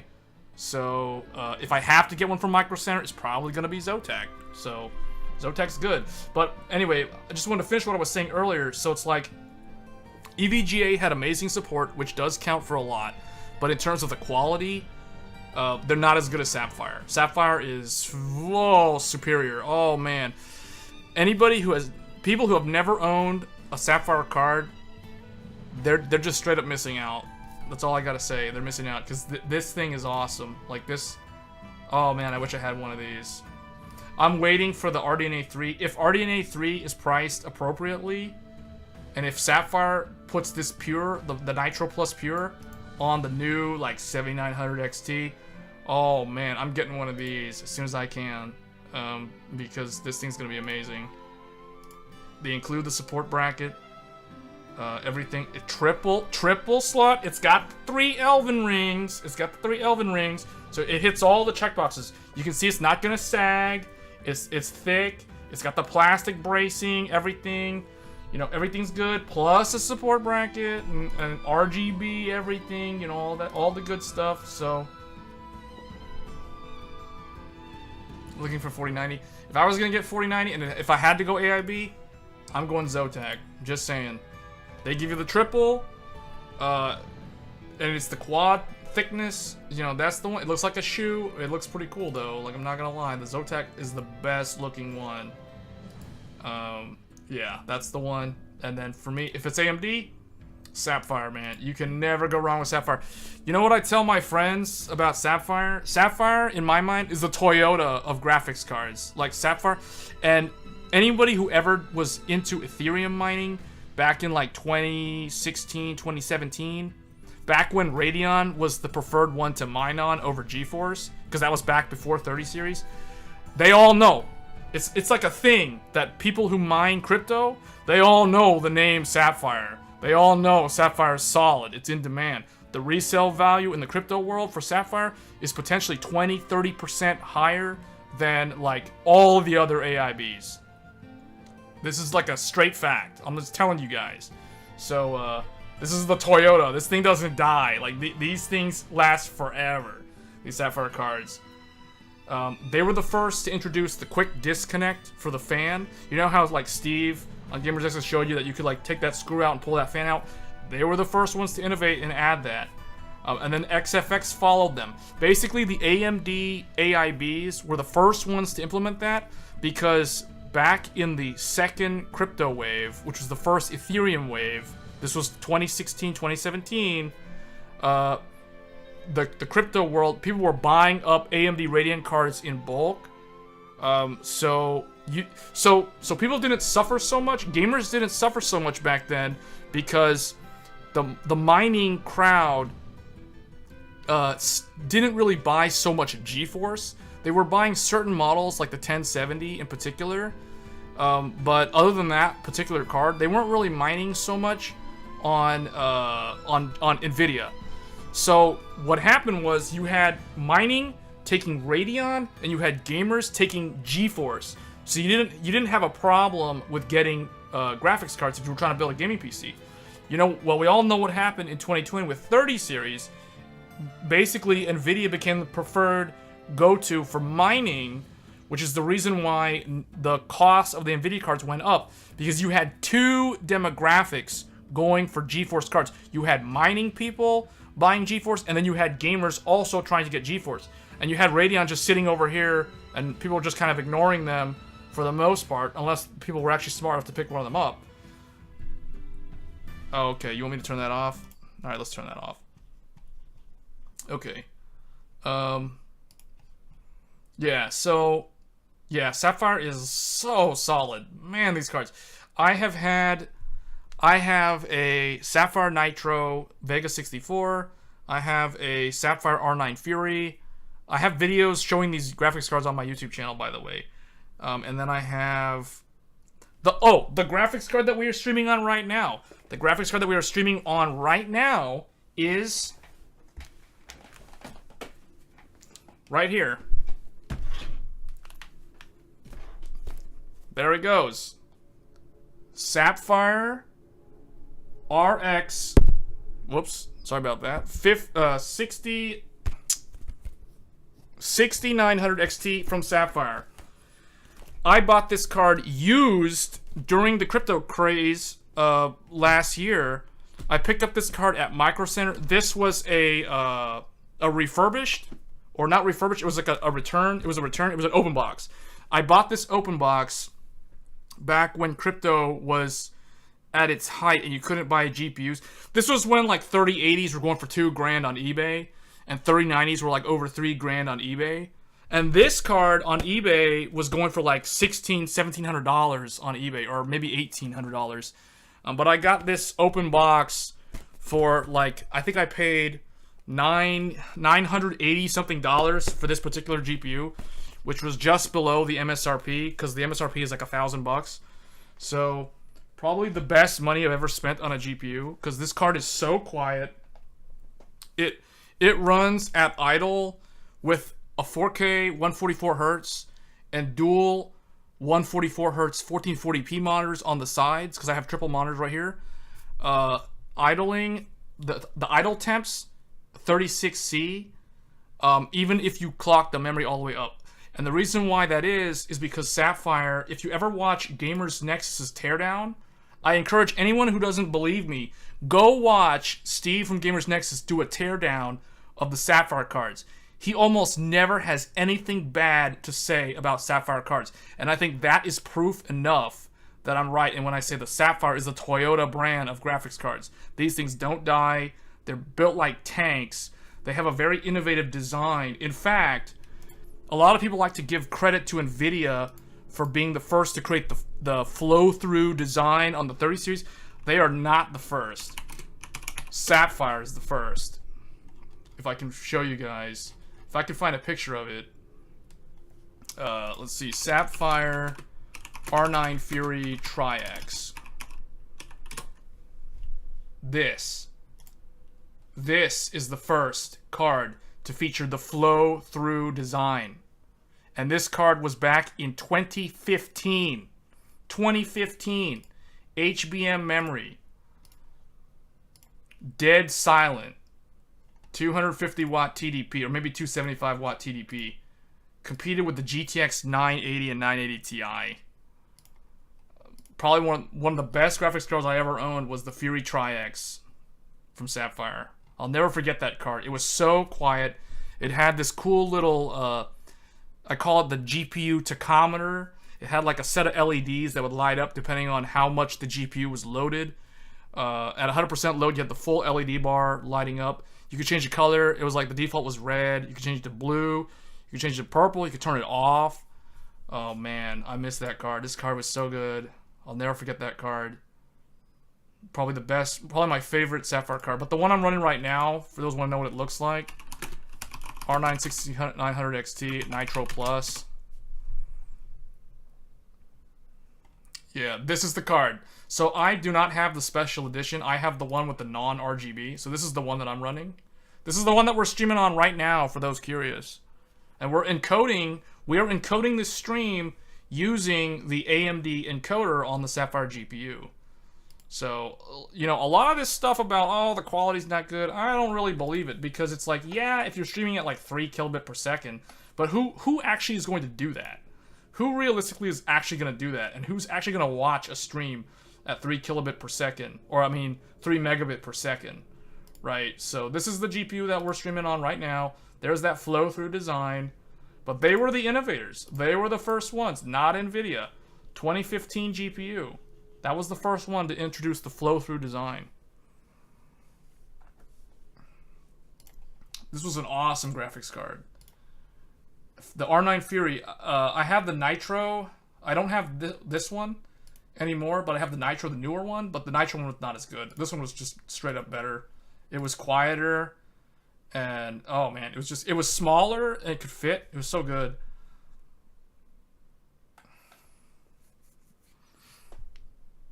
Same doubt.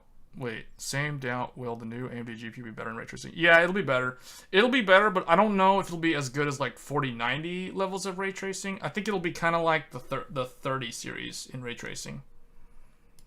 Is ray tracing good with higher up? Man, you guys really like ray tracing. I personally don't care about ray tracing, but I don't really play any games that really use ray tracing. RX 6800 and above. WBCT, you're asking, is the ray tracing good with the higher up AMD cards? Oh, yeah. I mean, it's fine. It's fine. I mean, I use a 6900 XT, but granted, I don't really play that many games with ray tracing. It's not terrible. I mean, you can get 60 FPS in ray tracing. I mean, like if you're playing at 4K, then it depends on what resolution you're playing at. If you're playing at 1440p, 144 hertz, it's fine.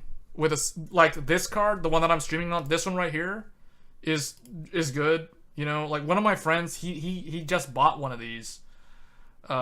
He's upgrading from an old GTX 970 to one of these with a new Ryzen 5800X 3D. But yeah, he couldn't wait because like he's afraid that I told him you might want to wait till November 3rd. But he said that he's afraid that the bots and the scalpers are instantly gonna gobble up all the AMD cards, just like with the 4090. And he thinks the same thing's gonna happen to the 4080, so he doesn't want to wait because, you know, he wasn't able to upgrade for like 2 years because of the scalpers and stuff. So now he told me, he's like, I finally have a chance to get a really good GPU. And granted, he's only going to be playing at 1440p, 144 hertz. So for him, I told him, if you're just going to game at 1440p, just get that. I mean, if it was me, I'd still wait to see the RDNA 3 announcement, just to kind of see what it's going to look like and how it compares, what's the power consumption, you know, the ray tracing, etc. But yeah, I could totally understand where he's saying like he really wants to upgrade now. He doesn't want to have to compete with scalpers and people who camp outside for a GPU and all that kind of stuff at launch. So, you know, this to me kind of makes sense. You should get a month of Game Pass to try ray tracing. Yeah, I don't know. Maybe we'll see. This weekend, what I plan to do is I plan to finalize my list of games that I want to actually test ray tracing on the ARC GPU. But yeah, we'll see. I'll look into the Game Pass thing. You have nothing? Pondi, you have nothing, but that's your goal? You'll build around 1440. Yeah, I think 1440p is much more affordable. And you're getting a good experience. Like the thing about 4K is, so I'm of the opinion that I always want to go for the smallest screen with the highest resolution, because when you think about it, especially if you're playing like competitive gaming, the smaller the screen is physically, the less head movement you have to make when trying to like aim or look around for enemies and stuff. So I personally am of the opinion that I want to get the highest resolution at the smallest screen size possible, within reason. And it depends on your vision. So if you have really good vision, like if you have natural 20/20 vision, based off of natural 20/20 vision, the most optimal size, and there's actually articles on the internet that you can read up to see if I'm telling you guys the truth, but I'm just telling you, like for 20/20 vision, natural vision, the ideal size of the resolution and the screen size is a 24-inch 1440p monitor. Okay, I'm gonna say that again because people probably think of 27-inch. 24-inch 1440p monitor. So let me see if I can find this. Let me see if this is still around. Oh, it's gone. Yeah, it's gone. So the best monitor that I can recommend is one they don't even make anymore. That's sad. But the AOC Agon You guys can already tell that I have the monitor because I'm looking at it on the faceplate. Is there a review? Yeah, I want to show you guys a review. Well, this is the best monitor. This is the best monitor if you have 20/20 vision and you want 1440p, 144 hertz, built-in speakers, FreeSync, G-Sync compatible. Oh, and it has a kickstand. I forgot to mention there's a kickstand. Oh, there's all a remote control with USB, but there's also the buttons, and it has a kickstand. It has a kickstand for your headphones, plus some USB ports and stuff, and a height adjustable tilt, all that good stuff. Metal, everything, aluminum, you know, all this stuff. This is the monitor that I have on the right over here, and on the left that I'm looking at you guys in the chat. I have two of these monitors on the side, and the monitor in the middle, I used to have a third one of these in the middle. I mean, I still have it. I use it for benchmarking now. But the one in the middle, I upgraded to a 4K. So the one in the middle, I have a recent video on my YouTube channel showing my newest monitor, which is the 4K gaming monitor. I'll show you guys that one in a second. But honestly, for 20/20 vision, 1440p, if you can, try to aim for a 24-inch. I don't know why they don't make 24-inch anymore. They all make 27-inch, which I think is too big. My 4K monitor right here is a 27-inch, and that's because 27-inch is the smallest that I can go to handle 4K at 100% scaling. So everything is so tiny. The little taskbar is like so small down there in the bottom left.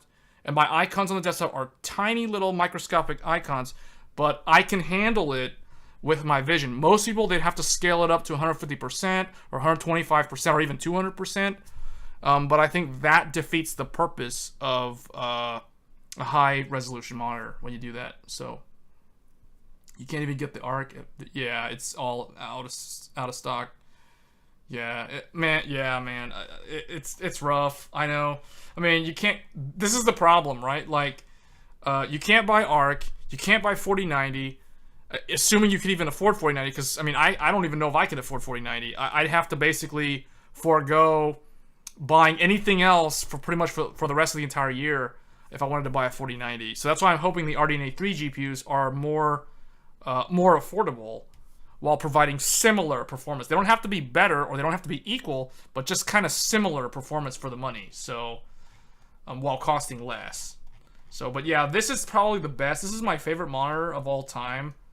You know, I have 3 of them. I did like a 3 triple screen across, but now the middle one is a different one. But the middle one is this Sony InZone M9. This is the new monitor that I'm using. So this is my new middle gaming monitor. For those that want to know what I recommend for like a 4K monitor, so this is also my very first HDR monitor. It's 144 hertz, 4K. You know, it's a Sony, so it's gonna be expensive. You know, that's very expensive for a monitor. But actually, that's actually not that bad, to be honest. If you start looking at OLED and other stuff and other HDR monitors, this is not that bad. This also has a local area, full array local dimming. It has local area dimming. The light bar on the back. The stand is kind of weird, although I don't use it. I'm using it on a monitor mount. You know, so this is what I would recommend. This is a 27-inch 4K. I personally would never go above 27-inch. But that's just for people who are curious to know what I'm actually using. Like 2 of these and 1 of these for a triple screen setup. You're in the RTX Minecraft Discord, so you know what to recommend for GPUs in the price range you have. Okay. What about, I was gonna ask you, like, how does maybe I need to get Minecraft, but how does the Radeon cards handle RTX Minecraft? I'm curious to know.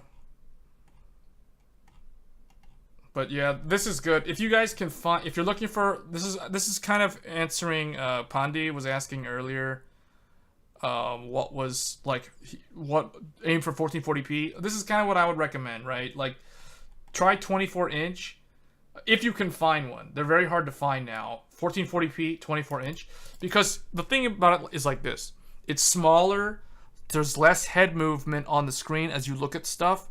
So your neck doesn't have to work as hard. I don't know if that's a good thing or a bad thing, but you can see everything in front of you more easily. You get the full benefit of the high resolution.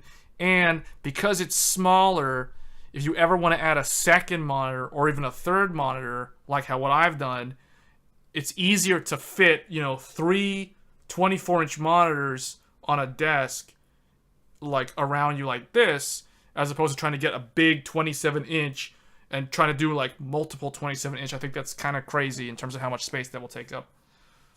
So, to get that all the time.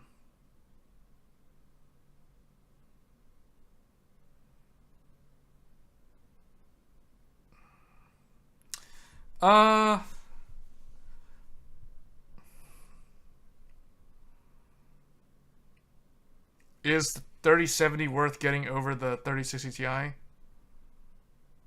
Yeah, I was gonna say probably, yeah. I would agree with what Joel's saying. If it's within $100, yes. If it's gonna be more than $100, no. I'll show you guys some. Let's just go over the prices on the GPUs. So RTX 30. Let's start with 3060 Ti. So 3060 Ti MSRP is $399. So anything above that is too much money. This, too much money. This, too much money. I would not buy either of these.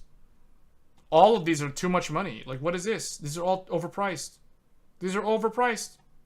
Why are they not 360 or 370? Too much money. Too much money. All these are way too expensive. Hold on. Get rid of the sold by Newegg. That's the one I would get. I wouldn't spend a cent over $399. Okay, this one is this is the cheapest one.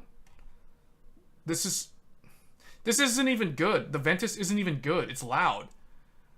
The triple one is good, but this is too much money. Like, what is this? And they say it's 5% off?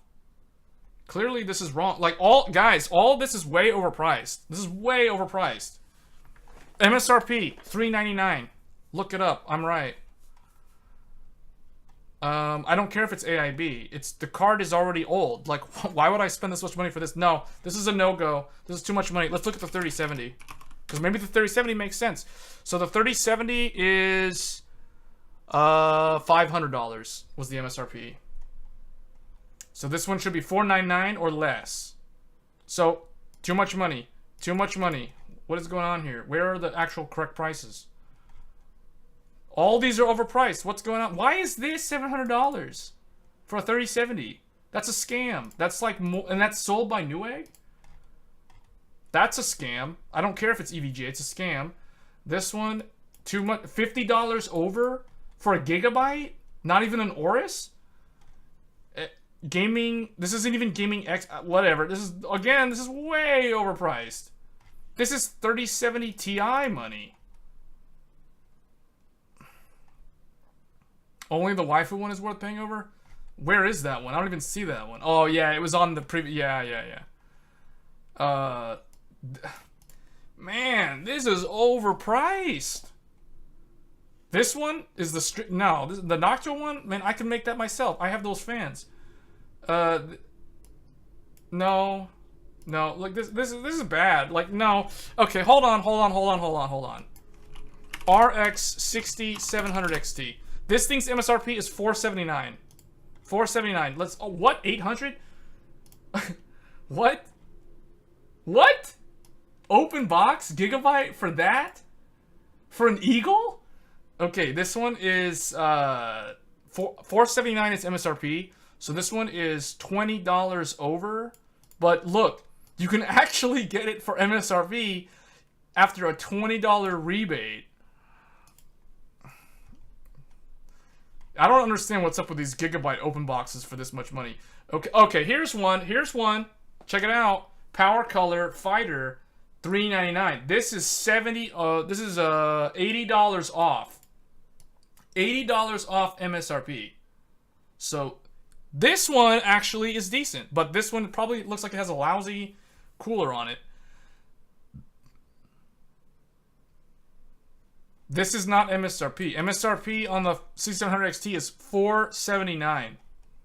This is below MSRP, below MSRP, below MSRP. These are actually good. This one is actually pretty good. This is a really good one, guys. Like this one, the Devil, Red Devil, this one, just in time for Halloween, this thing's good. This thing's good. Like, look at that. Triple fan, thick metal, all that aluminum. That means it's going to be quiet, silent. This one's good. I recommend this one. And it's below. Remember what I said. $480 is MSRP on this card. You're $50 off MSRP for a big cooler like this. That's good. That's good.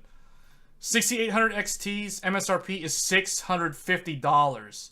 So you're saying $100? Yeah, I mean, yeah, if you can find one for that cheap. We're gonna see if we can actually find one for that cheap.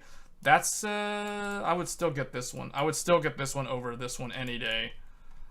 Oh man, the Sapphire. Ooh, the Sapphire Nitro is $440. That one is $40 off MSRP. This is a joke. That's a scam. Don't buy that. And then yeah, I don't know what's up with Gigabyte's pricing on these GPUs. And then there's a bunch of trash AIB. So look at this. Okay. So guys, right now, I can't recommend 3060 Ti off a Newegg, at least off a Newegg. So too much, it's way overpriced. 3070, same deal, way overpriced. Let's look at the RX 6800 XT. This is MSRP, $650. All right, let's see.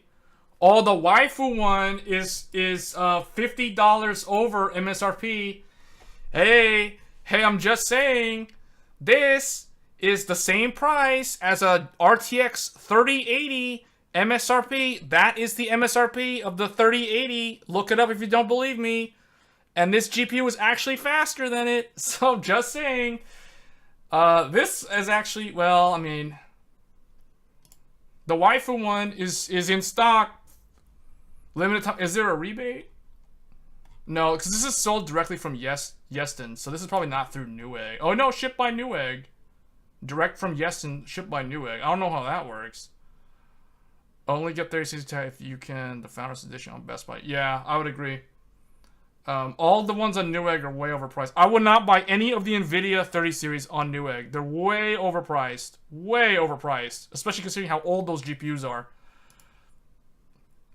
This is pretty cool. For like a collector's item, this would be pretty cool. But I'm not going to spend $700 for a collector's item. That's like, no.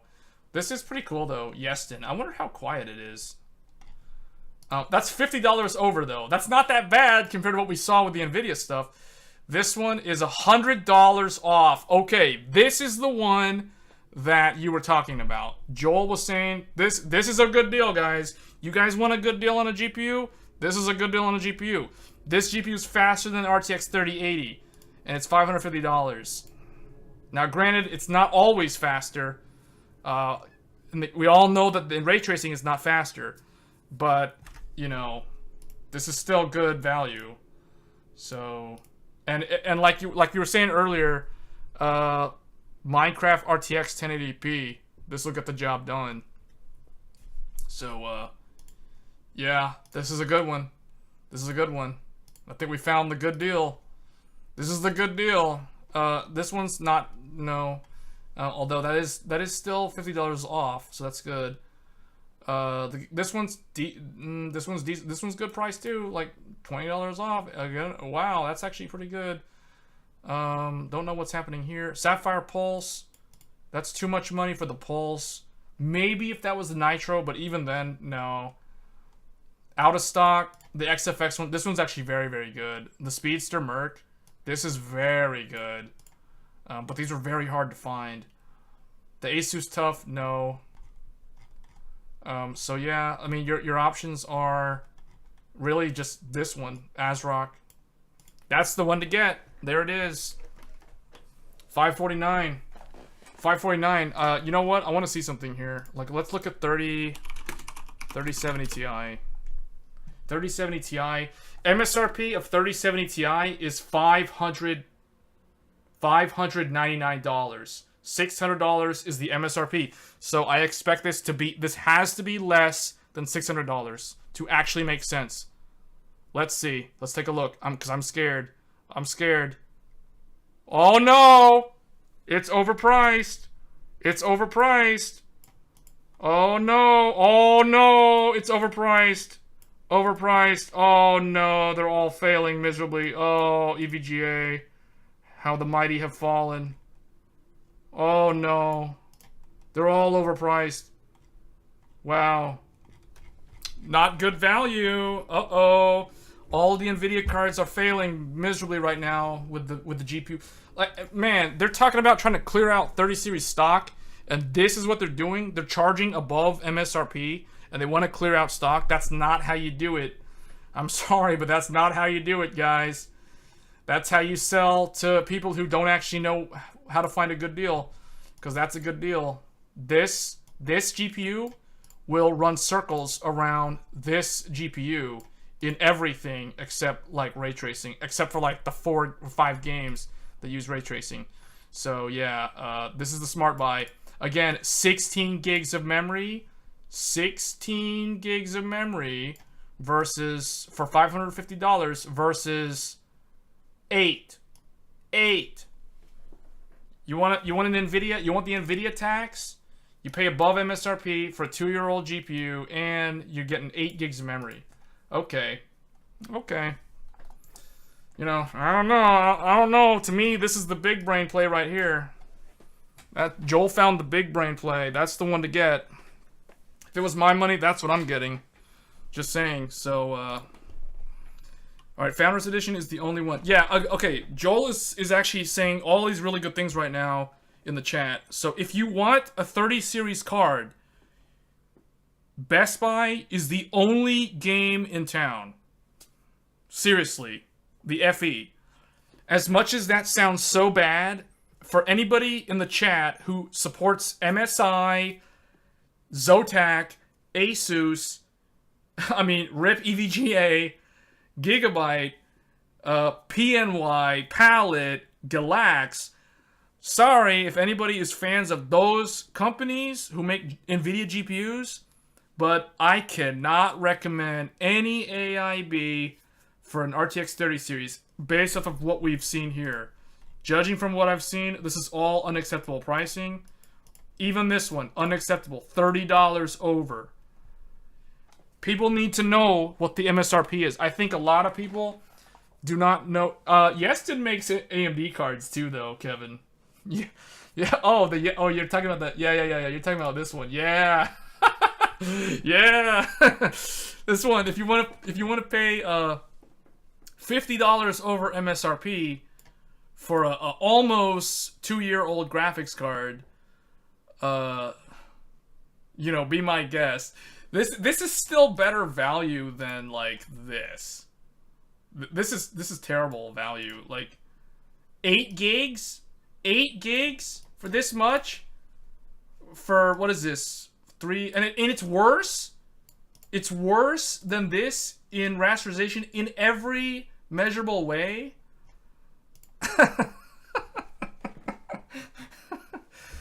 Oh man, this is the sort of thing where it's like you see people buy stuff like this on eBay, especially on eBay, and you just kind of quietly laugh in your mind at them. You silently laugh at them when they do like facepalm purchases. Buyer's remorse. Buyer's remorse. 2 words. Buyer's remorse. Yeah, but see, these are pretty good prices. So, I mean, and if you go up the stack, you know, it's not that much further up, right? Like 6900 XT. I mean, how much is this? This thing's MSRP was $1,000. So let's see what we get. $1,000 MSRP. Oh, look. This thing was $1,000 at launch. And $700. This thing is on sale for the price of the MSRP of an RTX 3080. and it comes with 16 gigs of memory and rivals a 3090 in rasterization performance. So that to me screams good value. Yeah, the Sapphire, I mean, that's still, in my mind, this is still good value because it's still way below MSRP, and it's the Sapphire. I mean, it's the Sapphire. I don't have to say anything else. So there's a reason why this one is priced more than this one. People who are in the know, people who actually know the technology, people who have dealt with people who do crypto mining and that sort of thing, they know why this one costs more than this one. Not that XFX is bad. XFX is good. This is a solid card. But this one's a Sapphire. So, and then we've got, you know, the water block one. I really don't know what's going on with Gigabyte. Gigabyte's pricing just really doesn't make any sense on this website. It's all over the place. So, maybe rip Gigabyte in 2 years? I don't know. I don't know what they're doing. And then ASRock, that doesn't look nearly as attractive as like these other ones. But this though, this is nice, but honestly, like if I had to choose, I would buy this one. If I had to choose, well, the ASRock one also is pretty decent, but I don't, my thing is I've never owned an ASRock graphics card before, so I don't have any experience with them. I have owned XFX, and XFX has gone from being really not that great, just average at best, to pretty good by today's standards. So I'd recommend this one, definitely over this one, because $20 more gets you a much better cooler. This card, you know the thing about this that I really like about this card? They actually illuminate the Radeon RX 6900 XT logo. Like, that whole branding of the Radeon actually lights up. What I don't understand about the NVIDIA AIBs, and I wish more of the Radeon ones would do the same thing, why can't these AIBs give me a GeForce or a Radeon logo that lights up like on the Founders Edition from NVIDIA and the reference AMD cards? XFX actually does it right. That Radeon branding actually illuminates white. Same thing with the 6900 XT, and the RX lights up red. So this one does it right. In terms of like lighting, LED, the XFX does it very nice. Visuals, this card has it down really well. The only thing I don't like about it is it's a dual, it has the 2 fingers there instead of the 3. But the thing is, this card's not that big, like it's not as thick. So it's like 2.2 slot, so it's not that bad.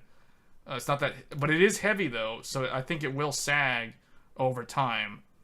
So that is one thing that I'd be concerned about if I was never going to install a support bracket. But this one's definitely a good one. It looks good. Like, the whole side lights up. The XFX logo lights up, and the whole Radeon logo lights up. I really want AIB cards that can give me Radeon lighting up or GeForce lighting up.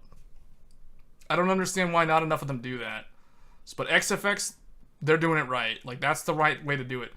That's the reason why I wouldn't buy this, because this doesn't have the lighting. Like, see? This one's just the plain Jane right here, nothing. It's just, you know, it gets the job done. If you're gonna put this in a case where you can't see it, it's on the floor, there's a side panel with no window, then yeah, then you can save money by buying this one. You can save 20 bucks, I guess. But I don't know if that's gonna be worth it.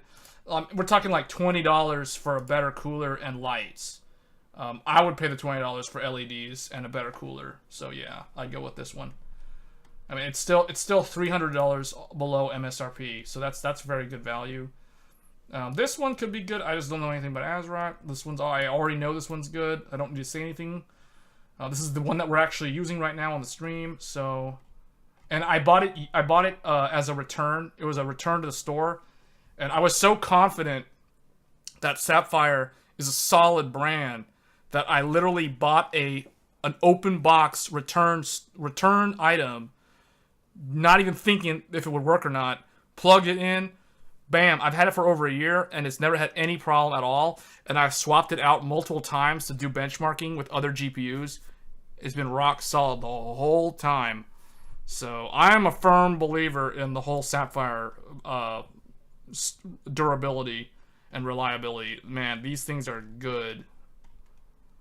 So yeah. But yeah, this one's good too. So yeah, that's good.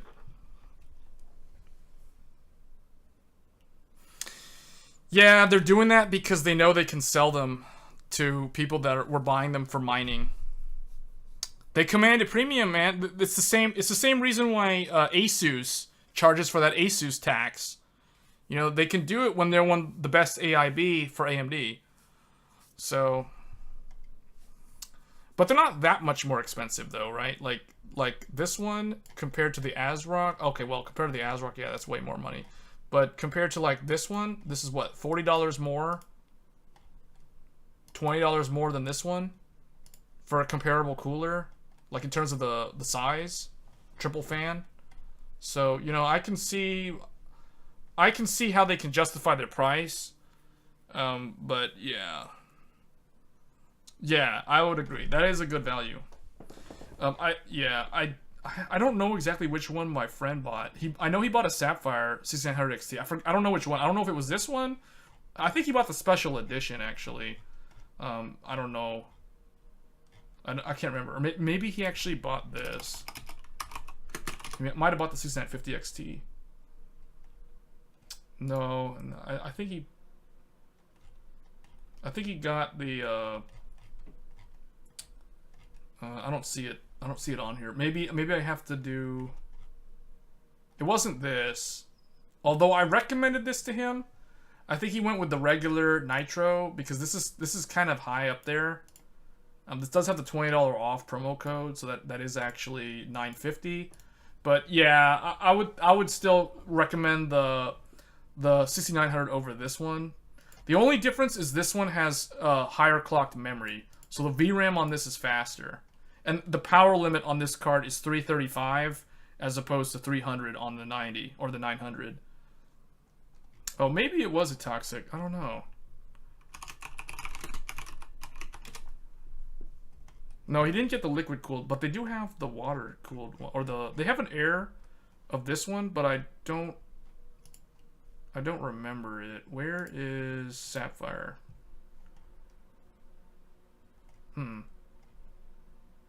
Maybe it was... I'll have to ask him.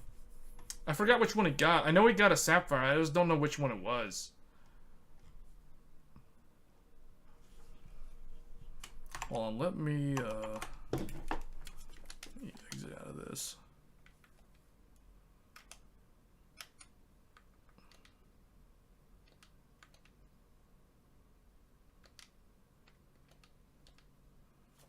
Let me exit out of the game since it's just sitting there idly. Okay. So yeah, ASRock can go up to like 400 watts. Yeah, I don't know much about ASRock. I would say, ASRock. Do they even have 6950 XT? Actually, you know what we should do? We should just do RX 6950 XT. Like, what are all the ones that are available? So, and sold by Newegg. So we got. That's not terrible. Okay, but see, this is better. I mean, this is like $10 more, and then you have the $20 promo code, so this becomes cheaper than this one, and it's superior to it. So I would get this. I mean, maybe he got this actually. I think he might have gotten this one. He told me he got Nitro. He said in his text, I bought a Sapphire Nitro, and I know he was looking at the 6900 and the 6950 XT. So it might have been this one actually, because it has the promo code. Yeah, I think he got this one. I know he didn't get the pure, even though I told him, like, if it was me, and if I told him, like, if AMD wasn't going to announce anything until like CES for the Radeon cards, if it was my money, I'd buy this one. I'd straight up just splurge and get this, even though it's way more than this one. I'd get this just because of all the reviews. This card is probably like the best. This is the pinnacle of RDNA 2. This is the best RDNA 2 GPU ever made. Like, hands down, the best one. I think Gamers Nexus did a teardown of this card. I know Hardware Unboxed did a review of this card. And I know there was a bunch of YouTubers in other languages, like in Japan and Korea. I remember watching the Korean... There's like a Korean tech YouTube channel that I was watching. They were talking about this card, and they really liked this card a lot. Because it's dead silent. It uses way less power than the 3090 Ti most of the time at stock. And, you know, the thermal's less heat because it's less power. You know, there's nothing that you can't dislike about it. I mean, the only thing is the ray tracing is not as good. But again, who cares about ray tracing if you're playing Apex Legends or, you know, the games that I've been showing on stream, for instance. Like, none of these games that I've showcased, like Gundam Evolution, Multiverses, none of these games use ray tracing. So if you overclock to this, it will match that for the most part. Yeah, I guess. That's true. I would say that's pretty accurate. This does have better memory though, so it's like you could still overclock the memory on this card, and then it would still pull ahead, right? So, but you're saving money. So yeah, I get what you're saying. I agree. This has better PCB. You can exactly. You can overclock this one, and then it'll still pull ahead. But yeah, this is the pinnacle, man. This is like the king. This is the king of RDNA 2. This one card. It's just, man. If AMD can come out with a 7900 XT that is within 15% to let's say this, like, if the 7900 XT can be anywhere from -15 to +10, I'll give that range. -15 to +10% over or under the RTX 4090 in pure rasterization performance. And if they can price it at $1,200, so $1,199, basically like the price, basically the MSRP of a 3080 Ti, or, you know, that's actually the same price as the 4080 16 gig, the upcoming true 4080. If they can price it at the same price as the 4080 while being within anywhere from 15% slower to 10% faster than the 4090, I hands down will go with this. I won't try to get a 4090 because you're dealing with way too many scalpers, way too many botnets and everything trying to like grab that card and sell it on eBay for $2,000 or whatever. I don't want to deal with that. Honestly, I'm not going to deal with that. If I can get one of these on launch day, 7900, not this, 7900 XT, Sapphire brand with the pure cooler or the Nitro Plus, whatever they decide to do with the Nitro cooler, that's the one to get. And that's what I'll be getting. I have had so many Sapphire cards over the years, and I have never had a single problem with any of them. I remember when people were complaining about black screen, flickering, whatever with the AMD drivers. Throughout that entire era, I never had that problem. And I am what I consider a power user. I'm using high refresh monitors, multi-monitors, different brand monitors. We got a Sony, we got AOC, we got like a Gone. I had an older Asus one that I used to have. I don't have it anymore. I sold that one off. So like, I do all this stuff with DisplayPort cables, HDMI cables, even like USB-C DisplayPort alt mode. And I never had any of these problems that people experience complaining about like AMD drivers. I have no idea what they're talking about. I've been using AMD for like 10 plus years. Radeon brand, never had any of these problems. Whether I'm on Intel CPU or AMD Ryzen or whatever, never had any of these problems. Always using Sapphire. Never had a problem. Sapphire has tricks, just like EVGA Precision X. So, I don't know, man. Either I'm extremely lucky or people don't know how to use their computer. I don't know what it is. But yeah, if the rumors of this are true, it will have 12K cores. It won't be much slower 4K if it's faster at 1440. So the thing about AMD is AMD, if you guys remember, RDNA 2 versus 30 series at 1080p and 1440p typically the RDNA 2 cards were faster than the equivalent NVIDIA cards.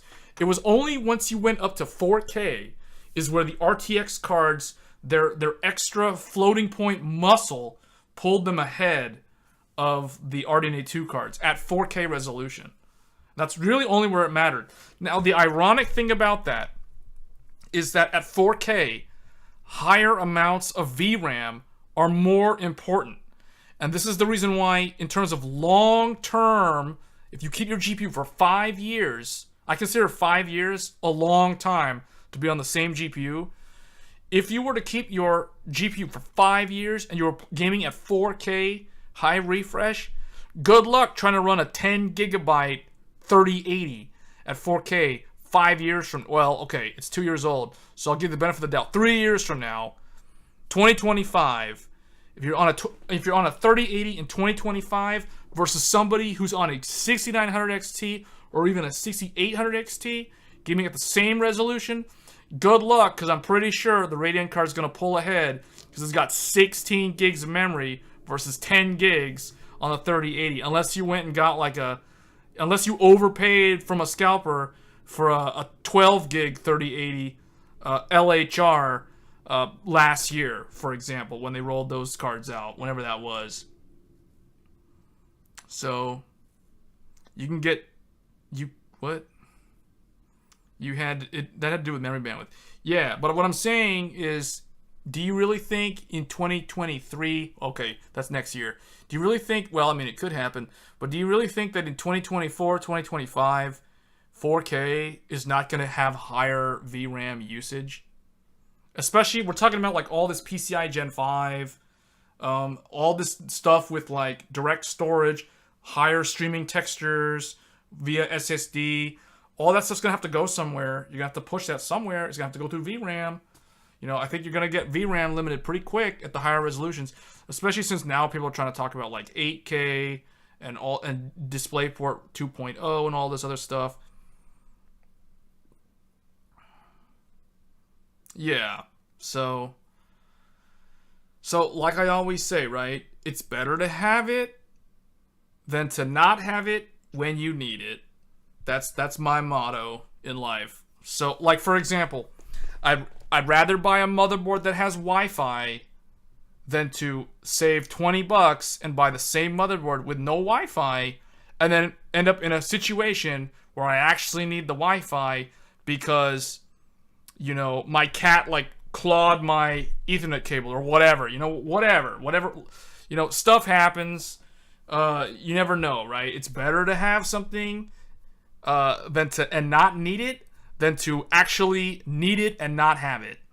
You know, it's a logical thing, right? It's a natural thing. So same deal with the VRAM. I'd rather have 16 gigs of memory for the future than to not have it when I actually need it, right? So I do think that NVIDIA does kind of like kneecap their user base into upgrading GPUs by gimping you on the memory, essentially. That's the way I see it. Like 10 gigs on a 3080, I always saw that as bad value. 12 gigs would have been fine. I was okay with 12 gigs. And that's the reason why I have a 3080 Ti. I do have a 3080 Ti. So let me show people my graphics card collection because people probably joined late in the stream. Is it still up? Hold on. Yeah, so this is my collection. If people want to know what actual GPUs I have, these are my AMD cards, these are my NVIDIA cards, and this is my Intel card. This is what I have. So when I do video reviews, this is my pool of hardware that I can choose from when I review hardware. So I don't really have that many NVIDIA cards, right? Like, so I'm kind of limited because there's a big difference between these two cards. So that's the reason why when I did my review, when I reviewed the A770, I didn't have a lot of options from NVIDIA because it would be very unfair to compare it to this, right? I had to use the 1080. I mean, I was thinking of doing the 970 just to kind of show people like the value proposition because the MSRP of this card back in 2014 was $329, but typically it would go for like $350. So it essentially costs the same amount of money as this for the vast majority of its lifespan. So I kind of feel like maybe I should do that video. Honestly, you guys think I should do a video saying like GTX 970, should you upgrade to an A770? You know, I don't know. I don't know if that would be a good video or not. I still think there's quite a number of people that are still on this card. And this card's somewhat similar to a 1063 gigabyte in terms of the performance. So this kind of can act like a proxy for people who are on a 1063 gig. The people who got scammed into buying a 3 gig 1060 versus the true like 6 gig model. 7600K user. So yeah, Pondy agrees. It's better to have than to not have it and actually need it. For a GPU, it's more important than for overpaying for high-end gen. Yeah, I mean, I guess we'll see. It depends on how game engines change over time, and also not just games, but also how the operating systems change over time. I mean, can you imagine running Windows 11 on a spindle old hard drive? How that would actually work in terms of the loading? Like, because Windows does so many, compared to the old operating system, Windows 11 and Windows 10 have so many background processes that run simultaneously, and they're constantly polling your drive. I can only imagine if your boot drive was an old spindle drive, that would be a nightmare on Windows 11. So it does matter over time. The 6600 is a better option to upgrade from a 970. Yeah, but I don't have one of those. I mean, I could showcase it against this. We've already kind of looked at the price of that, but is the price of this worth it? Like, that's the only thing, right? Like, because this is what, like, we looked at this earlier, and we could find these for like $370, somewhere around there at the lowest. $350 even for some of them. Close, not quite as low as this, but close. Yeah, but see, this thing is a 2080 Ti. This card is this and the 6750. The 6750 XT is literally a 2080 Ti. Same amount of VRAM. They both have 12 gigs of VRAM. This has 12 gigs of VRAM. But this falls a little bit short. Like, in terms of comparison, 2080 Ti versus 6700 XT. Usually the 2080 Ti wins, but not always. It's back and forth. But I would say it's like a 60-40 split, whereas this card beats the 2080 Ti 40% of the time and loses 60% of the time, whereas the 6750 XT is literally like the same as a 2080 Ti. But it doesn't lose to this, so it's a little bit better. The ARC GPU is only good for either a collector's item or to make performance videos on YouTube.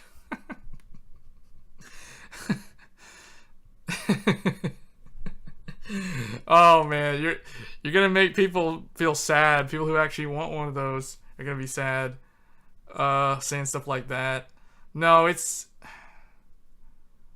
I won't say that. It's too early to say, right? It just needs time to mature. The GPU just needs to grow. It's like it just needs better drivers. It just needs a lot of work on the driver side. The hardware's solid. So far, it seems pretty reliable. It's just the driver behavior is just kind of all over the place. It's such a mess right now. But like I said, you know, in previous videos, if you have ARC, and if you don't mess with it, like you don't overclock it, you don't use any of the features, most likely if you're just playing games with it, it'll be fine. You might encounter some weird like color banding or weird texture problems. Like I saw a problem with Witcher 3. I mean, I remember Linus when he did that side-by-side comparison. If you go watch his video where they were doing a stream where they were streaming like 3060 versus ARC A770, when they played Witcher 3, they ran into the exact same problem that I ran into. In fact, I think they saw it in multiple games. But I remember when I was benchmarking Witcher 3, there was a problem where when you go inside a building and the amount of luminance in the scene changes, it gets really dark on the Arc GPU. It's like overly dark. It overly saturates the black levels, the gray levels. It's just, yeah, I don't know. Things like that are going to need to be fixed. Because that's definitely a rendering bug. Making good software is harder. Yeah. Yeah, it can be. The Arc GPU is only good for either. You're talking about the Linus video? Yeah. No, I saw that video. And when I was benchmarking Witcher 3 for the review that I did, I remember when I was like, is this how it's supposed to look? And then, because, you know, I did all my benchmarking on the Arc all in a row, like from one game to the next, until I was done. And then I would turn off the computer, swap out the GPU, right? Then when I started testing the next GPU, when I got around to Witcher 3, I was like, okay, this is how I thought it was supposed to look. I hadn't played Witcher 3 in a long time, but I was like, that's how it's supposed to look. Not like what I just saw on the Arc GPU. You know, stuff like that. So, oh, the Edda Prime video? I'll have to check that out. Yeah, but see, those are the sort of problems like that Arc needs to fix, but you just gotta give them time. It's the same thing with like the new, like, for example, 13th gen Intel. There's weird like hiccups with the Z790 boards right now. There's some kind of weird power throttling problem where I don't know what triggers it, but if you put your computer to sleep and you wake it up, for some reason, everything feels so sluggish. And when I open Task Manager, I see the E-cores, all 16 E-cores are like 40% load, and the P-cores are like parked. I'm like, what are you doing? What is this? What is Windows 10 doing? It does not know how to use the CPU. So I reboot the computer, and the problem's fixed. So I don't know if it's like a motherboard UEFI problem or Windows 10 sleep issue with the new not knowing what the E-cores are. I don't know what the problem is. I already tried to reach out to find out if from Intel if Windows 10 can utilize Thread Director on 13th gen, because I already know that 12th gen doesn't work with Windows 10 with the Thread Director, and they told me that the response to me was something along the lines of users of 13th owners of 13th gen will be able to benefit from the architectural improvements when pairing it up with a Windows 10 or Linux-based PC. However, we recommend Windows 11 for the best experience. That was the response I got from Intel when I was asking about whether or not the E-cores are actually like recognized by Windows 10. So basically, the bottom line is they're not. It's the same as it was with Alder Lake. So that's kind of disappointing. But I didn't really expect much, because it's really up to Microsoft to, I guess, tune the OS. And as far as I know, Microsoft considers Windows 10 dead. So it's like they're only going to focus everything on Windows 11 and maybe whatever they're working on Windows 12. So very, very disappointing. But see, I was thinking about disabling the E-cores, because that's exactly what I did for my 12700K. I literally ran the 12700K pretty much the entire time that I've ever had that CPU without any of the E-cores turned on. I literally turned all of them off, because every time I would play Final Fantasy XIV, if I was doing a long session, like I'm saying like 4 hours plus of playing that game in a single sitting, every so often, randomly, the game would hard crash with a fatal error, and it would crash a desktop, and I have to log back in. And it would only happen when I was using the Alder Lake CPU. And I assumed the problem was, and I said this on a previous stream, that for some reason the OS would push a task to an E-core, and because the E-core was running at like 3-point-something gigahertz versus like 5.1 or 2 or whatever the P-core was running at, that difference in the speed, that translates into difference in latency. Maybe the game engine on the server side didn't like that, so it would just like crash randomly. But usually it would probably handle it, but then at some point it wouldn't handle it and it would crash. So the only way I was able to fix it was turn off all the E-cores, and I never saw the problem after I turned off all the E-cores. Now, the reason... Yeah, I know about that ring bus speed being faster when you turn the E-cores off. Yeah, I was going to say that. But the thing is,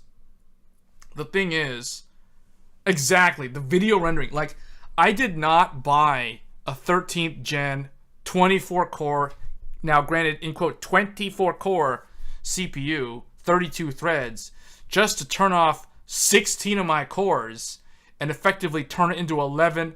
I don't want to turn my 13900K into an 11900K on a 10 nanometer node.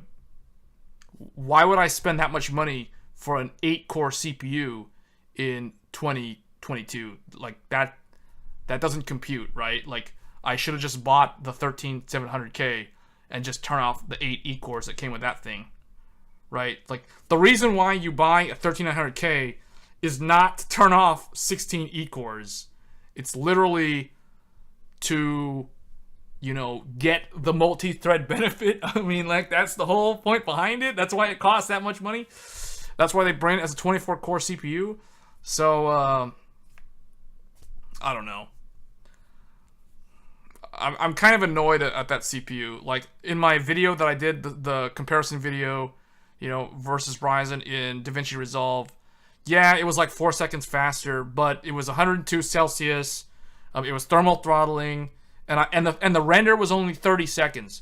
Now, granted, the render was it was like 32 seconds for Intel, 36 seconds for Ryzen, and Intel was thermal throttling at 102C, and it was literally 30 minutes. It wasn't even a minute, and it's already thermal throttling. Like, what? What is this? Like, I don't know. That's ridiculous. I'm going to have to do a video, like, messing with power limiting, because I'm probably going to test Ryzen in eco mode, but the problem is if I want to compare the two of them with eco mode, I have to figure out how to tune the Intel so that it's consuming, or that it's power limited to the same TDP as the Ryzen CPU. Now, I don't know if I need to do that, like, because AMD... well, no, that's not true, because AMD is like 170 watt TDP. So I don't know. I have to look into that. I have to figure out how to tune them so that I can get the same thermal performance. I guess what I need to do is not so much the power, it's the thermal that I'm concerned about. Like, for example, if I want both of them to not exceed 85 Celsius or 90 Celsius, I need to somehow enforce a thermal limit on the processor. Yeah, I know you can enforce the PL1 and the PL2, but I'm more concerned with the temperature. Like, I want to target a certain temperature and then see what happens when you don't allow both CPUs to exceed, say, 75 Celsius or 85 Celsius. Because both of them run so hot, you might as well just say 85 Celsius or 90 Celsius, right? Like, that's what I'd have to do. So, I'll have to probably mess with that. That'll be an interesting video, though, to compare. It's just kind of annoying to compare those two CPUs because I use both of them. I use one of them for work, and I use the other one as, like, the other main desktop. So every time I want to do, like, a video where I want to compare those two CPUs, I have to disconnect my entire setup, you know, and put it on the test bench side by side with those two monitors, so I can do the shoot where they're side by side.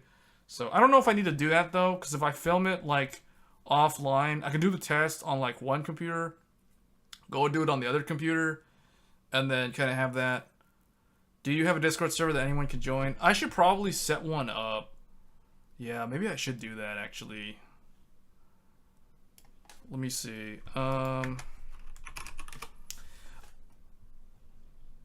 Yeah, let me set one of those up. I did have one before, like a long time ago, and I still use it, but in terms of like one for this YouTube channel, I should probably get one of those set up. So yeah, I'll probably do that. Let me just make a note of that for next time.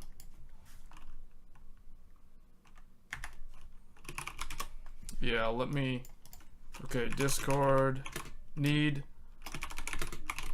Discord server for the channel. I have one. I gotta go and like find it. But yeah, I'll get one of those set up, and I'll start putting those in the YouTube description for the channel. Okay, so I'll get one of those set up. Okay, so I've noted that. Yeah, I think at this point, though, we kind of talked about all the things. So that 10-core CPU is going to be interesting if it's actually a real thing. Otherwise, I do think they're going to have a 3D Vcache in Q1 of next year. So this will probably... This alone will become the best gaming CPU. But this, to me, is a little bit more interesting. Because I think this will be... probably better than the 13700K in most cases, but except multi-thread, because the 13700K is 24 threads. So we'll see. I don't know. The M27Q.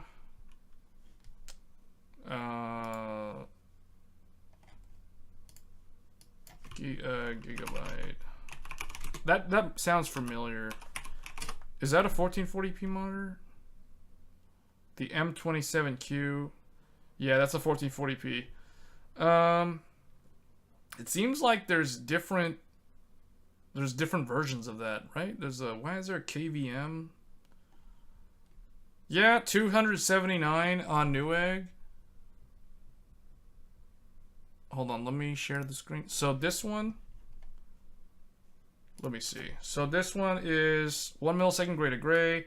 So it's exactly the same as the AOC monitor that I was talking about earlier. This is the color space. DisplayPort 1.4. I mean, 1080, 1440, that's fine. Okay, 2x HDMI, 3 USB, 1 Type-C. So this is pretty much the same as the monitor that I was talking about earlier, except this is a 27-inch. But, you know, it's very hard to find a 24-inch these days. If I was going to buy 27-inch, I would go 4K over 1440p. For 1440p, I would aim for 24-inch, but they're almost impossible to find. So I guess this might be the only option. This one? 2 HDMI, 1 DisplayPort, 1 U. Yeah, I guess this one's good. I mean, I don't see anything wrong with it. Does it have built-in speakers? Not that that really matters too much, but, you know, like I said, right? It's better to have it than to not have it when you need it. If you're troubleshooting your headphones, not working. Let's see, does it have built-in speakers? It has the audio out.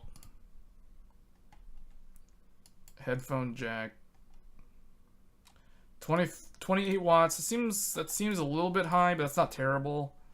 Because typically 1440, this is for like 4K.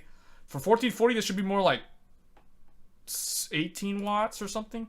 But that's fine. That's not terrible. Okay, yeah, it's got built-in speakers. Okay, and it's got the VESA mount. That was the other thing that I was going to look for.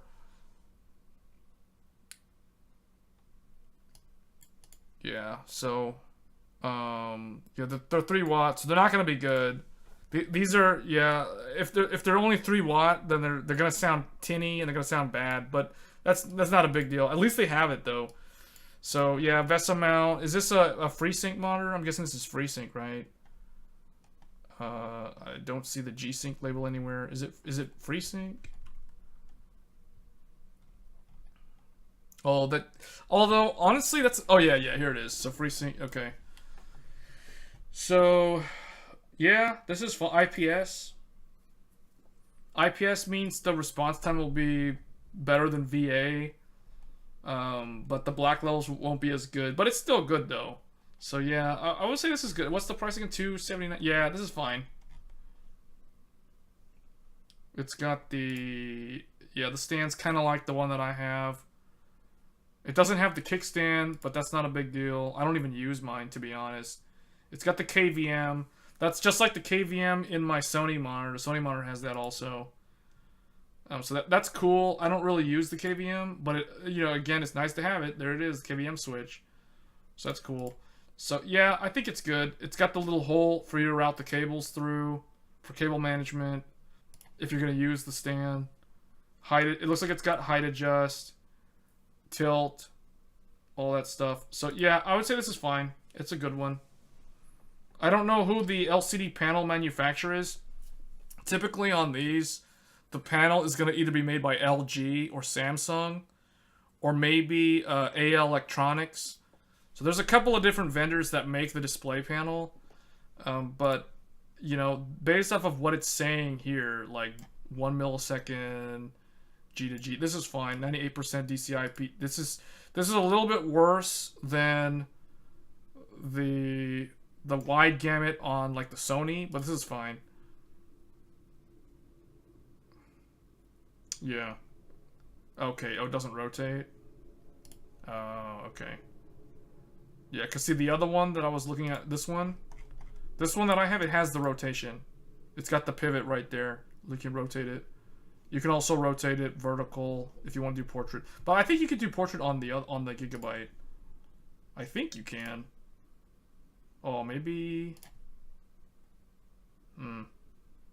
I think it can. It looks like it can.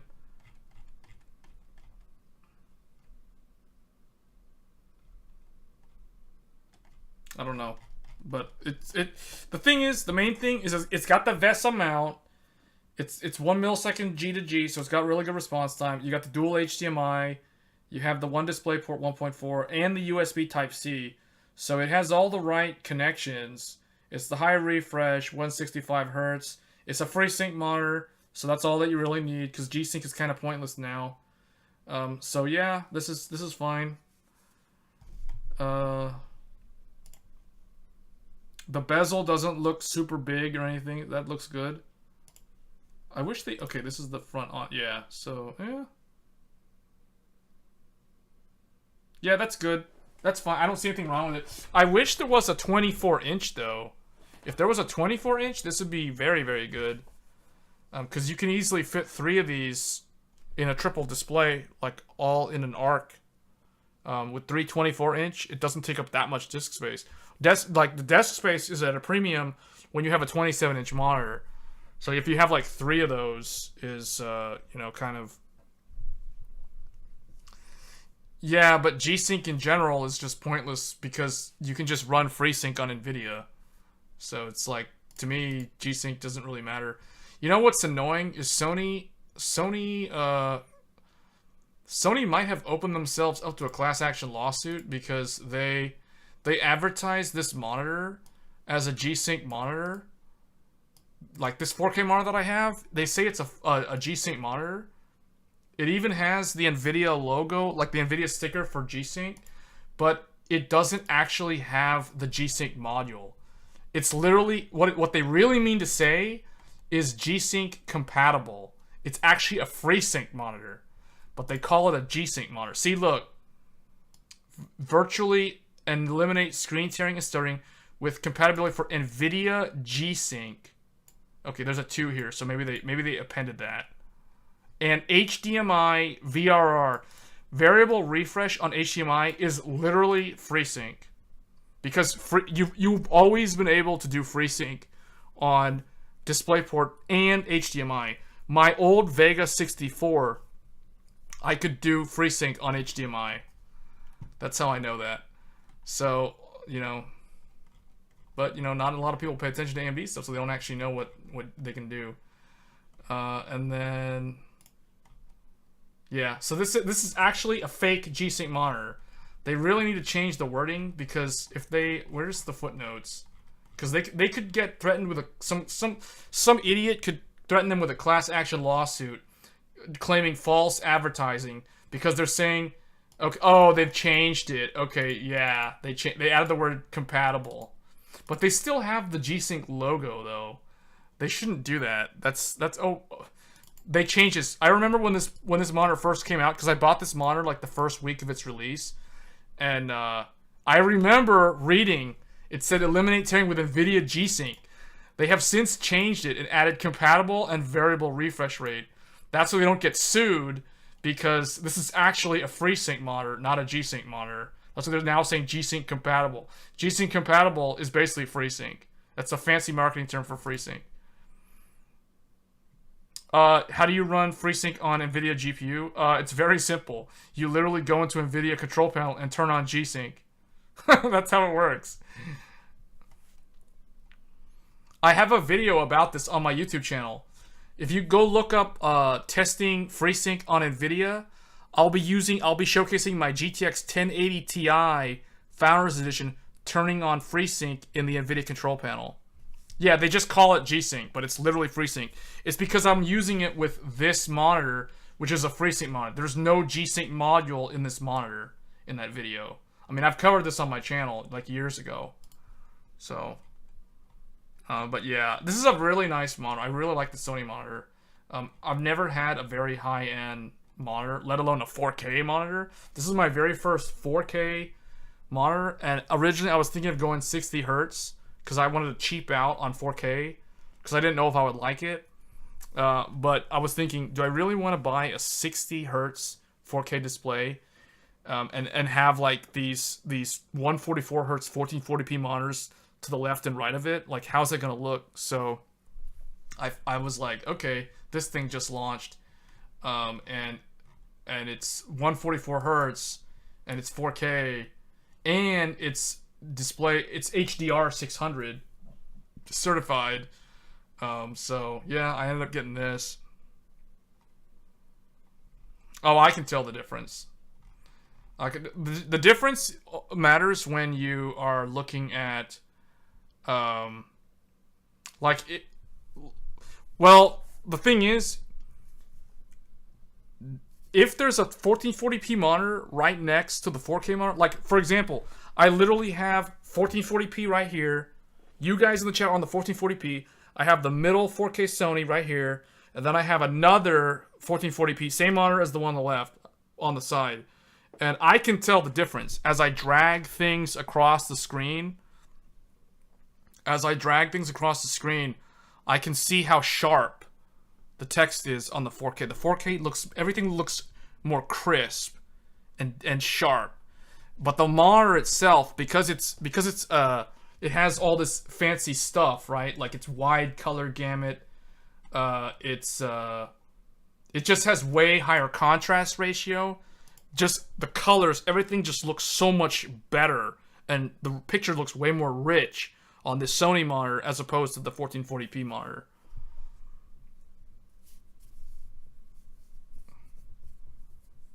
Yeah, no, it definitely makes a difference. Like, I can tell the difference like almost instantly. Like when I upgraded to it, because I was thinking of getting 4K for like the last 2 years. Like back when the 3080, when the 30 series came out, that was when in my mind I was thinking about making the jump to 4K.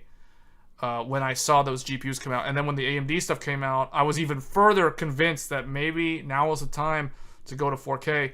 But then the problem was, like, I wasn't convinced because none of the 4K monitors at the time, like in 2020, made sense to me. Like they were either really, really expensive or they lacked things that I wanted. But then if they had the things that I wanted, they were really expensive, like over $1,300 expensive.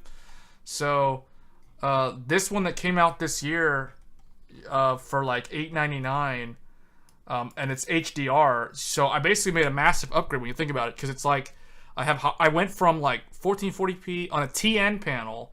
My 1440p monitors are TN panels, not IPS, not VA. So I went from TN to IPS, because the Sony's an IPS. Same refresh rate, 4K resolution, but now I have HDR. So this is the first time I have the benefit of HDR, the tone mapping, all that good stuff, the wide color gamut. Everything just looks so much better on this monitor. Like I was just straight up impressed. I was like, okay, this is why it's $900. Now I know why. The full array local dimming. If you guys watch Hardware Unboxed did a very good review on this Sony monitor. And that wasn't the reason why I bought it, but you know, when I bought the monitor and then I watched the review, I further realized, okay, I made a good choice, because it's a good one that they recommend. And I think there was a lot of other outlets that did cover this monitor too, because there was a bit of marketing hype behind this monitor, you know, because it looks like a PS5. It has that same color as the black and white, the weird looking stand. You know, and it's a Sony, so you know that's typically a good brand in terms of quality. So their TVs are pretty good. So yeah, so I finally was like, okay, this is the sign that the writing's on the wall, that it's finally time for me to make the jump to 4K. So I finally did it, and it was the right size, because I didn't want anything above 27 inch.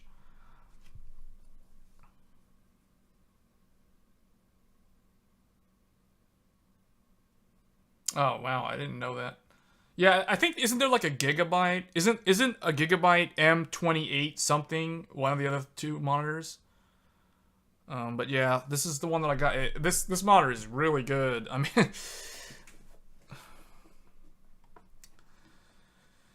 because I think now, personally, guys, like I know Pandi was saying he wants to go 1440p. 1440p is good.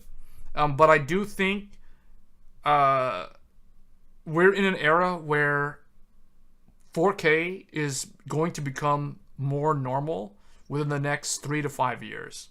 Let's put it that way. I'll say that.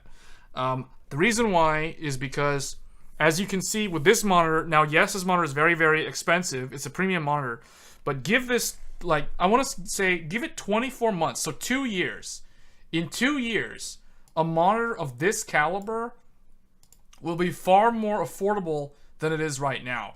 And I think that is the reason why I really feel like we're moving into the 4K era of gaming and just in general consumption. Not just gaming, but like 4K streaming, Netflix, you know, Disney Plus, YouTube Premium, all this other stuff, like Hulu, whatever, HBO, all that stuff. Like 4K is becoming far more mainstream now, that I feel like anyone who's thinking of going to 1440p, if you have the budget, I'll put it this way: if you're on 1080p and you're thinking of making the jump to 2K, aka 1440p, and you have good vision,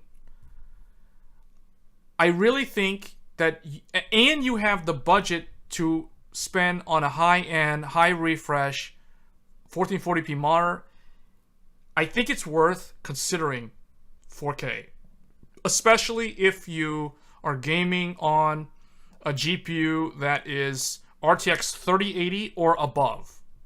Okay, if you're on 3080 Ti, if you're on 6900, 6800 XT, 6950 XT, if you're thinking of, if you're even contemplating the idea of getting an RTX 4090 within the next year or two, definitely look at, or especially if you're thinking of getting a 4090 or maybe a new RDNA 3 GPU within the next 3 months, definitely consider a 4K monitor. It's not for everybody, I'll say that, so you definitely want to go into a Best Buy and you want to evaluate this in person, or if you know a friend who already has a 4K monitor, you definitely want to do some tests, because I was on the fence for 2 years trying to decide if I should make the jump to 4K from 1440p. But in my mind, we're kind of past the 1440p era. We're now definitely moving into the 4K era. You refuse to watch 4K movies below 50 gigabytes?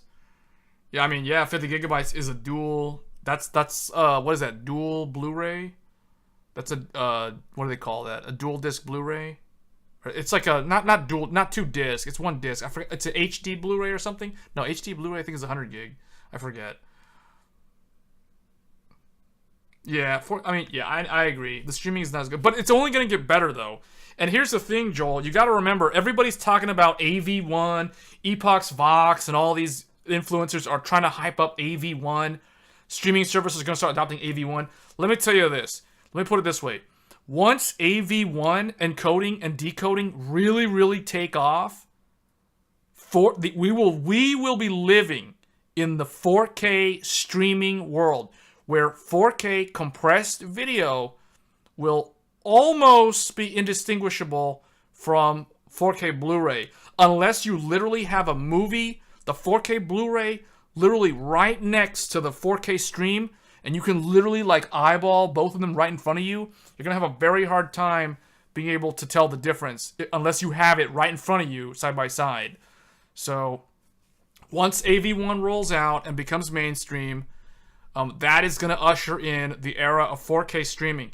And my only thing is, if you want to get a 1440p monitor today, knowing that we're moving into 4K, do you really want to be on a 2K monitor having to stream 4K in a what do you call it? A downscaled window, like a downscaled viewport?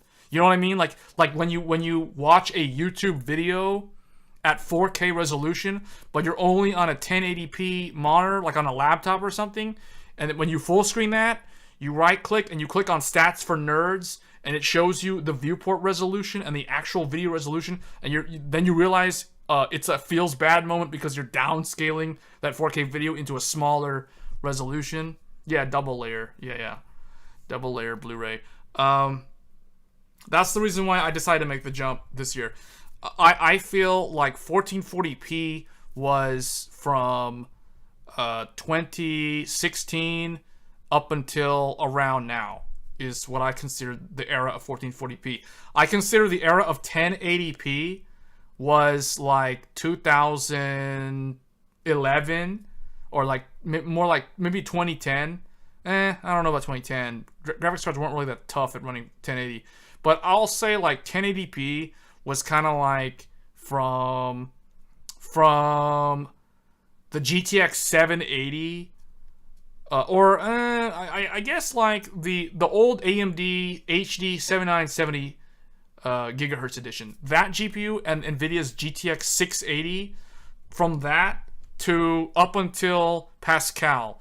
So GTX 680, 780, 980 to 1080. That was like the 1080p era. I really feel like when the GTX 1080 came out, and Jensen Huang like went on stage and revealed the Founders Edition, and he was like, the GTX 1080, the new king, $699, and people like cheered and roared in the crowd like it was the best thing since sliced bread. Like during that moment when he did that, I thought to myself, this is it. This is gonna bring in 1440p. 1440p is here. And that was in 2016. And I made the jump to 1440p the following year, in 2017, along the launch of Final Fantasy 14. Man, I can't. What was it? Not Heaven Sword. Blood. What was the name of that second expansion? Heaven Sword Blood? Stormblood. Final Fantasy 14 Stormblood.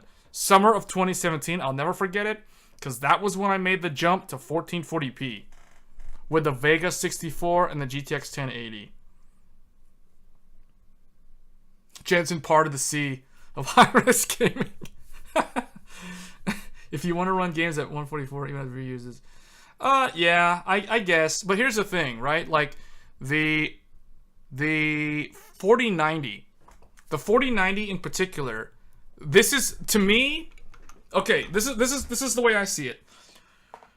When Jensen announced GTX 1080, got on stage, showed it off, everybody cheered, and I was thinking, here we go. 1440p is finally here. We finally have a GPU that can do 1440p max settings without any problem. But we're not at 4K, right? So at the time, the 4090 is the same exact inflection point in history. So the GTX 1080 ushered in 1440p gaming, high refresh, for pretty much all the games of the time. And then 1080 Ti a year later, like, basically solidified that claim for the long run, right? So now we come to a time where the 4090 comes out. And again, the 4090, you guys have seen the reviews, how it pretty much crushes through everything. And even if your CPU bottlenecked, the 4090 in some cases is so fast that it just brute forces that average FPS like all the way to the max. And when I saw that, the same thing that I said in 2016, I'm saying it again. We are now in the 4K era. Because 1080 Pascal, aka the 10 series of NVIDIA GPUs, that ushered in the 1440p era. Here we are with 40 series, and we're going now into the 4K era. Yeah, but that's because Cyberpunk is, you know, it's Cyberpunk, right? It's Cyberpunk. I mean, Cyberpunk is basically the Crisis right now. Like, that's the Crisis game. Yeah, so we're pretty much there. Like, Cyberpunk, you know, just turn the ray tracing setting down to performance, and it's fine. So that's why I feel like we're living in the 4K world now. That's the way I see it, because I can pretty much guarantee you, the next series after the 40 series, expect NVIDIA to be pushing like 8K scenarios. They're gonna really start trying to market 8K gaming and 8K video footage and 8K this and 8K that. Like that's where we're gonna be headed. And I think for the second half of this decade will be the attempt to push performance to the 8K tier. Not without scaling. It will become mainstream, but the thing is, with the way operating systems work today, it won't work. It's not feasible. They have to redo the way that they do, you know, the DPI scaling, the pixel per inch. Like, the way that's calculated will have to change. You can do 8K on 27-inch, but like I said, the way that the operating system, the way Windows and Mac and Linux, the way that they scale the icons, the application windows, the way web browsers will render the web pages, the size of the buttons, the size of the font, like the way that they scale to 8K will have to be very, very different from the way it is right now. So, no, it'll eventually become a thing, but it will, because I think the theoretical limit of the human eye being able to distinguish a pixel, I think I read somewhere that it's 16K. Once you go above 16K, the human eye can no longer distinguish an image of pixels from like what is physically in reality. So I think 16K was the number that I remember. Maybe it was 32K or maybe 20 something K, but it's somewhere around there. So definitely 8K is doable between them though on 27-inch. Maybe. Well, I don't know about that. I don't know about that, because like I just said, they say that the human eye, the ability to distinguish pixels from one another on a grid, the limit is around 16K for someone with normal 20/20 vision. So we'll see. I don't know. I think we're gonna have to go through another, like, in terms of innovation, we're going to have to, something's going to have to change in the display world. Like, the way they build display panels, display technology in general is going to have to change. You know, there's already OLED. OLED is already becoming a thing, but it's very expensive. Stuff like that, I think, is probably going to be the next realm of where we go. It's going to be like 4K OLED, and then they'll start ramping up to higher resolutions. Yeah, no, I think up to 16K. A human eye is capable of distinguishing the difference. So, yeah, I kind of agree with Kevin on that one.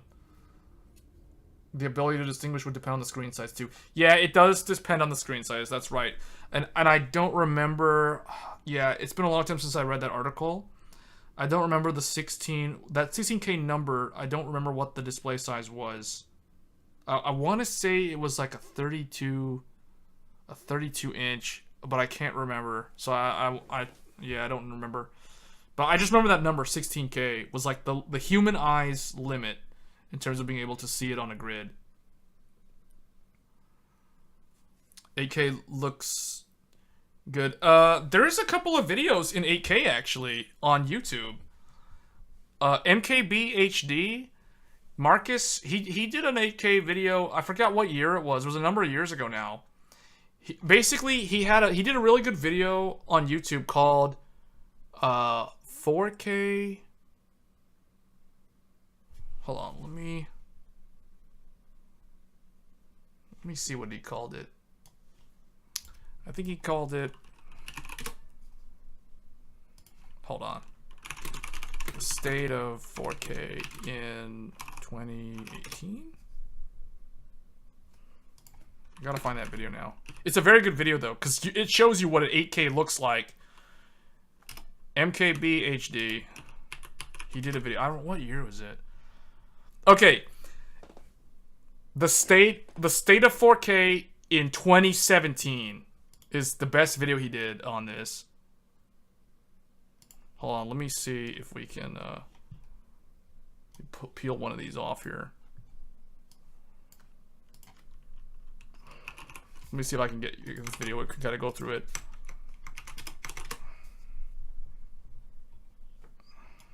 Hold up. See if I can get this video to run on stream so you guys can see it. Yeah, it was 2017 was the video. Okay, let me see if I can get this on here so you guys can see it. No, that's not showing up. Here, let's do this. I'm gonna set it to 8K. I'm probably gonna fail miserably trying to stream this. This isn't gonna work. But look, 4320p, 4320p, 8K, and the video is called "The State of 4K in 2017 in 8K." Hey, what is up guys, I'm KBHD here, and in years past we've had a 4K smartphone, and then we also got tons of 4K cameras to put video and content on those 4K screens. So 4K mirrorless cameras, DSLRs, and even the ones in our pockets. It's too much bandwidth. It's too much bandwidth. Hold on, let's keep it going. Shooting 4K. There's even 4K webcams now, so you can do Skypes or FaceTimes in glorious high definition. But you guys probably don't see the difference because it's you know, it's YouTube compression. The fact that I'm streaming it and it's streaming onto my computer, that I'm redoing it to the internet. You know, it's... If you wanted to, that option's there. So it kind of seems like pretty much everyone's making some sort of consumer 4K camera, except Canon. So in last year's State of 4K video, we came to the conclusion that pretty much everything is better in 4K. And that's still true, but now that it's 2017, it's kind of time to take a look at the bleeding edge getting pushed a little further out, and we can see what's beyond 4K. Hold on, I'm checking first of all, what is a K? I know most of you know, but for the sake of simplicity, it represents about 1,000 horizontal pixels. So 1920 by 1080 is about 2,000 pixels wide, so we can call it 2K. 4K is 3840 by 2160, so... Now granted, this is a... Let me turn the volume down a little bit. Yeah. Let me turn that down. It was too loud. Okay. Now, granted, I am streaming this to you guys on a Ryzen 7950X. And here, let me start playing the video again. I'll look at the task manager. So, again, about 4,000 pixels. Okay, this CPU is only doing 7%. Okay, you may have seen my recent video about 7%. The LG it looks 5K like display. One, this is a monitor 2, 3, with a resolution 4, more 5. than 4,000 pixels wide. 4 to 5 it's a 5120 by 2880 panel. So 5K, which is actually a tessellation of 4 times 2560 by 1440. And it works great. A single Thunderbolt 3 cable can push that video resolution. You get a native 4K window with room around it to spare. It's an awesome setup. So 5K exists, and that's great. Beyond that, we don't really have that many 6K or 7K resolution monitors. So he's talking about... Now, there is a comment in here... So that brings us right to 8K. So 8K is 4 times 4K. Yeah, so look at that. 7680. Oh, you know what? I completely forgot about 5K. We're probably going to go to 5K next instead of 8K. I think that's probably more realistic. But again, I think we do need some changes to display technology, and especially to the operating system, to how it scales stuff. But I do think that like, man, I'm actually surprised. My GPU is barely even breaking the sweat. decoding this video, and the thing is, the CPU is only using like 4 cores to play back the video, and it's only like, the cores aren't even that high. It looks like about 15-20% on those 4 cores, so it's like the average is like 6% CPU utilization on the Ryzen 9. Man, I remember when I played this video at 8K back in 2017, just to see what happens, and I was using a when did this video come out? February. But I don't think I saw this video until later in that year. I think I was playing this on I was playing this back on my R9 Fury at the time. I was using the R9 Fury. And then, because I then went from that to a GTX 1080. And yeah, I was watching this video in 2017 on a R9 Fury. That same exact Sapphire Tri-Ace that I showed you guys earlier was what I was using at the time. And it could play it back just fine. And I was rocking I think I watched this video in like April or May, and I had first gen Ryzen. Oh yeah, it was the 1800X. 1800X plus R9 Fury was when I first watched this video. 4320. There are some 8K screens out there in the world. Wikipedia has a little list of pretty much every single. No, it's playing it back. Announced, and there's about a dozen of them right now. But we did see a couple of these 8K TVs at CES again this year, and that's kind of the it is at 8K though. See right here. You see them 4320p 8K. That's the quality that I'm playing this back. Let me see the stats for nerds. Barely ever even 4K, and I'm gonna say there's a grand total of probably less than 100 8K videos on all of YouTube, including this one. So what's the deal? What are they even showing on these 8K TVs? Oh, you know what?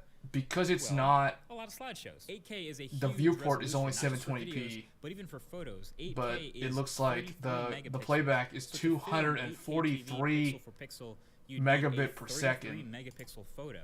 So the easiest way to just play demo material at the 8K TV. But this was back in 2017. That was like what, 5 years ago? Really high-res photos. And if you're lucky, yeah, this was like 5 years ago. Of really high-res photos. And that's the. But anyway, like that's the thing. Like he does talk about the GPU, and he's like, if you're trying to watch this in 4K or 8K, I'm sorry. He apologizes in the video. He's like, I'm sorry about your GPU, because most GPUs back then would struggle to run this, and CPUs, especially laptops, would max out trying to decode this video.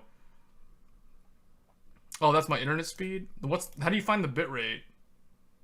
This can't be my internet speed, because my internet speed is faster than that. So you can't see the bitrate? I thought it would show you the bitrate, because that's actually what I want to see. So I don't know. High tech and the bleeding edge of tech. For all those high-tech 4K displays, we do have a whole bunch of high-tech 4K cameras to capture video to be shown on them, and that's awesome. But for all the bleeding-edge 8K TVs we have out there, the couple that exist, there are almost no video cameras out there ready to shoot 8K video. But yeah, that's pretty interesting, right? So, but I think it gets the point across. Like, I do feel like this was 5 years ago, and this was shot in 8K. So, you know, in 5 more years, will it be more feasible? I don't know. Maybe we're gonna move to 5K first. But the way I see it, it took about something like 5-6 years to master 1080p, and then it took like again another 5-6 years to master 1440p, and then now we're moving into 4K. See, so what I mean by that is, if you look at, like, for example, if we just kind of cut the decade up into like, hold on, like, can we, no, that's not what I wanted to do. I guess show this again. Yeah, so let me move this. Like, if we, the way I see it, it's kind of like from like 2010 to 2016 roughly. I think this was the 1080p era, like in terms of being able to master the resolution, meaning being able to have most people be able to play games at 1080p 60 FPS without too much trouble, right? Like, it took this amount of time, it took that span of time to master that. And then what's the thing that released in this year? The GTX 1080 and the 1070, the 1060, the Radeon RX 480. You had the Fury before that, the 470. So you had available options to do 1080p, 60 FPS, and even beyond that, because the 1080 was way overkill back then for 1080p. And even today, for 1080p, most of the time the GTX 1080 is fine, unless you're missing out on ray tracing and the newer stuff. But at the end of the day, it's still fine. Which means a GPU released in 2016 that can still handle this resolution today, right? So that's what I mean when I say that. So what was the other thing that came out this year? Well, the PlayStation 4 Pro came out this year. And the Pro, unlike the original PS3, could actually do 1080p most of the time, although the FPS was kind of unstable. It would drop below 60. I mean, in some cases, it was still locked to 30 FPS. But it was a much better experience on the Pro than on the original PS3, which was released in 2013, so during this time frame. So, you do the next year, so what, 2017 to, I'll say, well, we're kind of at the end of this year, but we'll say 2023, or we'll just say 2022. So this 5-year block is 5 to 6 years, right? Just like this, so 5 to 6 years, 5 to 6 years again. So this is what I consider the 1440p era. And then now, with next year and beyond, now we're in the 2160p era. So that's the way I see it. Network activity is the bandwidth or bitrate of the video. Oh. Network activity.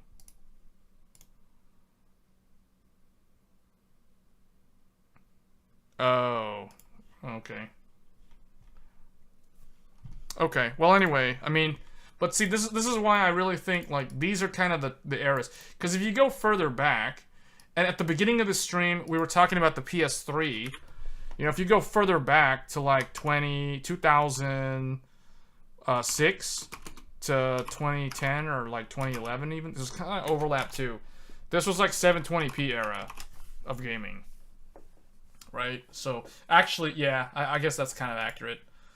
Because most laptops back then, laptops in this era were 720p. Typically, there was 1280 by 800 or 1366 by 768.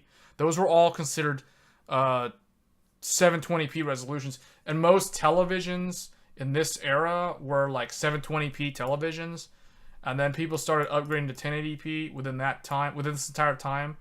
And then now, everyone wants to go to 4K when it comes to a TV. And then I think, see, this is why I'm saying, the era of 2K, of 1440p, is already kind of, well past its prime, in my opinion. I could be wrong, but to me it makes sense. And what are the signs when it comes to GPUs? If we look at NVIDIA, because NVIDIA is the market leader, we'll just use them as a reference point.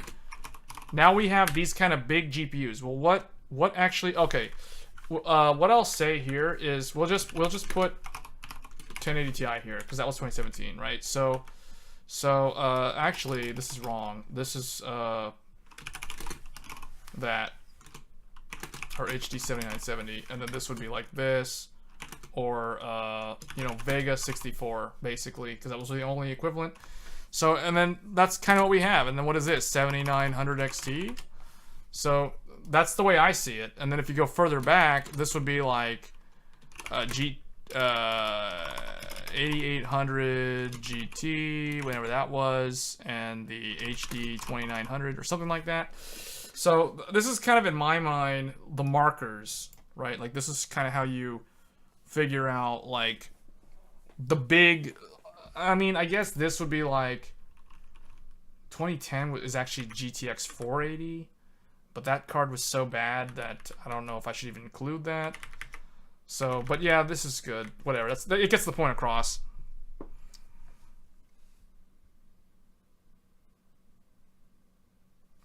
That's what I'm saying, right?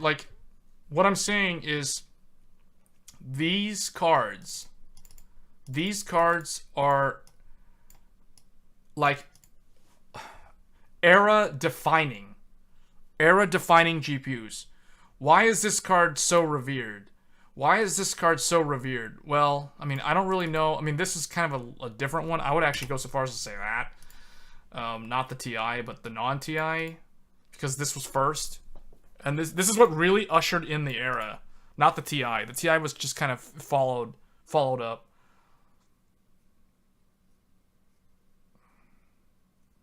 Yeah, so do I. I mean, I consider it. Because look, what I'm saying is that if you have a GPU... If you have a GPU that is better than these, this resolution is fine. This should be your target resolution. If you have a GPU that is equal or better than these, but not as good as this, so think of it like math. Like, if X is greater than this, but less than this, then this is the target resolution. Right? So it's like if we're doing this like math, it would be like GTX 680 less than X is less than, or okay, I guess I should say, well, we'll just say less than or whatever, right? So versus this. If your GPU is greater than this, less than this is your target resolution. Implies 1080p is your target resolution. This is interesting. I've never actually derived things like this before, but I'm surprised how I'm shocked that this actually makes sense. This actually makes sense. It's so weird, right? This is actually making sense, which is really weird deriving this mathematically. The 1080 is going to struggle with 1080p on games like Plague Tale Requiem, though. Yeah, and over time, that is true. That's going to become a thing, right? But like games that, like for example, Cyberpunk is a good example. Cyberpunk, the 1080 and the Vega struggle with Cyberpunk at 1440p. They struggle with that game at their target resolution. So, but what I'm saying is that you got to remember, I'm talking about when these cards were new. When these cards were new. In the starting year was when they were most relevant, and you could run the top games at the time at the max settings at that resolution and get a good experience. That's what I'm saying. That's what this is saying. This isn't saying that you will be able to run brand new games in 2023 with this old GPU from 2016, 2017, and you can have a good experience at the target resolution. That's not what this is saying. This is talking about the era of when they were relevant and the target resolution that they targeted when they were developed by the engineers. Yeah, and that's what I'm talking about. Because, see, we're kind of moving into this era, right? Where now this GPU, a GPU of this power, is able to mainstream this resolution. Or it's able to handle games at this resolution without many issues, without having to dial back graphical settings. Because remember, when the 1080 came out, you could max all your games like Witcher 3, Overwatch, all those games of that era, PUBG, etc. Although PUBG ran like trash, I know that, but that was not the GPU's fault. At 1440p, and it was fine. It was fine for what it was during that era where it was relevant. So where it was the bleeding edge, and that's what this is trying to illustrate. I don't know about that. I don't consider the 1080 Ti a 4K GPU at all. In my mind, this is what I think. This one, I still strongly believe this was the first true 60 4K 60 GPU. This is what I believe. I mean, you don't have to agree with me. This is what I think. That was the first true 4K 60 of its time. I don't consider the 1080 Ti a true 4K GPU. Now, this was short-lived because this wasn't really that good. It was very expensive, $1,200, and no one really cared about it. It didn't really sell that well. So, yeah, no, I mean, I still consider 1080 Ti a 1440p graphics card, even when it was new. But the thing is, that's the reason why during this time, like, I didn't really consider I didn't consider 4K at all. Like during, can you imagine trying to get a 4K monitor in 2017? Well, you would have to pair it up with the 1080 Ti, and even then, you weren't able to get the best experience at all in all games. At the time, you were still having to immediately sacrifice on settings for certain things. There would be dips below 60 often at 4K. I'm talking about 4K, not 1440. Yeah, it's a little bit better. This was the first true 4K, but remember, like we just said, the 1080 struggles in new games at the at these resolutions. The same is true of this. This struggles at 4K in modern titles. That's the reason why this was, in my opinion, this was just a little too early. It was ahead of its time, and therefore, you know, it just wasn't really good value, and it was just too early to go to 4K. In 2018, no, we were still in the 1440p era, so it's like, yeah, no. So really, what I want to say is the RTX 3090 and 6900 XT, these were the real, like, true 4K. Or the real 4K 60. Like, these are the real 4K 60. Like, you can do 4K 60 with these GPUs in pretty much all cases, except maybe ray tracing. But that is such an edge case, still, even in today's standards. But this GPU, the 4090, this is what brings in high refresh 4K gaming. And that's why the key is high refresh of that resolution, of the target resolution. See, the difference between these GPUs and this GPU is these are what I consider 4K 60. This is a high refresh 4K GPU. So this is the GPU that is the one that marks the era, because this was a high refresh 1440p GPU. It was not just a 1440p, 60 GPU. By today's standards it is, but, back when it was new, back when it was relevant, it was a high refresh 1440p. Same deal if you were to pair it up with like this. Not for long though. Well, the 1080 Ti fixed that, right? The 1080 Ti was still a 10 series GPU, and it fixed the problem. 1080 Ti was the real high refresh 1440p GPU, but it came out the following year, which was 2017. Because remember, this is actually from 2016. The 1080 Ti is 2017. So it's still Pascal. Bottom line is 10 series Pascal achieved the objective. The objective being high refresh 1440p gaming. So Quake 2 RTX is more demanding than Cyberpunk if it was on Unreal Engine 5.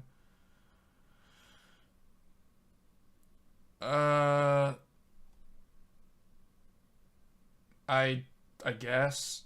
I mean, I don't know if that's a true statement, because Quake 2 is such an old game.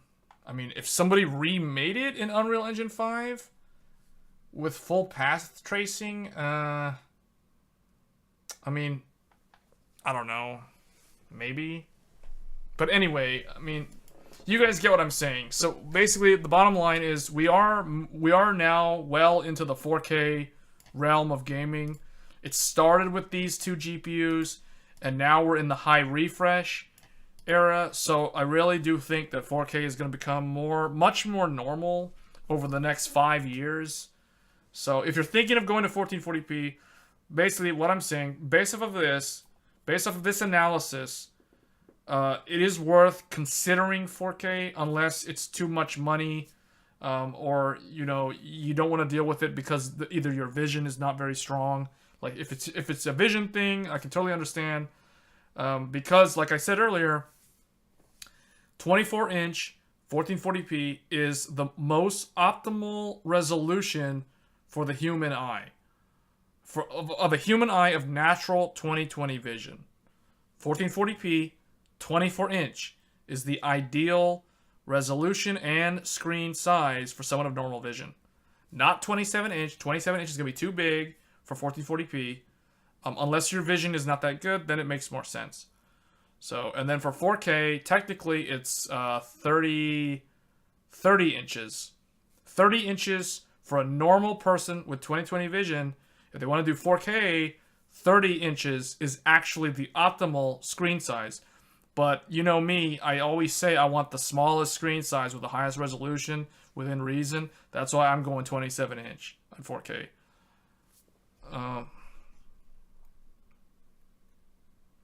Yeah, I mean, yeah. I guess.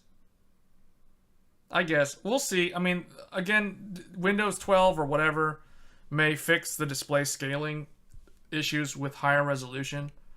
But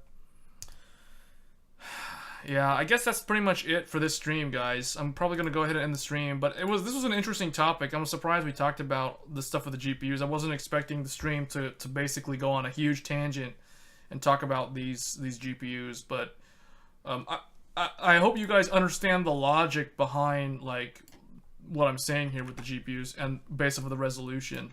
Because in my mind, it's strange how it actually does make logical sense. And I wasn't even expecting that. I just this kind of dawned on me as like a conclusion here. But yeah, in terms of that upcoming like 10 core, this would be an interesting thing if this is actually a thing. I'm gonna go ahead and like save this image actually, because if those leaks are true, and if I guess right, like, because remember, I don't have any leaks. I'm not Moore's Law is dead, so I don't have any insider knowledge. I'm just going off a logical like analysis. This is a 7600X. This is a 7300X, assuming it actually exists. So if they connect those two together, you can get this out of that. So I kind of think that might be what they're doing. They're basically like harvesting one of their 7600s and then harvesting a 7300 and then basically bolting them together and selling it as this. So I don't know. I could be completely wrong, and they could be doing like a 5-core CCD plus another 5-core CCD, which might be a more balanced approach. But I'm just kind of thinking like from a cost perspective, it makes more sense economically to do what I just said, like this design. But anyway, that's going to be it for this stream. I'll finish up like the list of ray tracing things I want to test for the Arc GPU. We might do another gaming stream with the Arc GPU in the near future. And I may want to try 13900K, but so far I don't like the temps on that CPU. So yeah, all 7000 series are APU right now. They don't really consider them an APU. They consider them the same as the Intel. The iGPU and the Uncore are down here. So yeah, you do have the onboard graphics in the chiplet down here. But the thing is, it's very, very small. It's like two RDNA 2 cores. So it's not really that strong as an APU. At least that's what AMD says. But yeah. But anyway, guys, that's going to be it for this stream. I hope you guys found this very insightful, I guess. But yeah, expect to see more content on the channel pertaining to CPUs, GPUs, motherboards, the upcoming products from like RDNA 3, any kind of like Ryzen potential CPUs. I may also look at the Intel stuff. But yeah, there's definitely going to be more content on Arc A770 in the near future. So, yeah, we'll see. Yeah, only 2 CUs on the IGP, so not worth it for an APU, but it's still good to have, right? Again, it's better to have it and to not need it than to not have it when you actually need it. So that's my words of advice. And with that, I'm going to go ahead and get on out of here. Again, I thank everybody for watching, and it was fun, like, talking with people in the chat. I'll look into the Discord thing to kind of set one of those up for everybody in here. And with that, I'm going to go ahead and end the stream, and I'll catch you guys in the next one. Thanks.